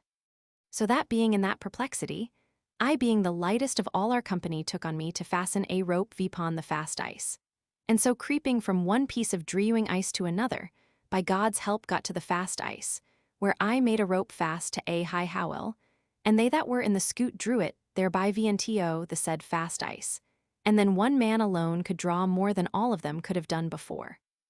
And when we had gotten thither, in all haste we took our sick men out and laid them vpon the ice, laying clothes and other things under them, and then took all our goods out of the scoots, and so drew them vpon the ice, whereby for that time we were to leeward from that great danger, making account that we had escaped out of death's claws, as it was most true.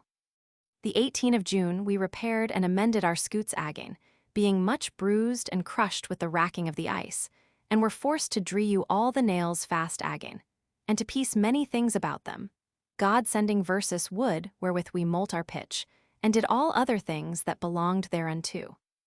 That done, some of these went vpon the land to seek for eggs, which the sick men longed for, but we could find none, but we found 4 birds, not without great danger of our lius between the ice and the firm land, wherein we often fell, and were in no small danger. The 19th of June it was indifferent weather, the wind northwest and west-southwest, but we were still shut vp in the ice and saw no opening, which made us think that there would be our last abode, and that we should newer get from thence. But on the other side, we comforted ourselves again, that seeing God had helped vs oftentimes unexpectedly in many perils, and that his arm as yet was not shortened, but that he could help versus at his good will and pleasure, it made versus somewhat comfortable, and caused versus to speak cheerfully one unto the other. The 20th of June it was indifferent weather, the wind west, and when the sun was southeast Clees Adrianson began to be extreme sick, whereby we perceived that he would not liu long, and the boatswain came into our scoot and told versus in what case he was, and that he could not long continue aliu. Whereupon William Barents spake and said, I think I shall not liu long after him. And yet we did not ivge William Barents to be so sick, for we sat talking one with the other, and spake of many things, and William Barents read in my card which I had made touching our voyage. At last he laid away the card and spake vnto me, saying, Gerrit, give me some drink. And he had no sooner drunk, but he was taken with so sedane a qualmy, that he turned his eyes in his head and died presently, and we had no time to call the maester out of the scoot to speak vnto him. And so he died before Clees Adrianson. The death of William Barents put V's in no small discomfort, as being the chief guide and only pilot on whom we reposed our cellus next ender God, but we could not strew against God, and therefore we must of force be content. The 21st of June, the ice began to drew away again, and God made versus some opening with south-southwest wind. And when the sun was northwest, the wind began to blow southeast with a good gale, and we began to make preparations to go from thence. The 22nd of June, in the morning, it blew a good gale out of the southeast, and then the sea was reasonable open, but we were forced to draw our scoots ower the ice to get vnto it, which was great pain and labor vnto v's. For first we were forced to draw our scoots ower a piece of ice of 50 paces long, and there put them into the water, and then again to draw them vp vpon other ice, and after draw them at the least 300 paces more ower the ice, before we could bring them to a good place, where we might easily get out. and being gotten VNTO the open water, we committed ourselves to God and set sail, the sun being about east-northeast, with an indifferent gale of wind out of the south and south-southeast, and sailed west and by south, till the sun was south, and then we were round about enclosed with ice again, and could not get out, but were forced to lie still. But not long after the ice opened again like to a sluice, and we passed through it and set sail again, and so sailed along by the land, but were presently enclosed with ice. But being in hope of opening again, meantime we eat somewhat, for the ice went not away as it did before. After that we said all the means we could to break it, but all in vain, and yet a good while after the ice opened again, and we got out and sailed along by the land, west and by south, with a south wind. The 23 of June we sailed still forward west and by south till the sun was southeast, and got to the Truss Point, which is distant from the ice point 25 miles, and then could go no further because the ice lay us so hard and so close together. And yet it was fair weather.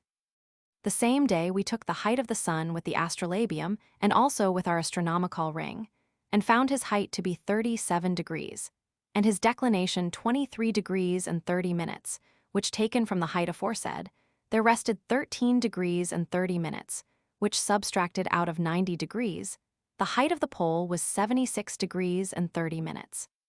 And it was fair sunshine weather, and yet it was not so strong as to melt the snow that we might haw water to drink, so that we set all our tin platers and other things full of snow to melt, and so molt it, by the reflection of the sun, so that we had water to drink, and put snow into our mouths, to melt it down into our throats, but all was not enough, so that we were compelled to endure great thirst.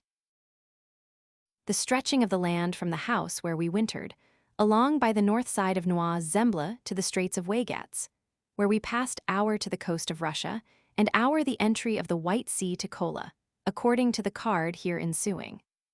From the lowland to the stream Baya, the course east and west miles. From the stream Baya to the Icehawn Point, the course east and by north miles. From the Icehawn Point to the Islands Point, the course east-northeast miles. From the Islands Point to the Flushingers Point, the course northeast and by east miles. From the Flushingers Point to Head Point, the course northeast miles. From the Head Point to the Point of Desire, the course south and north miles. From the Point of Desire to the Island of Orange, northwest miles. From the Islands of Orange to the Ice Point, the course west and by south miles. From the Ice Point to the Point of Thrust, the course west and by south miles. From the Point of Trust to Nassau's Point, the course west and by north miles. From the Nassau Point to the east end of the Cross Island, the course west and by north miles. From the east end of the Cross Island to Williams Island, the course west and by south miles. From Williams Island to the Black Point, the course west-southwest miles. From the Black Point to the east end of the Admirable Island, the course west-southwest miles. From the east to the west point of the Admirable Island, the course west-southwest miles. From the west point of the Admirable Island to Cape Planto, the course southwest and by west miles. From Cape de Planto to Loms Bay, the course west-southwest miles. From Loms Bay to the Stawes Point, the course west-southwest from the Stawes Point to miles. Langenes, the course southwest and by south miles. From Langines to Cape de Cant, the course southwest and by south miles. From Cape de Cant to the point with the Black Cliffs, the course south and by west miles. From the point with the Black Cliffs to the Black Island, the course south-southeast miles. From the Black Island to Constinsark, the course east and west miles. From Constinsark to the Cross Point, the course south-southeast miles. From Cross Point to S. Lawrence Bay, the course southeast miles. From S. Lawrence Bay to Melhon, the course southeast miles. From Melhon to the Two Islands, the course south-southeast miles. From the Two Islands, where we crossed our to the Russia coast, to the islands of Matflu and Delgoy, the course southwest miles. From Matflu and Delgoy to the creek where we sailed the compass roundabout, and came to the same place again miles. From that creek to Calgay, the course west-northwest miles. From Calgay to the east point of Camdenas, the course west-northwest miles. From the east point of Camdenas to the west side of the White Sea, the course west-northwest miles. From the west point of the White Sea to the Seven Islands, the course northwest miles. From the Seven Islands to the west end of Kildowen, the course northwest miles. From the west end of Keldowen to the place where John Cornelius came VNTO V's, the course northwest and by west miles. From thence to Kola, the course most southerly miles. So that we sailed in 2 open scoots, sometimes in the ice, then the ice and through the sea miles. The 24 of June, the sun being easterly, we rode here and there in the ice to see where we might best go out, but we saw no opening. But when the sun was south, we got through into the sea, for the which we thanked God most heartily that he had sent versus and V-expected opening. And then we sailed with an east wind and went lustily forward, so that we made our account to get about the point of Nassau's.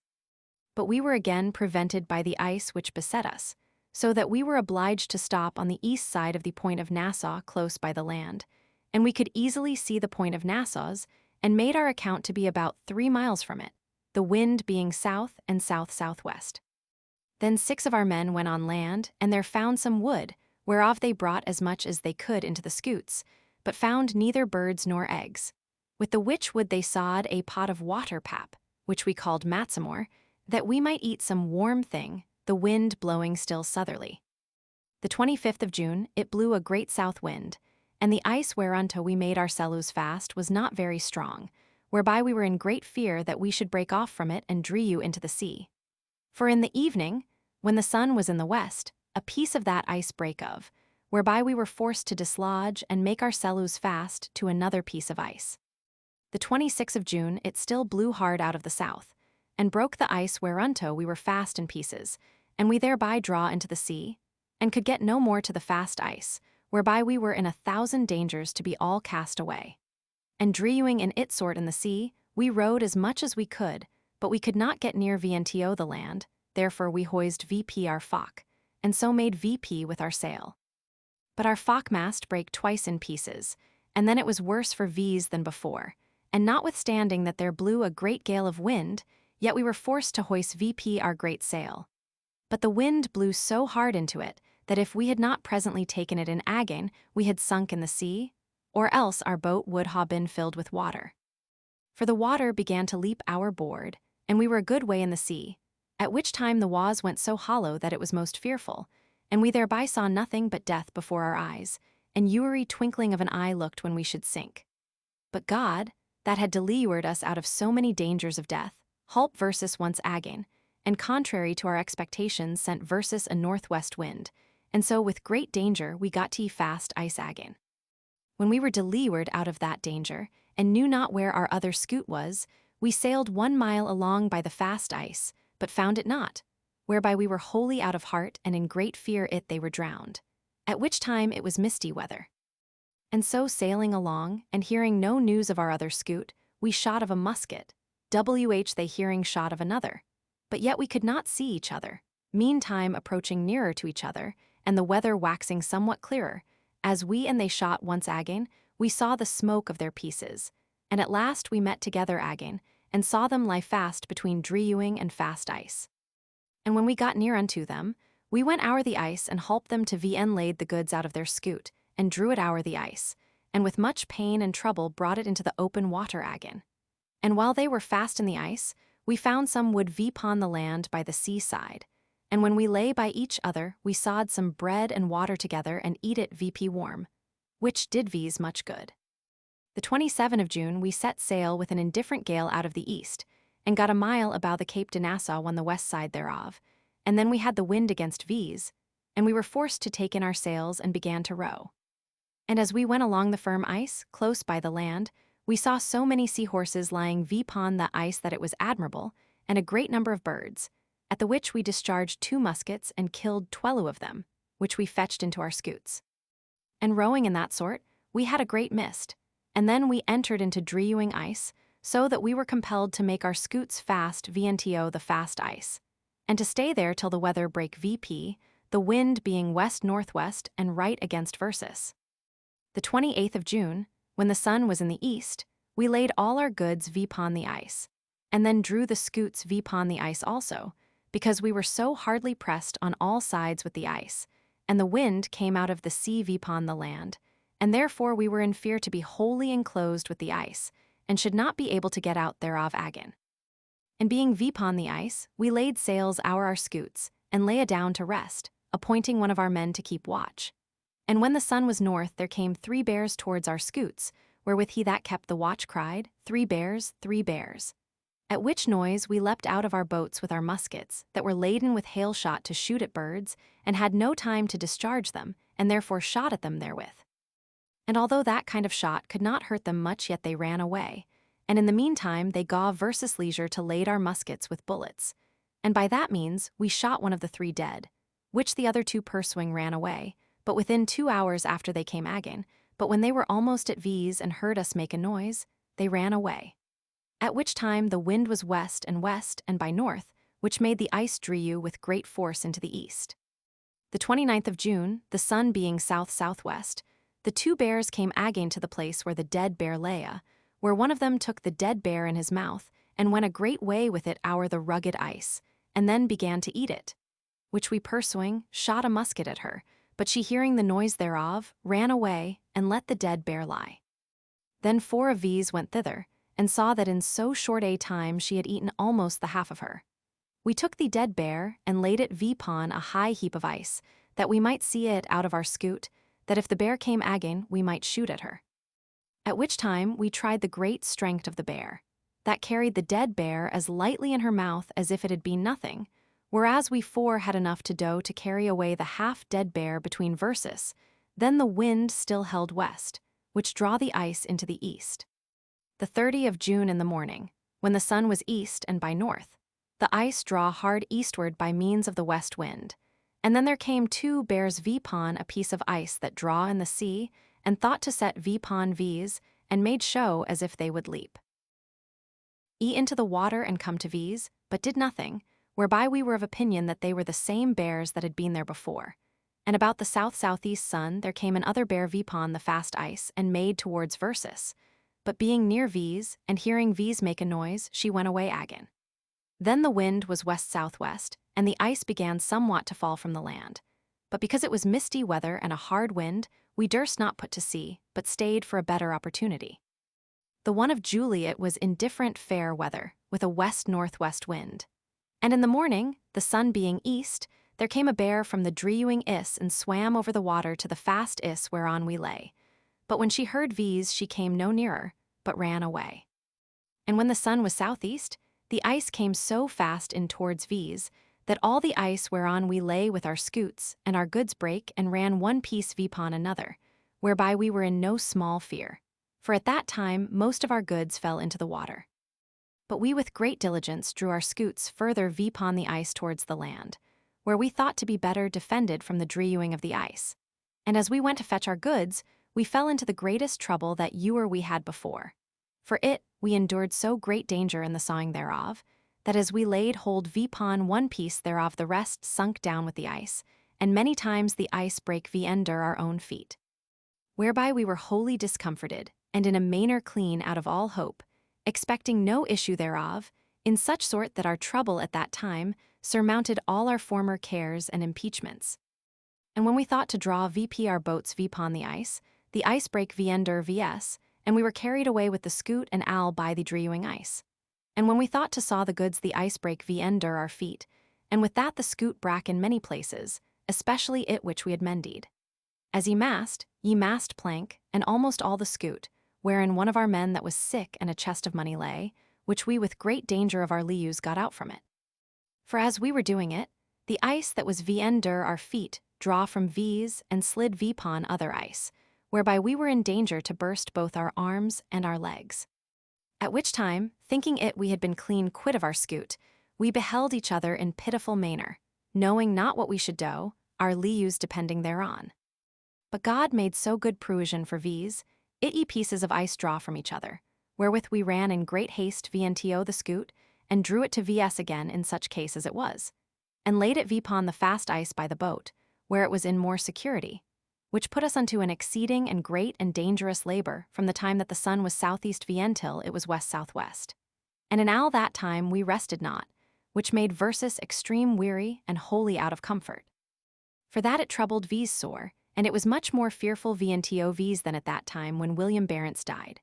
For there we were almost drowned, and that day we lost, which was sounk in the sea 2 barrels of bread, a chest wt linen cloth, a drefet with the sailor's clothes, our astrincale ring, a pack of scarlet cloth, a runlet of oil, and some cheeses, and a runlet of wine, which bonged with the ice, so that there was not anything thereof sawed. The 2 of Julie, the sun east, there came another bear vnto V's, but we making a noise she ran away. And when the sun was west-southwest, it began to be fair weather. Then we began to mend our scoot with the planks wherewith we had made the bike mish. And while 6 of VS were busied about mending of our scoot, the other 6 went further into the land, to seek for some wood, and to fetch some stones to lay upon the ice, that we might make a fire thereon, therewith to melt our pitch, which we should need about the scoot, as also to see if they could fetch any wood for a mast, which they found with certain stones, and brought them where the scoots lay. And when they came to V's again, they showed Versus that they had found certain wood which had been clowen, and brought some wedges with them, wherewith the said wood had been clowen, whereby it appeared that men had been there. Then we made all the haste we could to make a fire, and to melt our pitch, and to do all other things that were necessary to be done for the repairing of our scoot, so that we got it ready again by that the sun was northeast.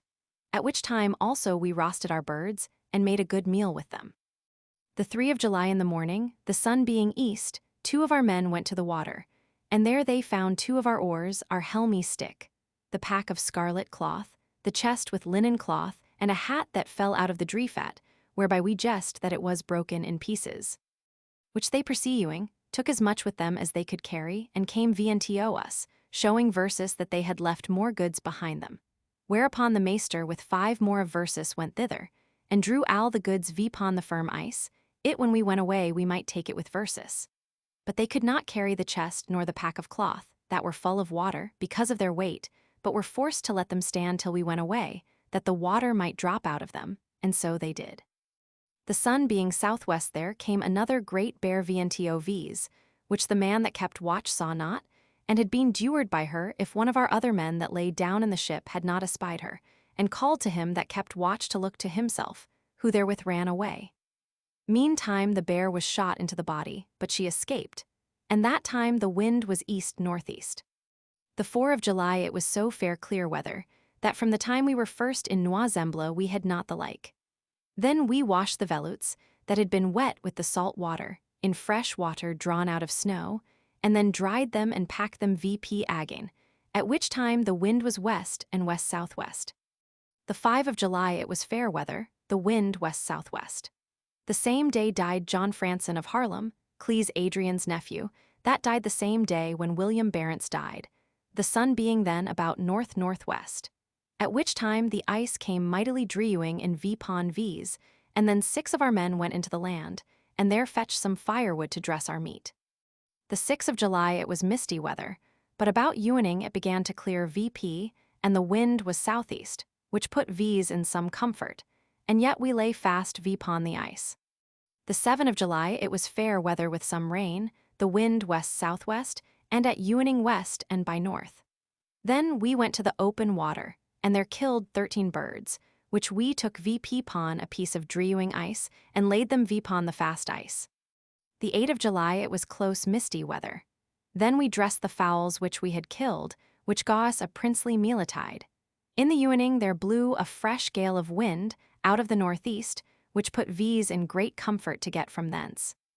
The 9 of July, in the morning, the ice began to drew, whereby we got open water on the land side, and then also the fast ice whereon we lay began to drew.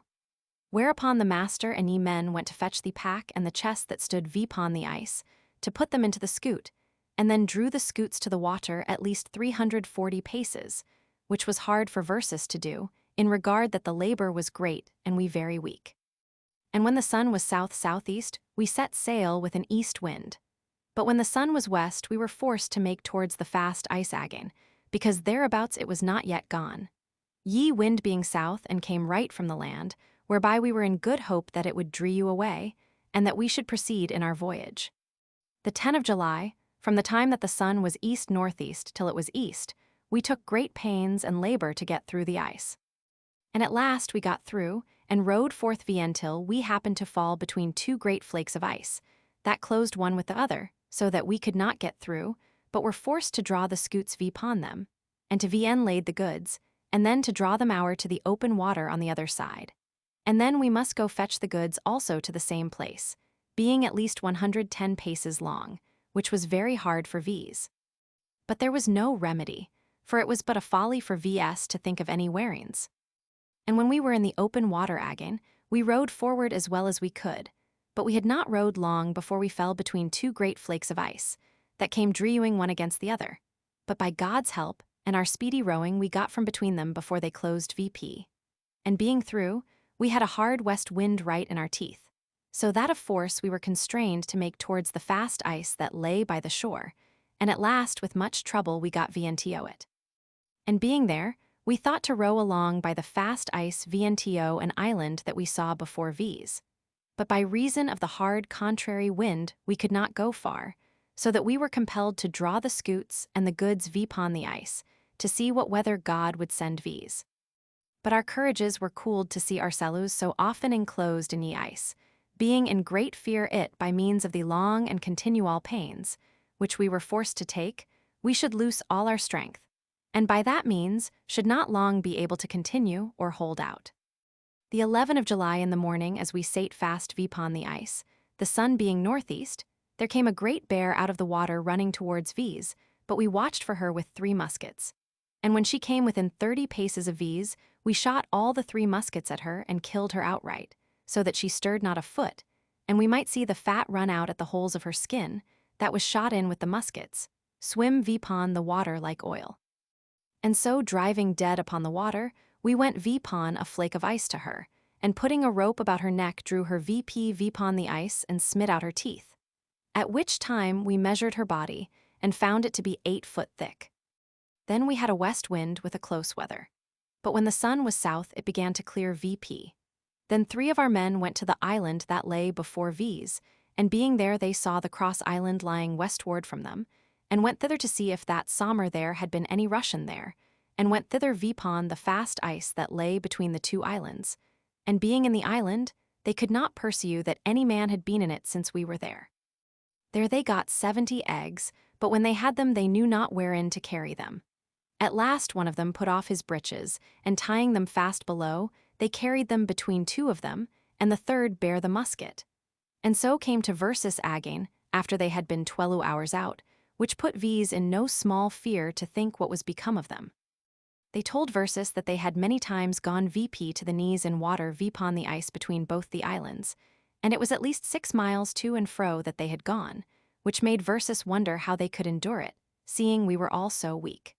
With the eggs that they had brought we were all well comforted, and fared like lords, so that we found some relief in our great misery. And then we shared our last wine amongst us, whereof every one had 3 glasses. The 12th of July in the morning, when the sun was east, the wind began to blow east and east-northeast, with misty weather. And at evening 6 of our men went into the land to seek certain stones, and found some, but none of the best sort. And coming back again, either of them brought some wood. The 13th of July, it was a fair day. Then 7 of our men went to the firm land to seek for more stones, and found some, at which time the wind was southeast. The 14th of July it was fair weather with a good south wind, and then the ice began to drew from the land, whereby we were in good hope to haw in open water. But the wind turning westerly again, it lay still. When the sun was southwest, 3 of our men went to the next island that lay before V's, and there shot a birch in it, which they brought to the scoot and gaw it amongst V's, for all our goods were common. The 15th of July it was misty weather. That morning the wind was southeast, but the sun being west it began to rain, and the wind turned west and west-southwest. The 16th of July there came a bear from the firm land that came very near VNTOV's, by reason that it was as white as snow, whereby at first we could not discern it to be a bear, because it showed so like the snow.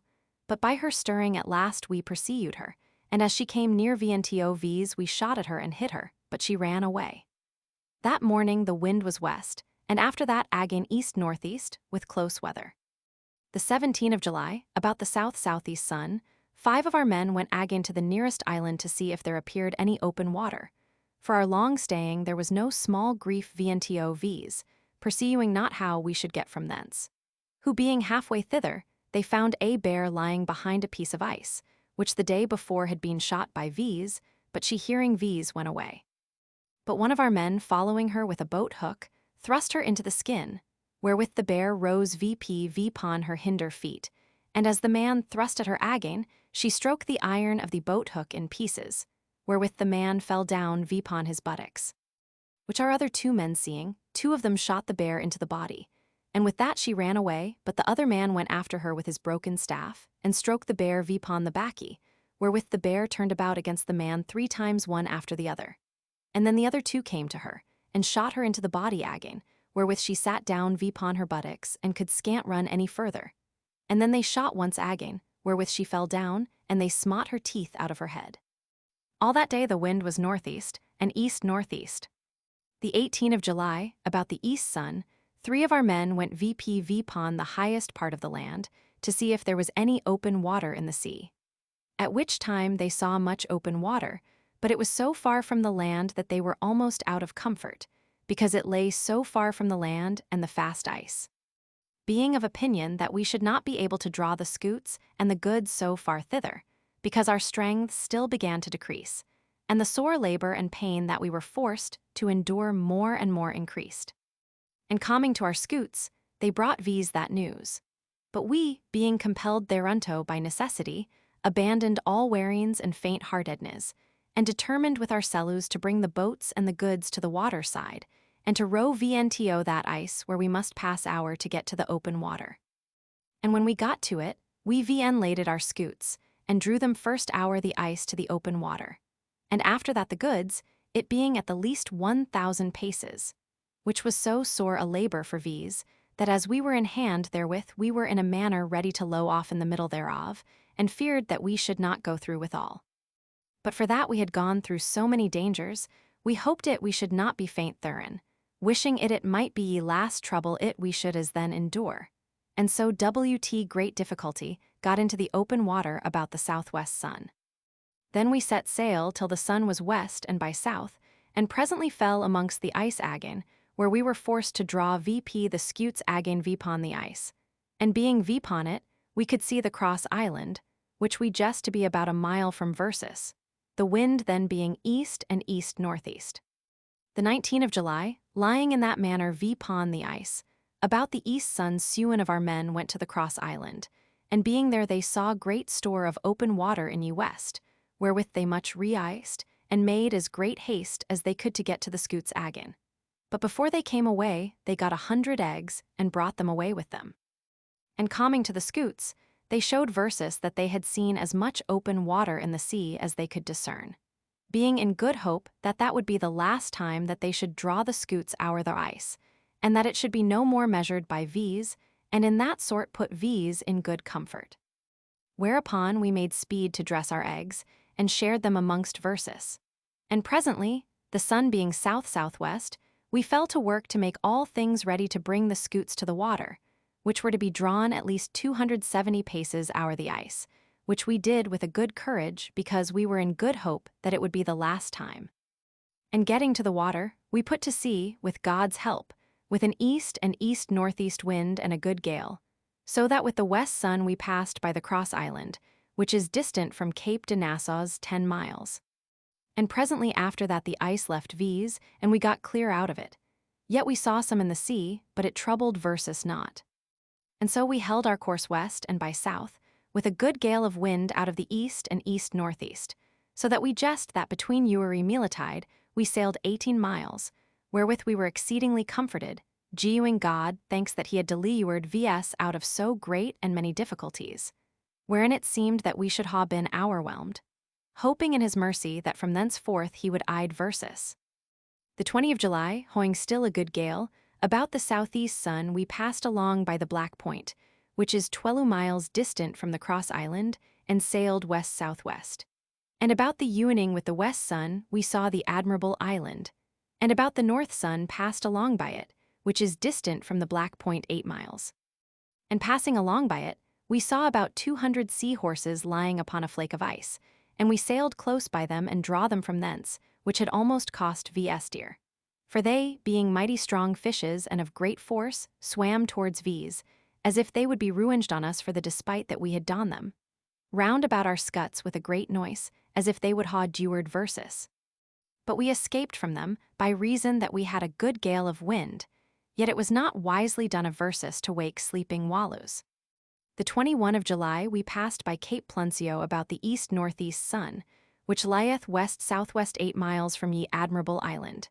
And with the good gale it we had, about ye southwest sun we sailed by Langines, 9 miles from Cape Pluncio. There the land reacheth most southwest, and we had a good northeast wind. The 22 of July, we hawing so good a gale of wind, when we came to Cape de Cant. There we went on land to seek for some birds and eggs, but we found none. So we sailed forwards. But after it, about ye south sun, we saw a clift it was full of birds. Thither we sailed, and casting stones at them, we killed 22 birds and got 15 eggs, which one of our men fetched from the clift, and if we would ha stayed there any longer, we might ha taken 100 or 200 birds at least. But because the maester was somewhat further into seaward than we and stayed for V's, and for that we would not loose that fair forewind, we sailed forwards along by the land. And about the southwest sun we came to another point, where we got 120 few birds, which we took with our hands out of their nests, and some we killed with stones, and made them fall down into the water. For it is a thing certain it those birds newer ve said to seamen, and that no man had ewer sought or ve said to take them, for else they would ha flown away, and that they feared no body but the foxes and other wild beasts, that could not climb up the high cliffs, and that therefore they had made their nests thereon, where they were out of fear of any beasts coming vientio them. For we were in no small danger of breaking of our legs and arms, especially as we came down again, because the clift was so high and so steep. Those birds had ewery one but one egg in their nests, and that lay vpon the bare clift without any straw or other thing viender them, which is to be wondered at to think how they could breed their young ones in so great cold. But it is to be thought, and believed that they therefore sit but vpon one egg, that so the heat which they gew in breeding so many, may be wholly gew in vientio one egg, and by that means it hath all the heat of the bird vientio itself. And there also we found many eggs, but most of them were foul and bad. And when we left them, the wind fell flat against V's and blew a strong breeze from the northwest, and there also we had much ice, and we took great pains to get from the ice, but we could not get about it. And at last by lowering we fell into the ice, and being there we saw much open water towards the land, whereunto we made as well as we could. But our maester, that was more to see ward, perceiving versus to be in the ice, thought we had gotten some hurt, and lowered to and agin along by the ice. But at last seeing that we sailed therein, he was of opinion that we saw some open water, and that we made towards it, as it was true, and therefore he wound also towards V's and came to land by us, where we found a good hawn and lay safe almost from all winds, and he came thither about 2 hours after versus there we went on land, and got some eggs and some wood to make a fire, wherewith we made ready the birds that we had taken, at which time we had a northwest wind with close weather. The 23 of July it was dark and misty weather, with a north wind, whereby we were forced to lie still in that creek or hawn. Meantime some of our men went on land, to seek for some eggs and stones, but found not many, but a reasonable number of good stones. The 24 of July it was fair weather, but the wind still northerly, whereby we were forced to lie still. And about no one we took the Higthavi sun with our astrolabium, and found it to be illuminated about the horizon 37 degrees and 20 min, his declination 20 degrees and 10 minutes, which subtracted from ye Higth aforesaid rested 17 degrees and 10 minutes, which taken from 90 degrees, the Higth of the pole was 73 degrees and 10 minutes. And for it we lay still there. Some of our men went oftentimes on land to seek stones, and found some that were as good as you or any that we found. The 25 of July it was dark misty weather, the wind north, but we were forced to lie still, because it blew so hard. The 26 of July it began to be fair weather, which we had not had for certain days together, the wind still north. And about the south sun we put to sea, but it was so great a creek that we were forced to put 4 miles into the sea, before we could get about the point thereof. And it was most in the wind, so that it was midnight before we got about it, sometimes sailing and sometimes rowing. And hawing past it, we stroke our sails and rowed along by the land. The 27 of July it was fair clear weather, so that we rowed all that day through the broken ice along by the land, the wind being northwest. And at evening, about the west sun, we came to a place where there ran a great stream, whereby we thought that we were about Constinsark. For we saw a great creek, and we were of opinion it went through to the Tartarian Sea. Our course was most southwest. About the north sun we passed along by the cross point, and sailed between the firm land and an island, and then went south-southeast with a northwest wind, and made good speed, the maester with ye scoot being a good way before us. But when he had gotten about ye point of the island, he stayed for V's, and there we lay by ye cliffs, hoping to take some birds, but got none. At which time we had sailed from Cape de Cant along by Constinsark to the cross point 20 miles, our course south-southeast, the wind northwest. The 28th of July it was fair weather, with a northeast wind. Then we sailed along by the land, and with the southwest sun got before S, Lawrence Bay or Sconce Point, and sailed south-southeast 6 miles. And being there, we found 2 Russians' lodges or ships beyond the point, wherewith we were not a little comforted to think that we were come to the place where we found men, but were in some doubt of them because they were so many, for at that time we saw at least 30 men, and knew not what they were, whether savages or other foreigners. There with much pain and labor we got to the land, which they pursuing, left off their work and came towards V's, but without any arms. And we also went on shore, as many as were well, for dewers of V's were very ill at ease and weak by reason of a great scouring in their bodies. And when we met together, we saluted each other in friendly wise, they after theirs, and we after our manner.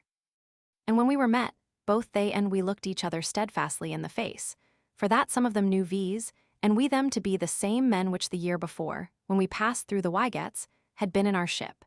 At which time we perceived it they were abashed and wondered at V's, to remember that at that time we were so well furnished with a great ship, that was exceedingly provided of all things necessary, and then to see Versus so lean and bare, and with so small scutes into that country.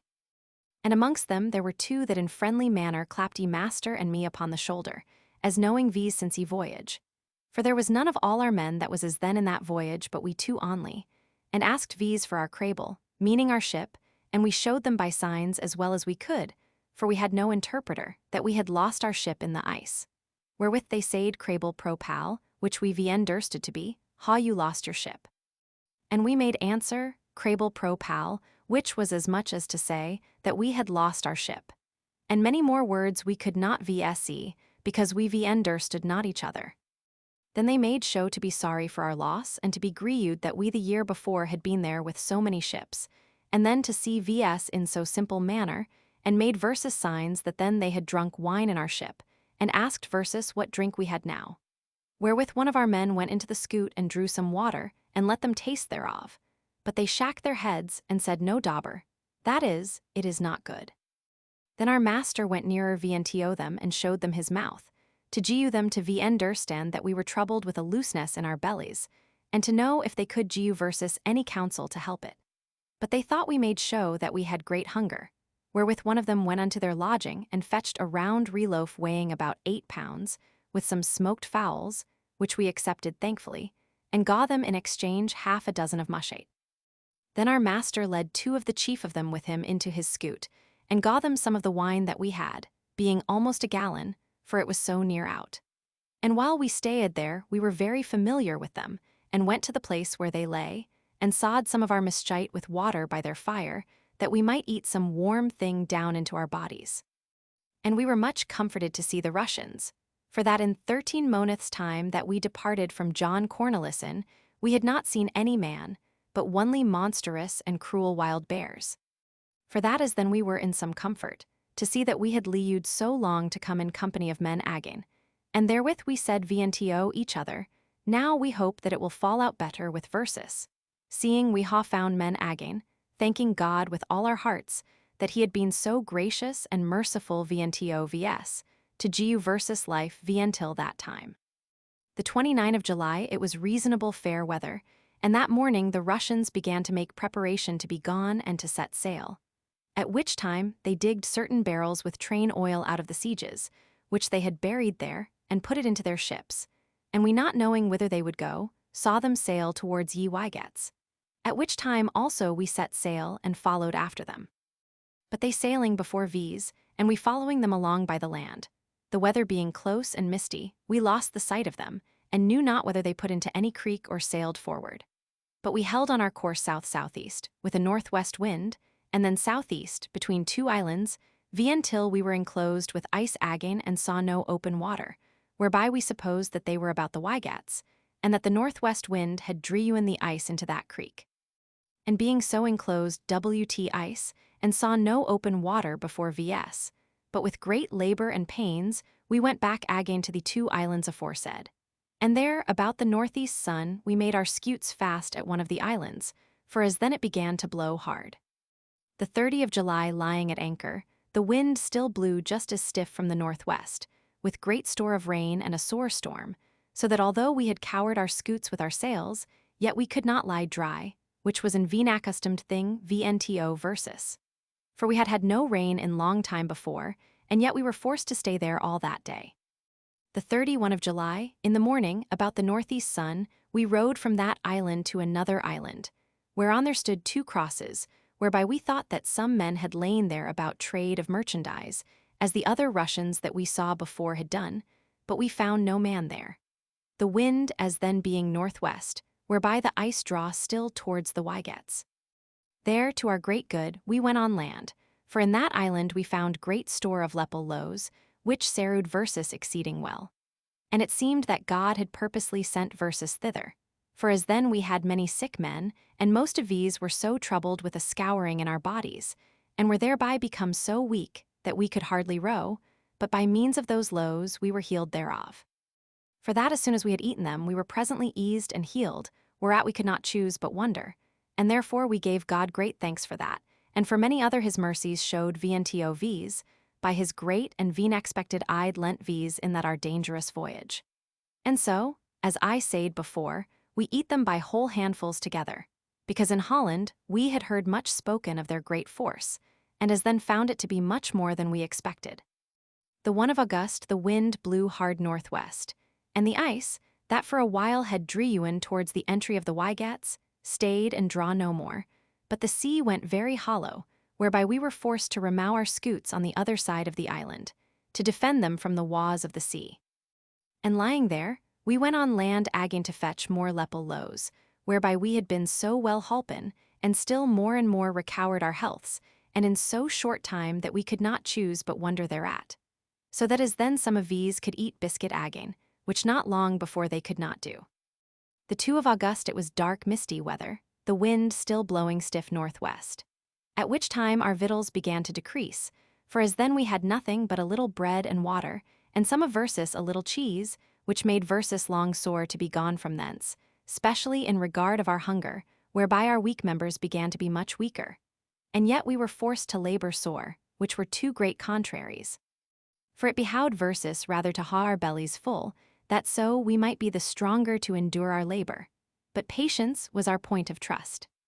The 3rd of August, about the north sun, the weather being somewhat better, we agreed amongst ourselves to low Noir-Zembla and to cross our to Russia. And so committing ourselves to God, we set sail with a northwest wind, and sailed south-southwest till the sun was east. And then we entered into ice again, which put V's in great fear. For we had crossed our and left the ice vpon Noir-Zembla, and were in good hope we should not meet with any ice again in so short space. At which time, being in the ice with calmy weather, whereby our sails could do versus no great good, we stroke our sails and began to row again, and at last we rowed clean through the ice, not without great and sore labor, and about the southwest sun got clear thereof and entered into the large sea, where we saw no ice. And then, what with sailing and rowing, we had made 20 miles. And so sailing forwards we thought to Aproc near VNTO the Russian coast, but about the northwest sun we entered into the ice again, and then it was very cold, wherewith our hearts became very hoey, fearing that it would always continue in that sort, and that we should newer be freed thereof. And for that our boat could not make so good way nor was not able to sail about the point of ice, we were compelled to enter into the ice, for that being in it we perceived open sea beyond it. But the hardest matter was to get into it, for it was very close, but at last we found a means to enter and got in. And being entered, it was somewhat better, and in the end with great pain and labor we got into the open water. Our maester, that was in the skute, which sailed better than our boat, got about the point of the ice, and was in some fear that we were enclosed with ye ice. But God sent V's the means to get out from it as soon as he could sail about the point thereof, and so we met together again. The 4th of August, about the southeast sun, being gotten out of the ice, we sailed forward with a northwest wind, and held our course southerly. And when the sun was south, at no one time, we saw the coast of Russia lying before V's, whereat we were exceeding glad. And going nearer VNTO it, we stroke our sails and rowed on land, and found it to be very low land, like a bare strand that might be flowed o'er with the water. There we lay till the sun was southwest, but perceiving that there we could not much further our cellus, hawing as then sailed from the point of Noix Zembla, from whence we put off, thither full 30 miles, we sailed forward along by the coast of Russia with an indifferent gale of wind, and when the sun was north we saw another Russian isle or ship, which we sailed VNTO to speak with them. And being hard by them, they came all about hatches, and we cried VNTO them, Cantonese, Cantonese, whereby we asked them if we were about Cantonese. But they cried Again and Sade, Pitsora, Pitsora, to show versus that we were thereabouts. And for it we sailed along by the coast, where it was very dry, supposing that we held our course west and by north, that so we might get beyond the point of Cantonese, we were wholly deceived by our compass, that stood vipon a chest bound with Iran bands, which made versus vary at least 2 points, whereby we were much more southerly than we thought our course had been, and also far more easterly, for we thought verily that we had not been far from Cantonese, and we were 3 days sailing from it. As after we pursued, and for that we found our cellus to be so much out of our way, we stayed there all night till day appeared. The 5 of August, lying there, one of our men went on shore, and found the land further in to be green and full of trees, and from thence called to Versus to bid V's bring our pieces on shore, saying that there was wild deer to be killed, which made Versus exceeding glad, for then our victuals were almost spent, and we had nothing but some broken bread, whereby we were wholly out of comfort, and some of V's were of opinion that we should low the scoots and go further into the land. Or else, they said, we should all die with hunger, for that many days before we were forced to fast, and hunger was a sharp sword which we could hardly endure any longer. The 6th of August the weather began to be somewhat better, at which time we determined to row forward, because the wind was against V's, that we might get out of the creek, the wind being east-southeast, which was our courses then.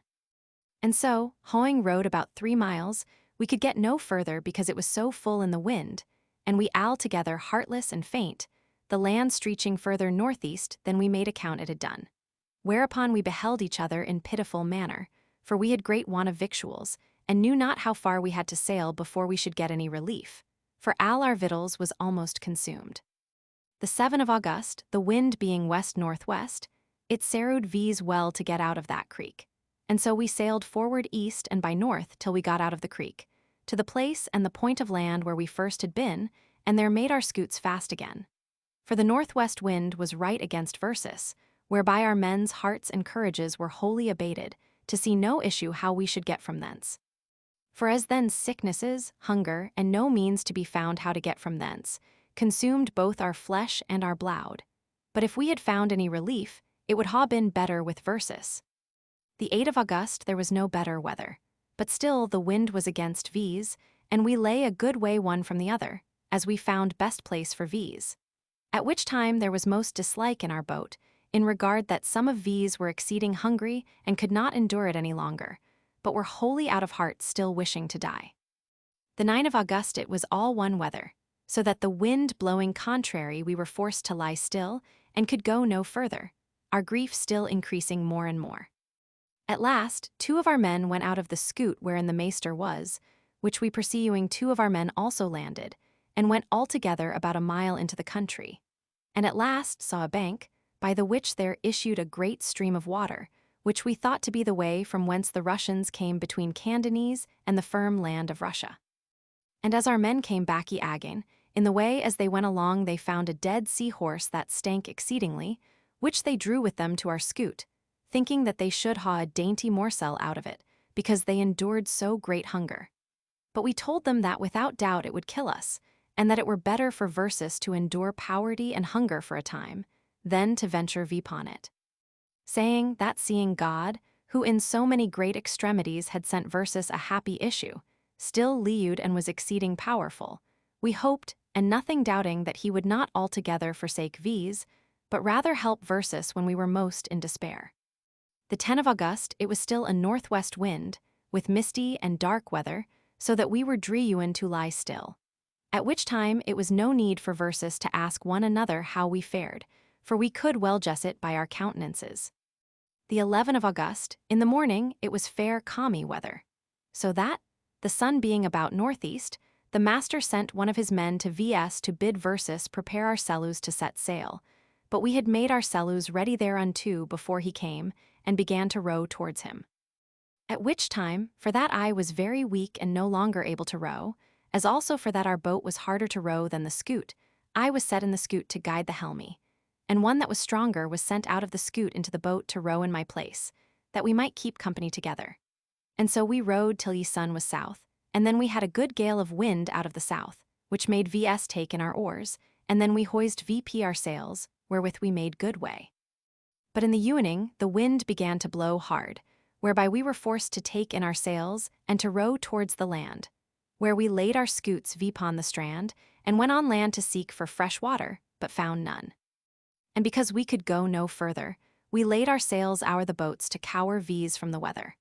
At which time it began to rain very hard, and at midnight it thundered and lightened, with more store of rain, wherewith our company were much disquieted to see that they found no means of relief, but still entered into further trouble and danger. The 12th of August it was fair weather.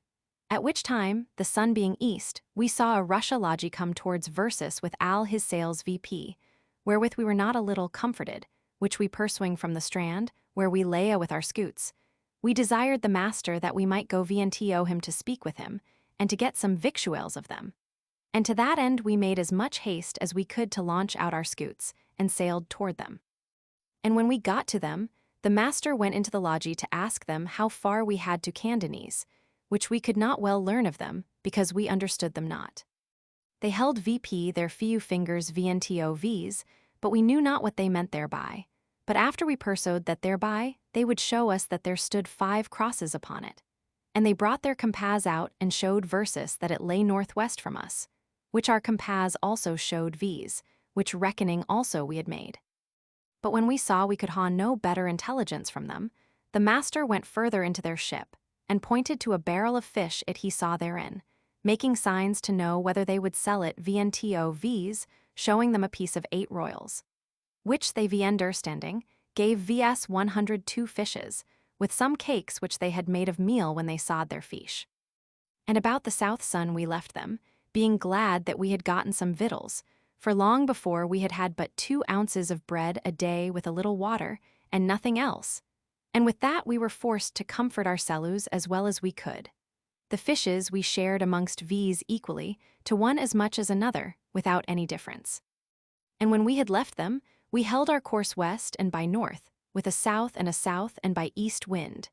And when the sun was west-southwest it began to thunder and rain, but it continued not long, for shortly after the weather began to clear VP again.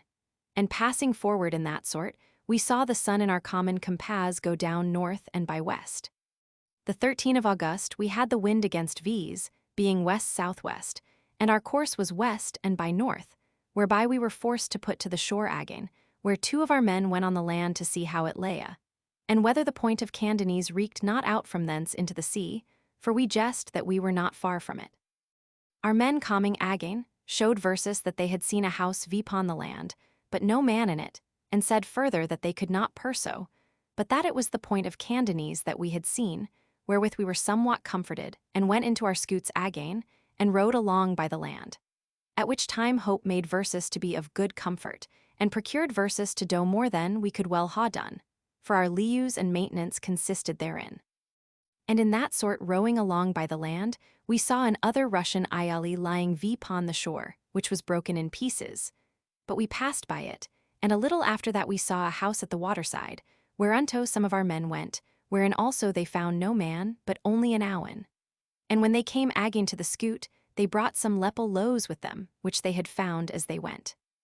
And as we rowed along by the point, we had a good gale of wind out of the east, at which time we hoised VP our sails and sailed forward. And after no one, about the southwest sun, we pursued that the point which we had seen lay a southward, whereby we were fully persuaded that it was the point of Cantonese, from whence we meant to sail o'er the mouth of the White Sea. And to that end we boarded each other and duited our candles and all other things that we should need amongst V's, to help our cellus therewith, and so put of from the land, thinking to pass our the White Sea to the coast of Russia. And sailing in that sort with a good wind, about midnight there rose a great storm out of the north, wherewith we stroke sail and made it shorter. But our other boat, that was harder ender sail, knowing not that we had lessened our sails, sailed forward, whereby we strayed one from the other, for then it was very dark. The 14th of August in the morning, it being indifferent good weather with a southwest wind, we sailed west-northwest, and then it began to clear VP, so that we saw our boat, and did what we could to get VNTO her, but we could not, because it began to be misty weather again. And therefore we said unto each other, let V's hold on our course, we shall find them well enough on the north coast, when we are past the White Sea. Our course was west-northwest, the wind being southwest and by west, and about the southwest sun we could get no further, because the wind fell contrary, whereby we were forced to strike our sails and to row forward. And in that sort, rowing till the sun was west, there blew an indifferent gale of wind out of the east, and therewith we set sail. And yet we rowed with 2 oars, till the sun was north-northwest, and then the wind began to blow somewhat stronger east and east-southeast, at which time we took in our oars and sailed forward west-northwest. The 15th of August we saw the sun rise east-northeast, whereupon we thought that our compass varied somewhat.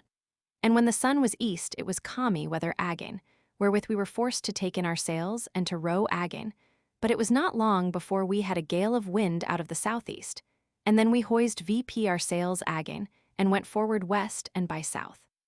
And sailing in that manner with a good forewind, when the sun was south we saw land, thinking that as then we had been on the west side of the White Sea beyond Cardenes.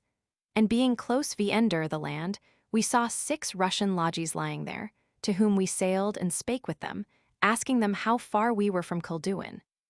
But although they understood V's not well, yet they made versus such signs that we understood by them that we were still far from thence, and that we were yet on the east side of Candanese. And with that they stroked their hands together, thereby signifying it we must first pass our the White Sea, and that our scoots were too little to doe it, and that it would be our great danger for Versus to pass our it with so small scoots, and that Candanese was still northwest from Versus. Then we asked them for some bread, and they gav Versus a loaf, which we eat hungrily VP as we were rowing, but we would not believe them that we were still on the east side of Cardenes. For we thought verily that we had passed our the White Sea. And when we left them, we rowed along by the land, the wind being north. And about the northwest sun we had a good wind again from the southeast, and therewith we sailed along by the shore, and saw a great Russian lodgy lying on the starboard from Versus, which we thought came out of the White Sea. The 16th of August in the morning, sailing forward northwest, we perceived that we were in a creek, and so made towards ye Russian lodgy which we had seen on our starboard, which at last with great labor and much pain we got VNTO. And coming to them about the southeast sun, with a hard wind, we asked them how far we were from Sembla de Cool or Kilduin, but they shook their heads and showed us that we were on the east side of Zembla de Candanese, but we would not believe them. And then we asked them some victuals, wherewith they gaw Versus certain place, for the which the maester gaw them a piece of money, and sailed from them again to get out of that hole where we were, as it reeked into the sea. But they perceiving that we took a wrong course and that the flood was almost past, sent 2 men VNTO V's, in a small boat, with a great loaf of bread, which they gaw V's and made signs VNTO Versus to come aboard of their ship again, for that they intended to haw further speech with V's and to help VS, which we seemed not to refuse, and desiring not to be VN thankful, gaw them a piece of money and a piece of linen cloth, but they stayed still by V's.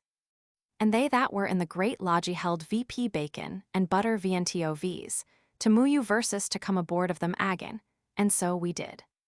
And being with them, they showed Versus that we were still on the east side of the point of Candanese.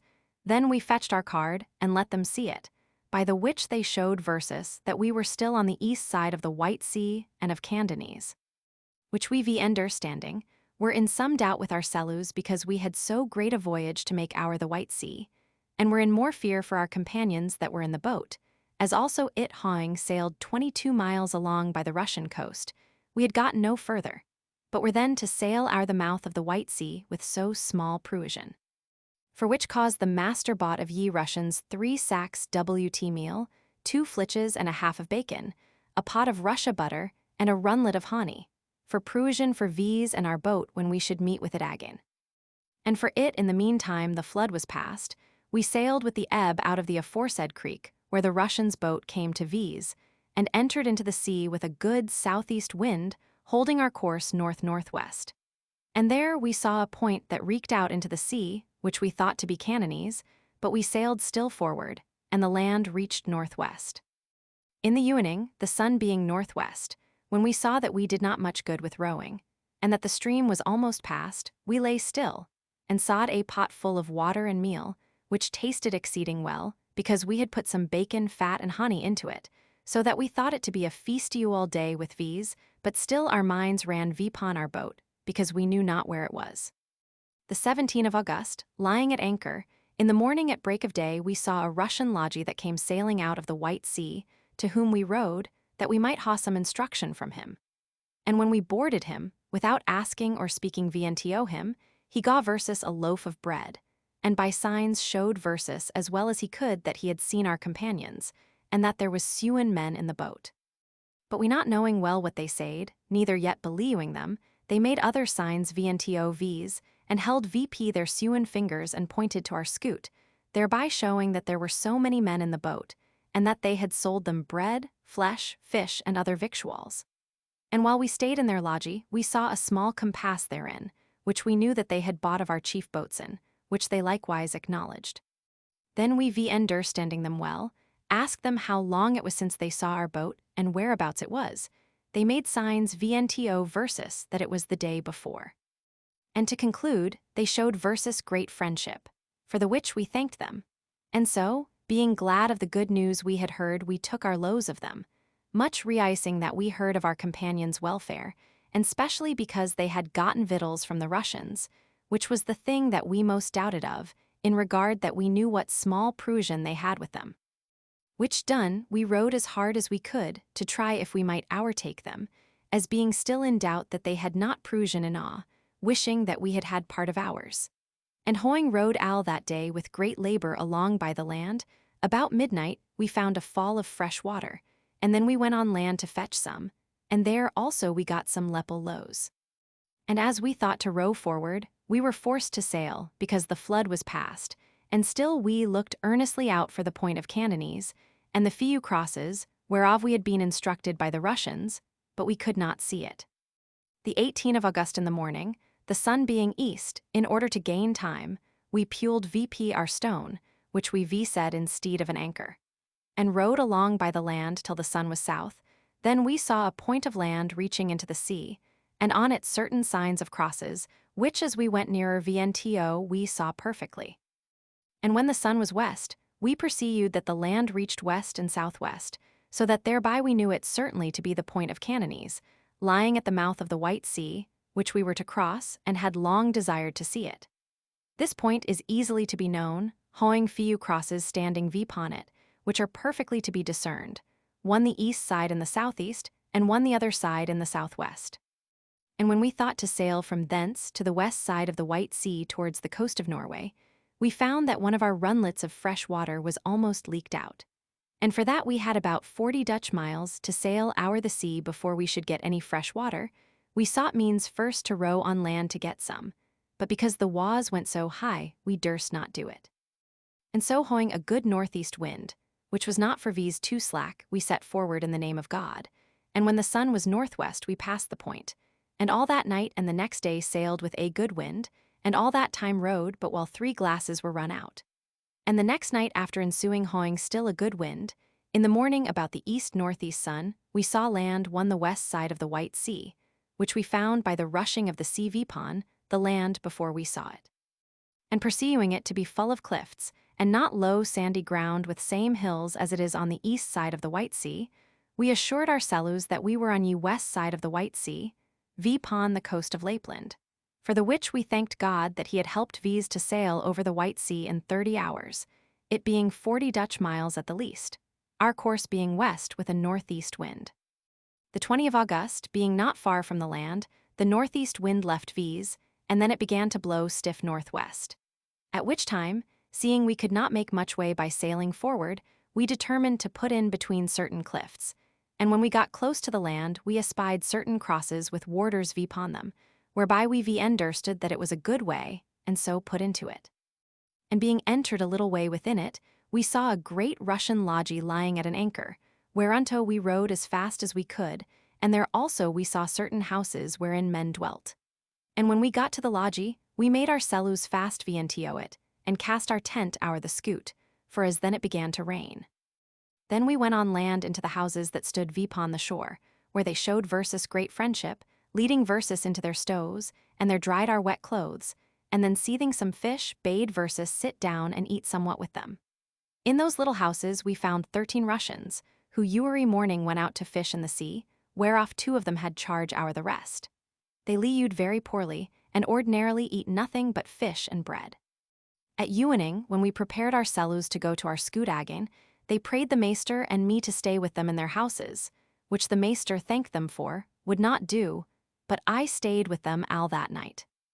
Besides those 13 men, there was 2 Laplanders more and 3 women with a child, that liued very poorly of the hour plus which the Russians gaw them, as a piece of fish and some fish's heads, which the Russians threw away, and they with great thankfulness took them vp.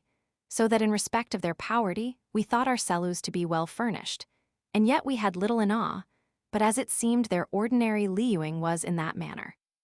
And we were forced to stay there, for that the wind being northwest, it was against Versus. The 21 of August it rained most part of the day, but not so much after dinner as before. Then our master brought good store of fresh fish, which we sawed, and eat our bellies full, which in long time we had not done, and therewith sawed some meal and water instead of bread, whereby we were well comforted. After no one, when the rain began to lessen, we went further into the land and sought for some lepel loaves, and then we saw 2 men vpon ye hills, whereupon we said one to the other, hereabouts there must more people dwell. For there came 2 men towards V's, but we, regarding them not, went back again to our scoot and towards the houses. The 2 men that were vpon the hills, being some of our men that were in the boat, pursuing the Russian lodgy, came down the hill towards her to buy some victuals of them, who being come thither vnowares and hoeing no money about them, they agreed between them to put off one of their pair of breeches, for that as then we wear 2 or 3 pair one hour the other, to sell them for some victuals. But when they came down the hill and were somewhat nearer vnto V's, they espied our scoot lying by the lodgy, and we as then beheld them better and knew them. Wherewith we reiced, and showed each other of our proceedings, and how we had sailed to and fro in great necessity and hunger, and yet they had been in greater necessity and danger than we, and God thanks that he had pursued Versus aliu, and brought V's together again. And then we eat something together, and drank of the clear water, such as runneth along by Colin through the rain, and then we agreed that they should come vnto V's, that we might sail together. The 22 of August the rest of our men with the boat came unto Versus about the east-southeast sun, whereat we much reiced, and then we prayed the Russian's cook to bake a sackie of meal for V's and to make it bread, paying him for it, which he did. And in the meantime, when the fishermen came with their fish out of the sea, our maester bought 4 cods of them, which we sawed and eat. And while we were at meat, the chief of the Russians came vnto V's, and perceiving that we had not much bread, he fetched a loaf and gave it V's. And although we desired them to sit down and eat some meat with V's, yet we could by no means get them to grant thereunto, because it was their fasting day, and for it we had poured butter and fat into our fish. Nor we could not get them once to drink with us, because our cup was somewhat greasy, they were so superstitious touching their fasting and religion. Neither would they lend Versus any of their cups to drink in, lest they should likewise be greased. At that time the wind was northwest. The 23 of August the cook began to knead our meal, and made Versus bread thereof, which being dawn, and the wind and the weather beginning to be somewhat better, we made our cellus ready to depart from thence. At which time, when the Russians came from fishing, our maester gaw their chief commander a good piece of money in regard of the friendship that he had showed V's, and gaw somewhat also to the cook, for the which they yielded Versus great thanks. At which time, the chief of the Russians desired our maester to giu him some gunpowder, which he did, and when we were ready to sail from thence, we put a sackie of meal out of our boat into the boat, lest we should chance to stray one from the other again, that they might help themselves therewith. And so about evening, when the sun was west, we set sail and departed from thence when it began to be high water, and with a northeast wind held our course northwest along by the land. The 24th of August the wind blew east, and then, the sun being east, we got to the Sewin Islands, where we found many fishermen, of whom we inquired after Cool and Kildoon, and they made signs that they lay west from V's, which we likewise just to be so. And withal they showed V's great friendship, and cast a cod into our scoot, but for that we had a good gale of wind we could not stay to pay them for it, but gaw them great thanks, much wondering at their great courtesy. And so, with a good gale of wind, we arrewed before the 7 islands when the sun was southwest, and passed between them and the land. And there found certain fishermen, that rode to V's, and asked Versus where our crable, meaning our ship, was, whereunto we made answer with as much Russian language as we had learned, and said, Crable pro pal, it is, our ship is lost, which they understanding said VNTO VS, Cool Brabos crable. Whereby we understood that at Cool there was certain Netherland ships, but we made no great account thereof, because our intent was to sail to Warehouse, fearing lest the Russians or great prince of the country would stay V's there. The 25th of August, sailing along by the land with a southeast wind, about the south sun we had a sight of Kildoon, at which time we held our course west-northwest. And sailing in that manner between Kildoon and the firm land, about the south-southwest sun, we got to the west end of Kildoon. And being there looked if we could see any houses or people therein, and at last we saw certain Russian lodges that lay upon the strand, and there finding a convenient place for Versus to anchor with our scoots while we went to know if any people were to be found, our maester put in with the land. And there found 5 or 6 small houses, wherein the Laplanders dwelt, of whom he asked if that were Kildoon, whereunt they made answer and showed Versus that it was Kildoon. And said it at Kula there lay 3 Brabants crables or ships, whereof 2 were that day to set sail, which we hearing determined to sail to Warehouse, and about the west-southwest sun put off from thence with a southeast wind. But as we were ender sail, the wind blew so stiff from the southeast, that we durst not keep the sea in the night time, for that the waws of the sea went so hollow, that we were still in doubt that they would smite the scoots to the ground, and so took our course behind 2 cliffs towards our land. And when we came there, we found a small house upon the shore, wherein there was 3 men and a great dog, which received Versus very friendly, asking Versus of our affairs and how we got thither. Whereunto we made answer and showed them that we had lost our ship, and that we were come thither to see if we could get a ship that would bring V's into Holland. Whereunto they made Versus answer, as the other Russians had done, that there was 3 ships at Kula, whereof 2 were to set sail from thence that day. Then we asked them if they would go with one of our men by land to Kula, to look for a ship wherewith we might get into Holland, and said we would reward them well for their pains. But they excused themselves, and said that they could not go from thence, but they said that they would bring V's o'er the hill, where we should find certain Laplanders whom they thought would go with V's, as they did. For the maester and one of our men going with them o'er the hill found certain Laplanders there, whereof they got one to go with our man, promising him 2 royals of 8 for his pains. And so the Laplander going with him took a piece on his neck, and our man a boat hook, and about ewening they set forward, the wind as then being east and east-northeast. The 26th of August it was fair weather, the wind southeast, at which time we drew VP both our scoots upon the land, and took all the goods out of them, to make them the lighter. Which done, we went to the Russians and warmed V's, and there dressed such meats as we had. And then again we began to make 2 meals a day, when we perceived that we should every day find more people, and we drank of their drink which they call quaz, which was made of broken pieces of bread, and it tasted well, for in long time we had drunk nothing else but water. Some of our men went further into the land, and there found blueberries and brambleberries, which they plucked and eat, and they did us much good, for we found that they healed Versus of our looseness. The wind still blew southeast. The 27th of August it was foul weather with a great storm north and north-northwest, so that in regard that the strand was low, and as also for that the spring tide was ready to come on, we drew our scoots a great way upon the land. And when we had thus drawn them much higher up than we had done before, on account of the high water, we went to the Russians, to warm Versus by their fire, and to dress our meat. Meantime the maester sent one of our men to the seaside to our scoots, to make a fire for VS upon the strand, that when we came, we might find it ready, and that in the meantime the smoke might be gone. And while one of our men was there, and the other was going thither, the water draw so high that both our scoots were smitten into the water and in great danger to be cast away. For in the scoot there was but 2 men and 3 in the boat, who with much labor and pain could hardly keep the scoots from being broken upon the strand.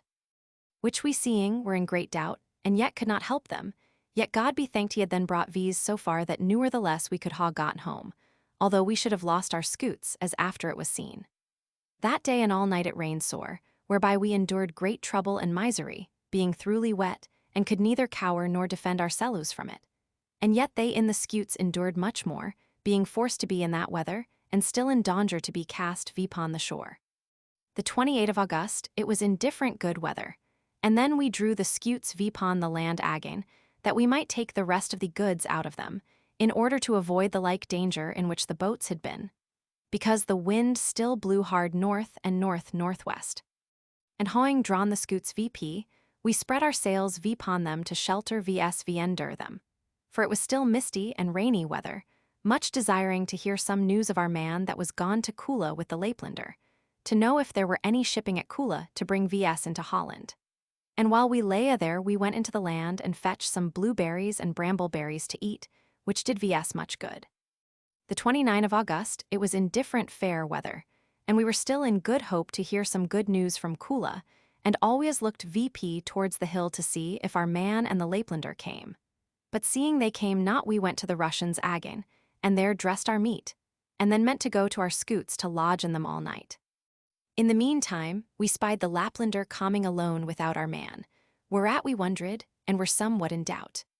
But when he came VNTO V's, he showed versus a letter that was written VNTO our maester, which he opened before V's, the contents thereof being that he that had written the letter wondered much at our arrival in that place, and that long since he verily thought that we had been all cast away, being exceeding glad of our happy fortune, and how that he would presently come VNTO V's with victuals and all other necessaries to succor V's withal. We being in no small admiration who it might be that showed V's so great for and friendship, could not imagine what he was, for it appeared by the letter that he knew versus well. And although the letter was subscribed by me John Cornelison Rip, yet we could not be persuaded that it was the same John Cornelison, who the year before had been set out in the other ship with V's, and left V's about the Bear Island. For those good news we paid the Laplander his hirer, and beside that gaw him hose, breeches, and other furniture, so that he was apparelled like a Hollander.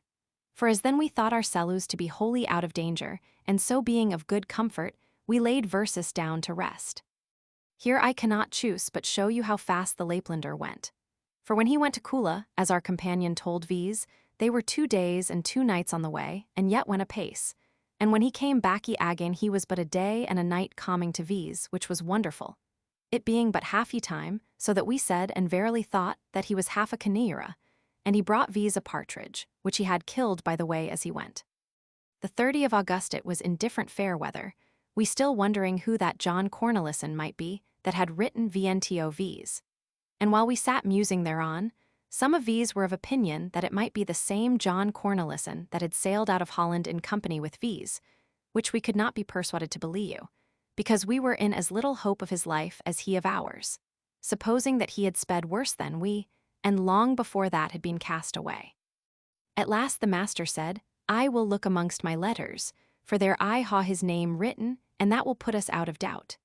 And so, looking amongst them, we found that it was the same John Cornelison, wherewith we were as glad of his safety and welfare as he was of ours.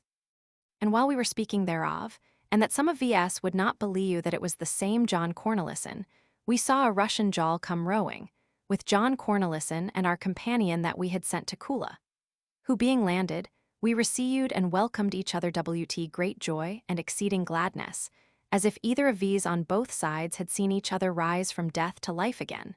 For we esteemed him, and he V's, to be dead long since. He brought V's a barrel of Rossick beer, wine, aqua white, bread, flesh, bacon, salmon, sugar, and other things, which comforted and relieved V's much. And we rejoiced together for our so expected meeting. At that time giving God great thanks for his mercy showed VNTO versus. The 31st of August it was indifferent fair weather, the wind easterly. But in the evening it began to blow hard from the land. and then we made preparation to sail from thence to Kula, first taking our lows of the Russians, and heartily thanking them for their courtesy showed VNTO Vs, and gaw them a piece of money for their good wills. And at night about the north sun we sailed from thence with a high water. The 1 of September in the morning, with the east sun, we got to ye west side of the river of Kula, and entered into it, where we rode till the flood was past. And then we cast the stones that serud Vs for anchors vpon the ground, at a point of land, till the flood came in again. And when the sun was south, we set sail again with the flood, and so sailed and rode till midnight, and then we cast anchor again till morning. The 2 of September in the morning we rode VP the Reuer. And as we passed along we saw some trees on the Reuer side, which comforted Versus and made VS as glad as if we had then come into a new world. For in all the time we had been out, we had not seen any trees. And when we were by the salt kettles, which is about 3 miles from Kula, we stayed there a while and made merry, and then went forward again, and with the west-northwest sun got to John Cornelison's ship, wherein we entered and drunk. There we began to make merry again with the sailors that were therein, and that had been in the voyage with John Cornelison the year before, and bade each other welcome. Then we rode forward, and late in the evening got to Kula, where some of these went on land, and some stayed in the scoots to look to the goods, to whom we sent milk and other things to comfort and refresh them. And we were all exceeding glad that God of his mercy had delivered Versus out of so many dangers and troubles, and had brought Vs thither in safety. For as then we esteemed ourselves to be safe, although ye place in times past, lying so far from Versus, was as much VN known VNTO Vs as if it had been out of the world, and at that time, being there, we thought we were almost at home. The 3 of September we VN laded all our goods, and there refreshed ourselves after our toilsome and weary journey and the great hunger that we had endured, thereby to recover our healths and strengths again. The 11 of September, by low and consent of the Bayard, governor for the great Prince of Muscuya, we brought our scoot and our boat into the merchant's house, and there let them stand for a remembrance of our long, far, and newer before sailed way, and that we had sailed in those open scoots almost 400 Dutch miles, through and along by the sea coasts to the town of Kula, whereat the inhabitants thereof could not sufficiently wonder. The 15 of Sep we went into a lodgy WT all our goods and our men to John Cornelison's ship, which lay about half a mile from the town, and that day sailed in the ship down the Reuer till we were beyond the narrowest part thereof, which was about half the Reuer, and there stayed for John Cornelison and our maester, that said they would come to Versus the next day. The 17 of September John Cornelison and our maester being come aboard, the next day about the east sun we set sail out of the Reuer Kula, and with God's grace put to sea to sail homewards. And being out of the Reuer, we sailed along by the land northwest and by north, the wind being south. The 19 of September about the south sun, we got to Warehouse, and there anchored and went on land, because John Cornelison was there to take in more goods, and stayed there till the 6th of October, in the which time we had a hard wind out of the north and northwest. And while we stayed there we refreshed ourselves somewhat better, to recover our sickness and weakness again, that we might grow stronger, which asked some time, for we were much spent and exceeding weak. The 6th of October about evening, the sun being southwest, we set sail, and with God's grace from Warehouse for Holland. But for that it is a common and well-known way, I will speak nothing thereof, only that vpon the 29 October we arrived in the Mace with an east-northeast wind, and the next morning got to Maceland Sluice, and there going on land, from thence rode to Delft, and then to the Hage, and from thence to Haarlem. And vpon the 1st of November about no one got to Amsterdam, in the same clothes that we wear in Noisembla, with our caps furred with white foxes' skins, and went to the house of Peter Hasselaer. That was one of the merchants that set out the 2 ships, which were conducted by John Cornelison and our maester. And being there, where many men wounded to see Vs, as hoing esteemed Vs long before that to ha been dead and rotten, the news thereof being spread abroad in the town, it was also carried to the Prince's court in the Hage, at which time the Lord Chancellor of Denmark, ambassador for the said king, was then at dinner with Prince Maurice. For the which cause we were presently fetched thither by the scout and 2 of the burghers of the town, and there in the presence of those ambassadors and the burgomasters we made rehearsal of our journey both forwards and backwards. And after that, Ueri man that dwelt thereabouts went home, but such as dwelt not near to that place were placed in good lodgings for certain days, until we had received our pay. And then Ueri one of vs departed and went to the place of his abode. The names of those that came home again from this voyage were Jacob Heemskerck, Meester and Factor, Peter Peterson Voss, Gerrit de Veer, Meester Hans Voss, Surgeon Jacob Johnson, Sterenberg Leonard Hendrickson, Lawrence Williamson, John Hilbrandson, Jacob Johnson Hugwant, Peter Cornelissen, John Voos Bison, and Jacob Uartson. Venice. These make up the ship's company, which originally consisted of 17 persons in all. The seeming discrepancy with regard to 2 of the names, as they appear in the list in page 193, is easily explained away. Iacob Ian Soon Hugwout, of Schiedam, and Ian van Bison Rainier Soon have here their family names given in addition to their patronymics, which latter alone they had signed in the former list. Appendix. A letter from John Ballack to Gerard Mercator. Henry Hudson's account of his visit to Novia Zemlya. Writings of William Barents preserved by Purchas. Appendix. 1. A letter from John Ballack to Gerard Mercator. A learned epistle, written, 1581, unto the famous cosmographer M. Gerardus Mercator, concerning the Riur Pecora, Naramse, Kara Raka, the mighty Riur of Ob, the place of Yaks Algush in Siberia, the great Riur Ardo, the lake of Kidde called of the borderers Paraha, the country of Kara Kalmak, giving good light to the discovery of the northeast passage to Cathay, China, and the Moluccas. Inclido and Celebri, Gerardo Mercatori, Domino and Amico Singulari, in manus proprias Duisburgi in Cliuia. CVM Memonisum, Amis Optime, Quanta, cum vina ageremus, delectation officerer in legendis geographicis scriptis Homeri, Strabonus Aristoteles, Plinage, Dionys et Relicarum, litatis sum eo quad insidissum in hunc nuntium, qui tibi has literas tradit, quem tibi commendatum esse valdecupio, quic dudum Arisburgi hic ad oscilam fluium appulit. Homines experientia, vt mihi quidem vidter, multum t adiurit in re Viennae, ec summis a t votis expedita, et magnoper elaborata, dequitam veri inter si dissentient cosmographi recentiers. Pate faction nimmerum ingentes Elias promontorage tabin, celebrisque Elias and opulenti regionis sub Cathiorum, rege per oceanum ad orientem brumilum. Ulferius is est nation belga, qui captius aliquat annos vixit in Mosquidarum dician, apud viros alic celeberimos Jacuium and Venicium. Aquibus Antiopium misses, est exercitum homines re nautici peritos, qui satis amplo proposito premio ad alos viros si recipient, qui suo artifice duas ad im pate factionum nos edificarunt in duina fluio.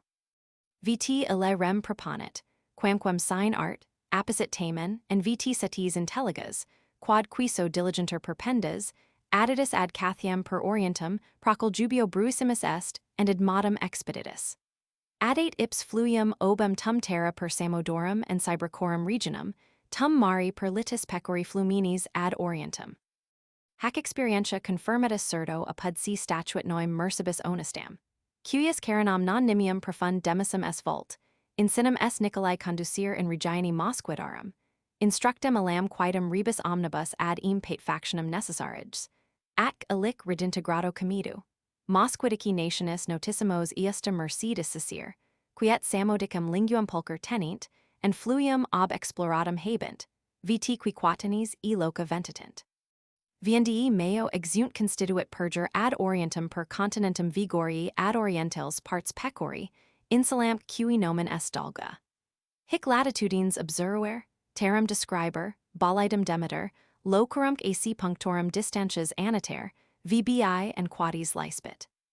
Et quonium pecori sinus vel untibus vel reduntibus commodissimus est, tum subsidige, tum diusorage locus, proper glacium and tempestates, diem impendir decruit cognoscendis vadis, facilem hoc noium additu in uniendo. Quo loco antihac aquarum altitudinem duntixat ad quinc peds inunit, sed profundiors canals esse non dubitat. Dane per ios fines perger ad tria quatuor miliaria nautica, relicta insula, quam vegets vocent, media for via inter vigorium and nuam zemblem. Tum sinem quendam preterire inter vegets ac obem, qui per maritim virgens pertingit ad terram vigorii, in quem confluent exigui duo amnes, marmesia ac cara, ad quos amnes gens alia semodorum accolit Immanes and Ephrata. Multa in eo tractu loca vedosa, multas cataractas in unit, sed tamen per quas possit neugari. VBI ad fluvium obum parentum furit, qui quaedam fluvius, vt referent semodi septuaginta habet ostia, qui propter ingentem latitudinem multas magnas concludentum insulas, quas varage incolent populi, vix quisquam animadvertat, ni temporis nimium impendet, constituit ad summum tria quatuorf tenter ora, e praesertim qui ex concilio incolarum, quos in itiner aliquat habituris est, commodissima videbunter. Triac quatuorv ius regionis noigiola tintandis ostids ad hiber, quam feri potest ad litis proxime, quod quaedam sub itiner trium dirum incollitor, vt quo loco tudicime neugari possit, intelligat. Quod si noim per fluvium obem aduoso amni possit impeller, prima si potrit cataracta, ec, vt verisimile est, commodissima, adjunct locum appeller, quem aliquando ips cum sues aliquat per cybercorum regionum terra adate, qui duodsim extedirum itiner destata mari, qua influit in mare flumen ob, qui locus est in continent, prop fluvium ob q nomen est jax algush, name mutuato ob illo magno profluente flumini ob elabent. Tum cert speraret maximas c, difficultate superisse. Referent enim alic populars, qui trium duntixat dirum neugation ob eo loco obfurent, quod alic rarum est, eo quod multo ad vinum duntixat dim simbas pelicias a litter propellants oborda tempestate perierunt, cum nec a sol nec a sideribus rectionum serent Peter, per transuosum fluminis ob, viandii spatiosum esse alias latitudinem constat, grand si carinas preciosis honestas mercibus magno fluio dilatas vitis per nigros, puta Ethiops. Eam fluvium ardo illi vocant, qui influit in lacum citium, quem perha illi nominant, cui contermina est gens illa laticime fusa, quam cara calmac appellant, non alia cert quam cathia. Illic, si necessitas postulabit, opportunum erit hibernare, si suos grificere risc omnes necessarias conquirer. Quod si acciderit, non dubitat interim plurimum si adiutum iri, plura illic querentum ac edicentum. Verentamen sperit estate idem ad cathiorum fine si parenturum, nisi ingenti glaciae mole ad os fluige obium pediater, qui mare interdum minor est. Tum perpecorem redire statuit ac illic hibernare. Vel si id non potrit, in flumen duini, quo mature satis pertingit, ac ida primo vir proximo in itiner progredi. Vinum est quod seu loco oblitus sum. Qui locum alum jax algush incollant, am mayoribus sues olim predicatum assurant, si in locucitio dulcissimum campanarum harmonium audius, ac ampla edificia conspexis. Et cum gentes cara calmac mentionum faciant, cathia la est, ob immo pector suspiria repetent, manibusque proiectis suspiciant in coelum, velet in signum Elias splendorum inventes ac admirantes. Vitinam ulferius hic cosmographium melius saperit, multum ad Elias visum adiungerit, qui sane plurimus est. Multa praetoreo, ver amicissime, ipsum commonum t audier cupio, qui mihi spospendit si in itiner duisburgi t viscerum. Oit enim tecum confera sermons, and procul dubio hominum multum adiuris. Satis instructus vidter pecunia and gratia, in quibus ales caficiges amicisci feci illi, si velit me copium. Deus optimus maximus hominis votis ac alacritati foit, initia secundit, successus fortunet, exitum folicissimum concedat. Veil amis ac domine singularis. Erisburgi ad oscilam fluvium 20 Februarige, 1581. Tus quantus sum. Joannes Ballicus. 2. An account of Henry Hudson's visit to Novia Zemlya. Extracted from A Second Voyage or Employment of Master Henry Hudson for Finding a Passage to the East Indies by the Northeast, written by himself. Printed in Purchas His Pilgrims, Volume Roman 3, pp. 577-579. The 6 and 20th, fair sun-shining weather, and little wind at east-northeast. From 12 o'clock at night till 4 this morning we stood southward 2 leagues, sounding we had 66 fathom O's as afore. From 4 o'clock to no one, southeast and by south 4 leagues, and had the sun on the meridian on the southeast and by south point of the compass, in the latitude of 72 degrees 25 minutes, and had sight of Noix Zembla 4 or 5 leagues from Vies, and the place called by the Hollanders Swart Cliff bearing off southeast. In the afternoon, we had a fine gale at east-northeast, and by 8 of the clock we had brought it to bear off versus east-southerly, and sailed by the shore a league from it. The 7th and 20th, all the forenoon it was almost calmy. We being 2 mile from the shore, I sent my mate Robert Ewitt and Ione Cook my boatswain on shore, with 4 others, to see what the land would yield that might be profitable, and to fill 2 or 3 casks with water. They found and brought aboard some whale's fins, 2 deer's horns, and the dung of deer, and they told me that they saw grass on the shore of the last year, and young grass came up amongst it a shaftman long, and it was boggy ground in some places. There are many streams of snow water nigh. It was very hot on the shore, and the snow melted apace. They saw the footings of many great bears, of deer, and foxes. They went from Versus at 3 o'clock in the morning, and came aboard at a southeast sun, and at their calming we saw 2 or 3 companies of morses in the sea near Versus swimming, being almost calmy. I presently sent my mate, Ladlow the carpenter, and 6 others ashore, to a place where I thought the morses might come on the shore. They found the place likely, but found no sign of any that had been there. There was a cross standing on the shore, much driftwood, and signs of fires that had been made there. They saw the footing of very great deer and bears, and much fowl and a fox. They brought aboard whale fins, some moss, flowers, and green things that did there grow. They brought also 2 pieces of a cross, which they found there. The sun was on the meridian on the north-northeast, half a point easterly, before it began to fall. The sun's height was 4 degrees 45 minutes, inclination 22 degrees 33 minutes, which makes the latitude 72 degrees 12 minutes. There is disagreement between this and the last observation, but by means of the clearness of the sun, the smoothness of the sea, and the nearness to land, we could not be deceived, and care was taken in it. The 8th and 20th, at 4 o'clock in the morning, our boat came aboard and brought 2 dozen of fowl, and some eggs, whereof a few were good, and a whale's fin. And we all saw the sea full of morses, yet no signs of their being on shore. And in this calmy, from 8 o'clock last evening till for this morning, we were drawn baccy to the northward as far as we were the last evening at 4 o'clock by a stream or a tide. And we choose rather so to dree you, than to adunture the loss of an anchor and the spoil of a cable. Here our new ship-boat began to doe Versus Ceruis, and was an encouragement to my company, which want I found the last year. The 9th and 20th in the morning calmy, being half a league from the shore, the sea being smooth, the needle did incline 84 degrees. We had many morses in the sea near Vies, and desiring to find where they came on shore, we put to with sail and oars, towing in our boat and rowing in our bark, to get about a point of land, from whence the land did fall more easterly, and the morses did go that way. We had the sun on the meridian on the south, and by west point, half a point to the wester part of the compass, in the latitude of 71 degrees 15 minutes. At 2 o'clock this afternoon we came to anchor in the mouth of a river, where lieth an island in the mouth thereof 4 leagues. We anchored from the island in 32 fathoms blacky sandy ground.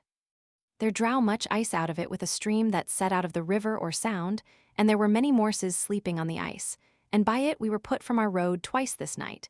And being calmy on this day, it pleased God at our need to giu Versus a fine gale, which freed Versus out of danger.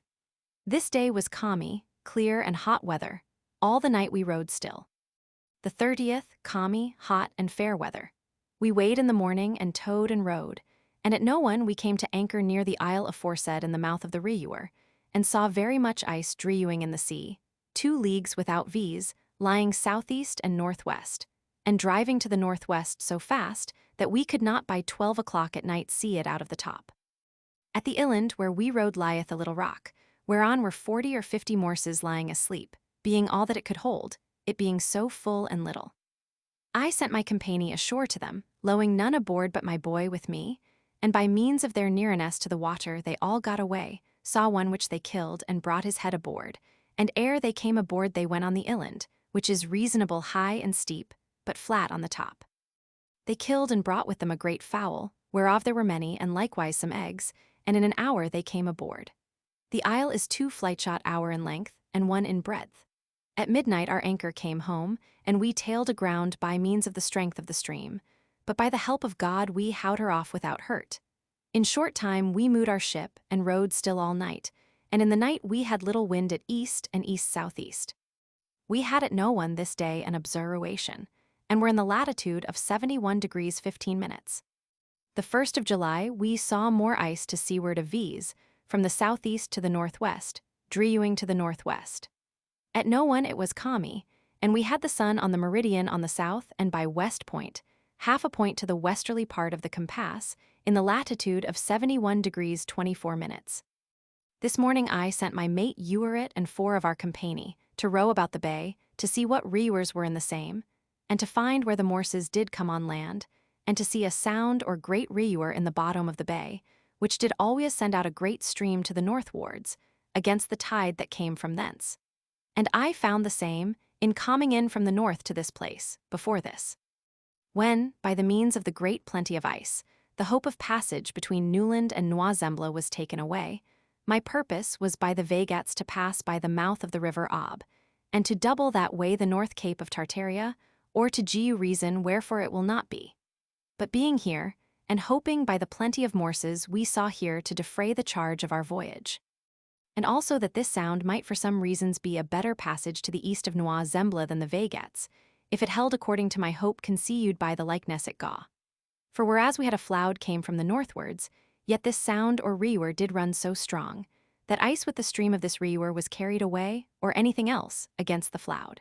So that both in floud and ebb the stream doth hold a strong course, and it floweth from the north 3 hours, and ebbeth 9.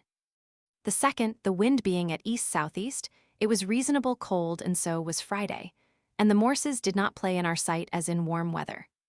This morning at 3 of the clock, my mate and company came aboard and brought a great deer's horn, a white lock of deer's hair, 4 dozen of fowl, their boat half laden with drift wood, and some flowers and green things that they found growing on the shore.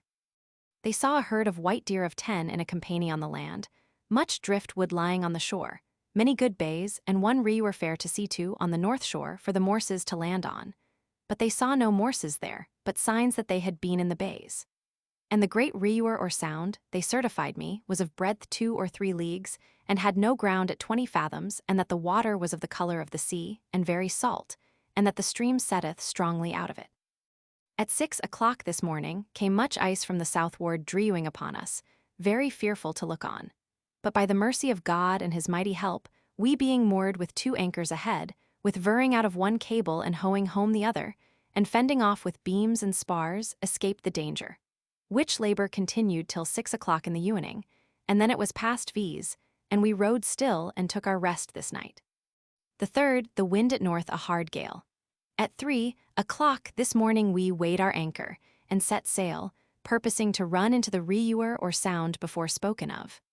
The 4th, in the morning, it cleared up with the wind at northwest, we weighed and set sail, and stood to the eastwards, and passed our reef and found on it few and a half, 6, 6.5 ensuing fathoms water.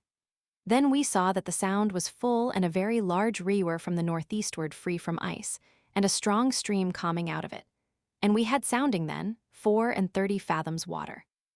We all conceived hope of this northerly reewer or sound, and sailing in it, we found 23 fathoms for 3 leagues, and after 20 fathoms for few or 6 leagues, all tough oozy ground.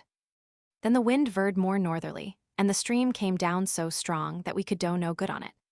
We come to anchor and went to supper, and then presently I sent my mate Ayuit, with few more of our company in our boat with sail and oars to get up the reewer, being provided with victuals and weapons for defense, willing them to sound as they went, and if it did continue still deep, to go until it did trend to the eastward or to the southwards, and we rode still. The 5th, in the morning, we had the wind at west. We began to weigh anchor, purposing to set sail, and to run VP the sound after our company. Then the wind veered northerly upon V's, and we sought our labor. At no one our company came aboard V's, having had a hard rot, for they had been VP the river 6 or 7 leagues, and sounded it from 20 to 3 and 20, and after brought it to 8, 6 and 1 fathom, and then to 4 foot in the best. They then went ashore and found good store of wild goose quills, a piece of an old oar, and some flowers and green things which they found growing. They saw many deer, and so did we in our after-day's sailing. They being come aboard, we presently set sail with the wind at north-northwest, and we stood out again to the southwestwards, with sorrow that our labor was in vain. For, had this sound held as it did make show of, for breadth, depth, safeness of harbor, and good anchor ground, it might ha yielded an excellent passage to a more easterly sea. Generally, all the land of Noir Zemble that yet we ha seen is to a man's eye a pleasant land. Much main high land with no snow on it, looking in some places green and deer feeding thereon, and the hills are partly covered with snow and partly bare. It is no marvel that there is so much ice in the sea towards the pole, so many sounds and reewers being in the lands of Noir Zemble and Newland to engender it, besides the coasts of Pechora, Russia, and Groenland, with Lapia, as by proofs I find by my trial in these parts, by means of which ice I suppose there will be no navigible passage this way. This evening we had the wind at west and by south. We therefore came to anchor under Deer Point, and it was a storm at sea. We rode in 20 fathoms, oozy ground. I sent my mate Ladlow, with 4 more ashore, to see whether any morses were on the shore, and to kill some fowl. For we had seen no morses since Saturday, the 2nd day of this month, that we saw them drewing out of the ice. They found good landing for them, but no seen that they had been there. But they found that fire had been made there, yet not lately. At 10 of the clock in the evening they came aboard, and brought with them near 100 fowls called wellocks. This night it was wet fog, and very thick and cold, the wind at west-southwest. The 6th, in the morning, we had the wind stormy and shifting, between the west and southwest, against us for doing any good. We rode still, and had much ice drewing by Versus to the eastwards of Versus at 9 of the clock. This evening we had the wind at north-northwest. We presently weighed, and set sail, and stood to the westward, being out of hope to find passage by the northeast. And my purpose was now to see whether Willoughby's land were, as it is laid in our cards. Which if it were, we might find morses on it, for with the ice they were all driven from hence. This place Vipon Noir Zemble is another than that which the Hollanders call Costing Sarch, discoured by Oliver Brownell, and William Barentson's observation doth witness the same. It is laid in plot by the Hollanders out of his true place too far north, to what end I know not, unless to make it hold course with the compass, not respecting the variation.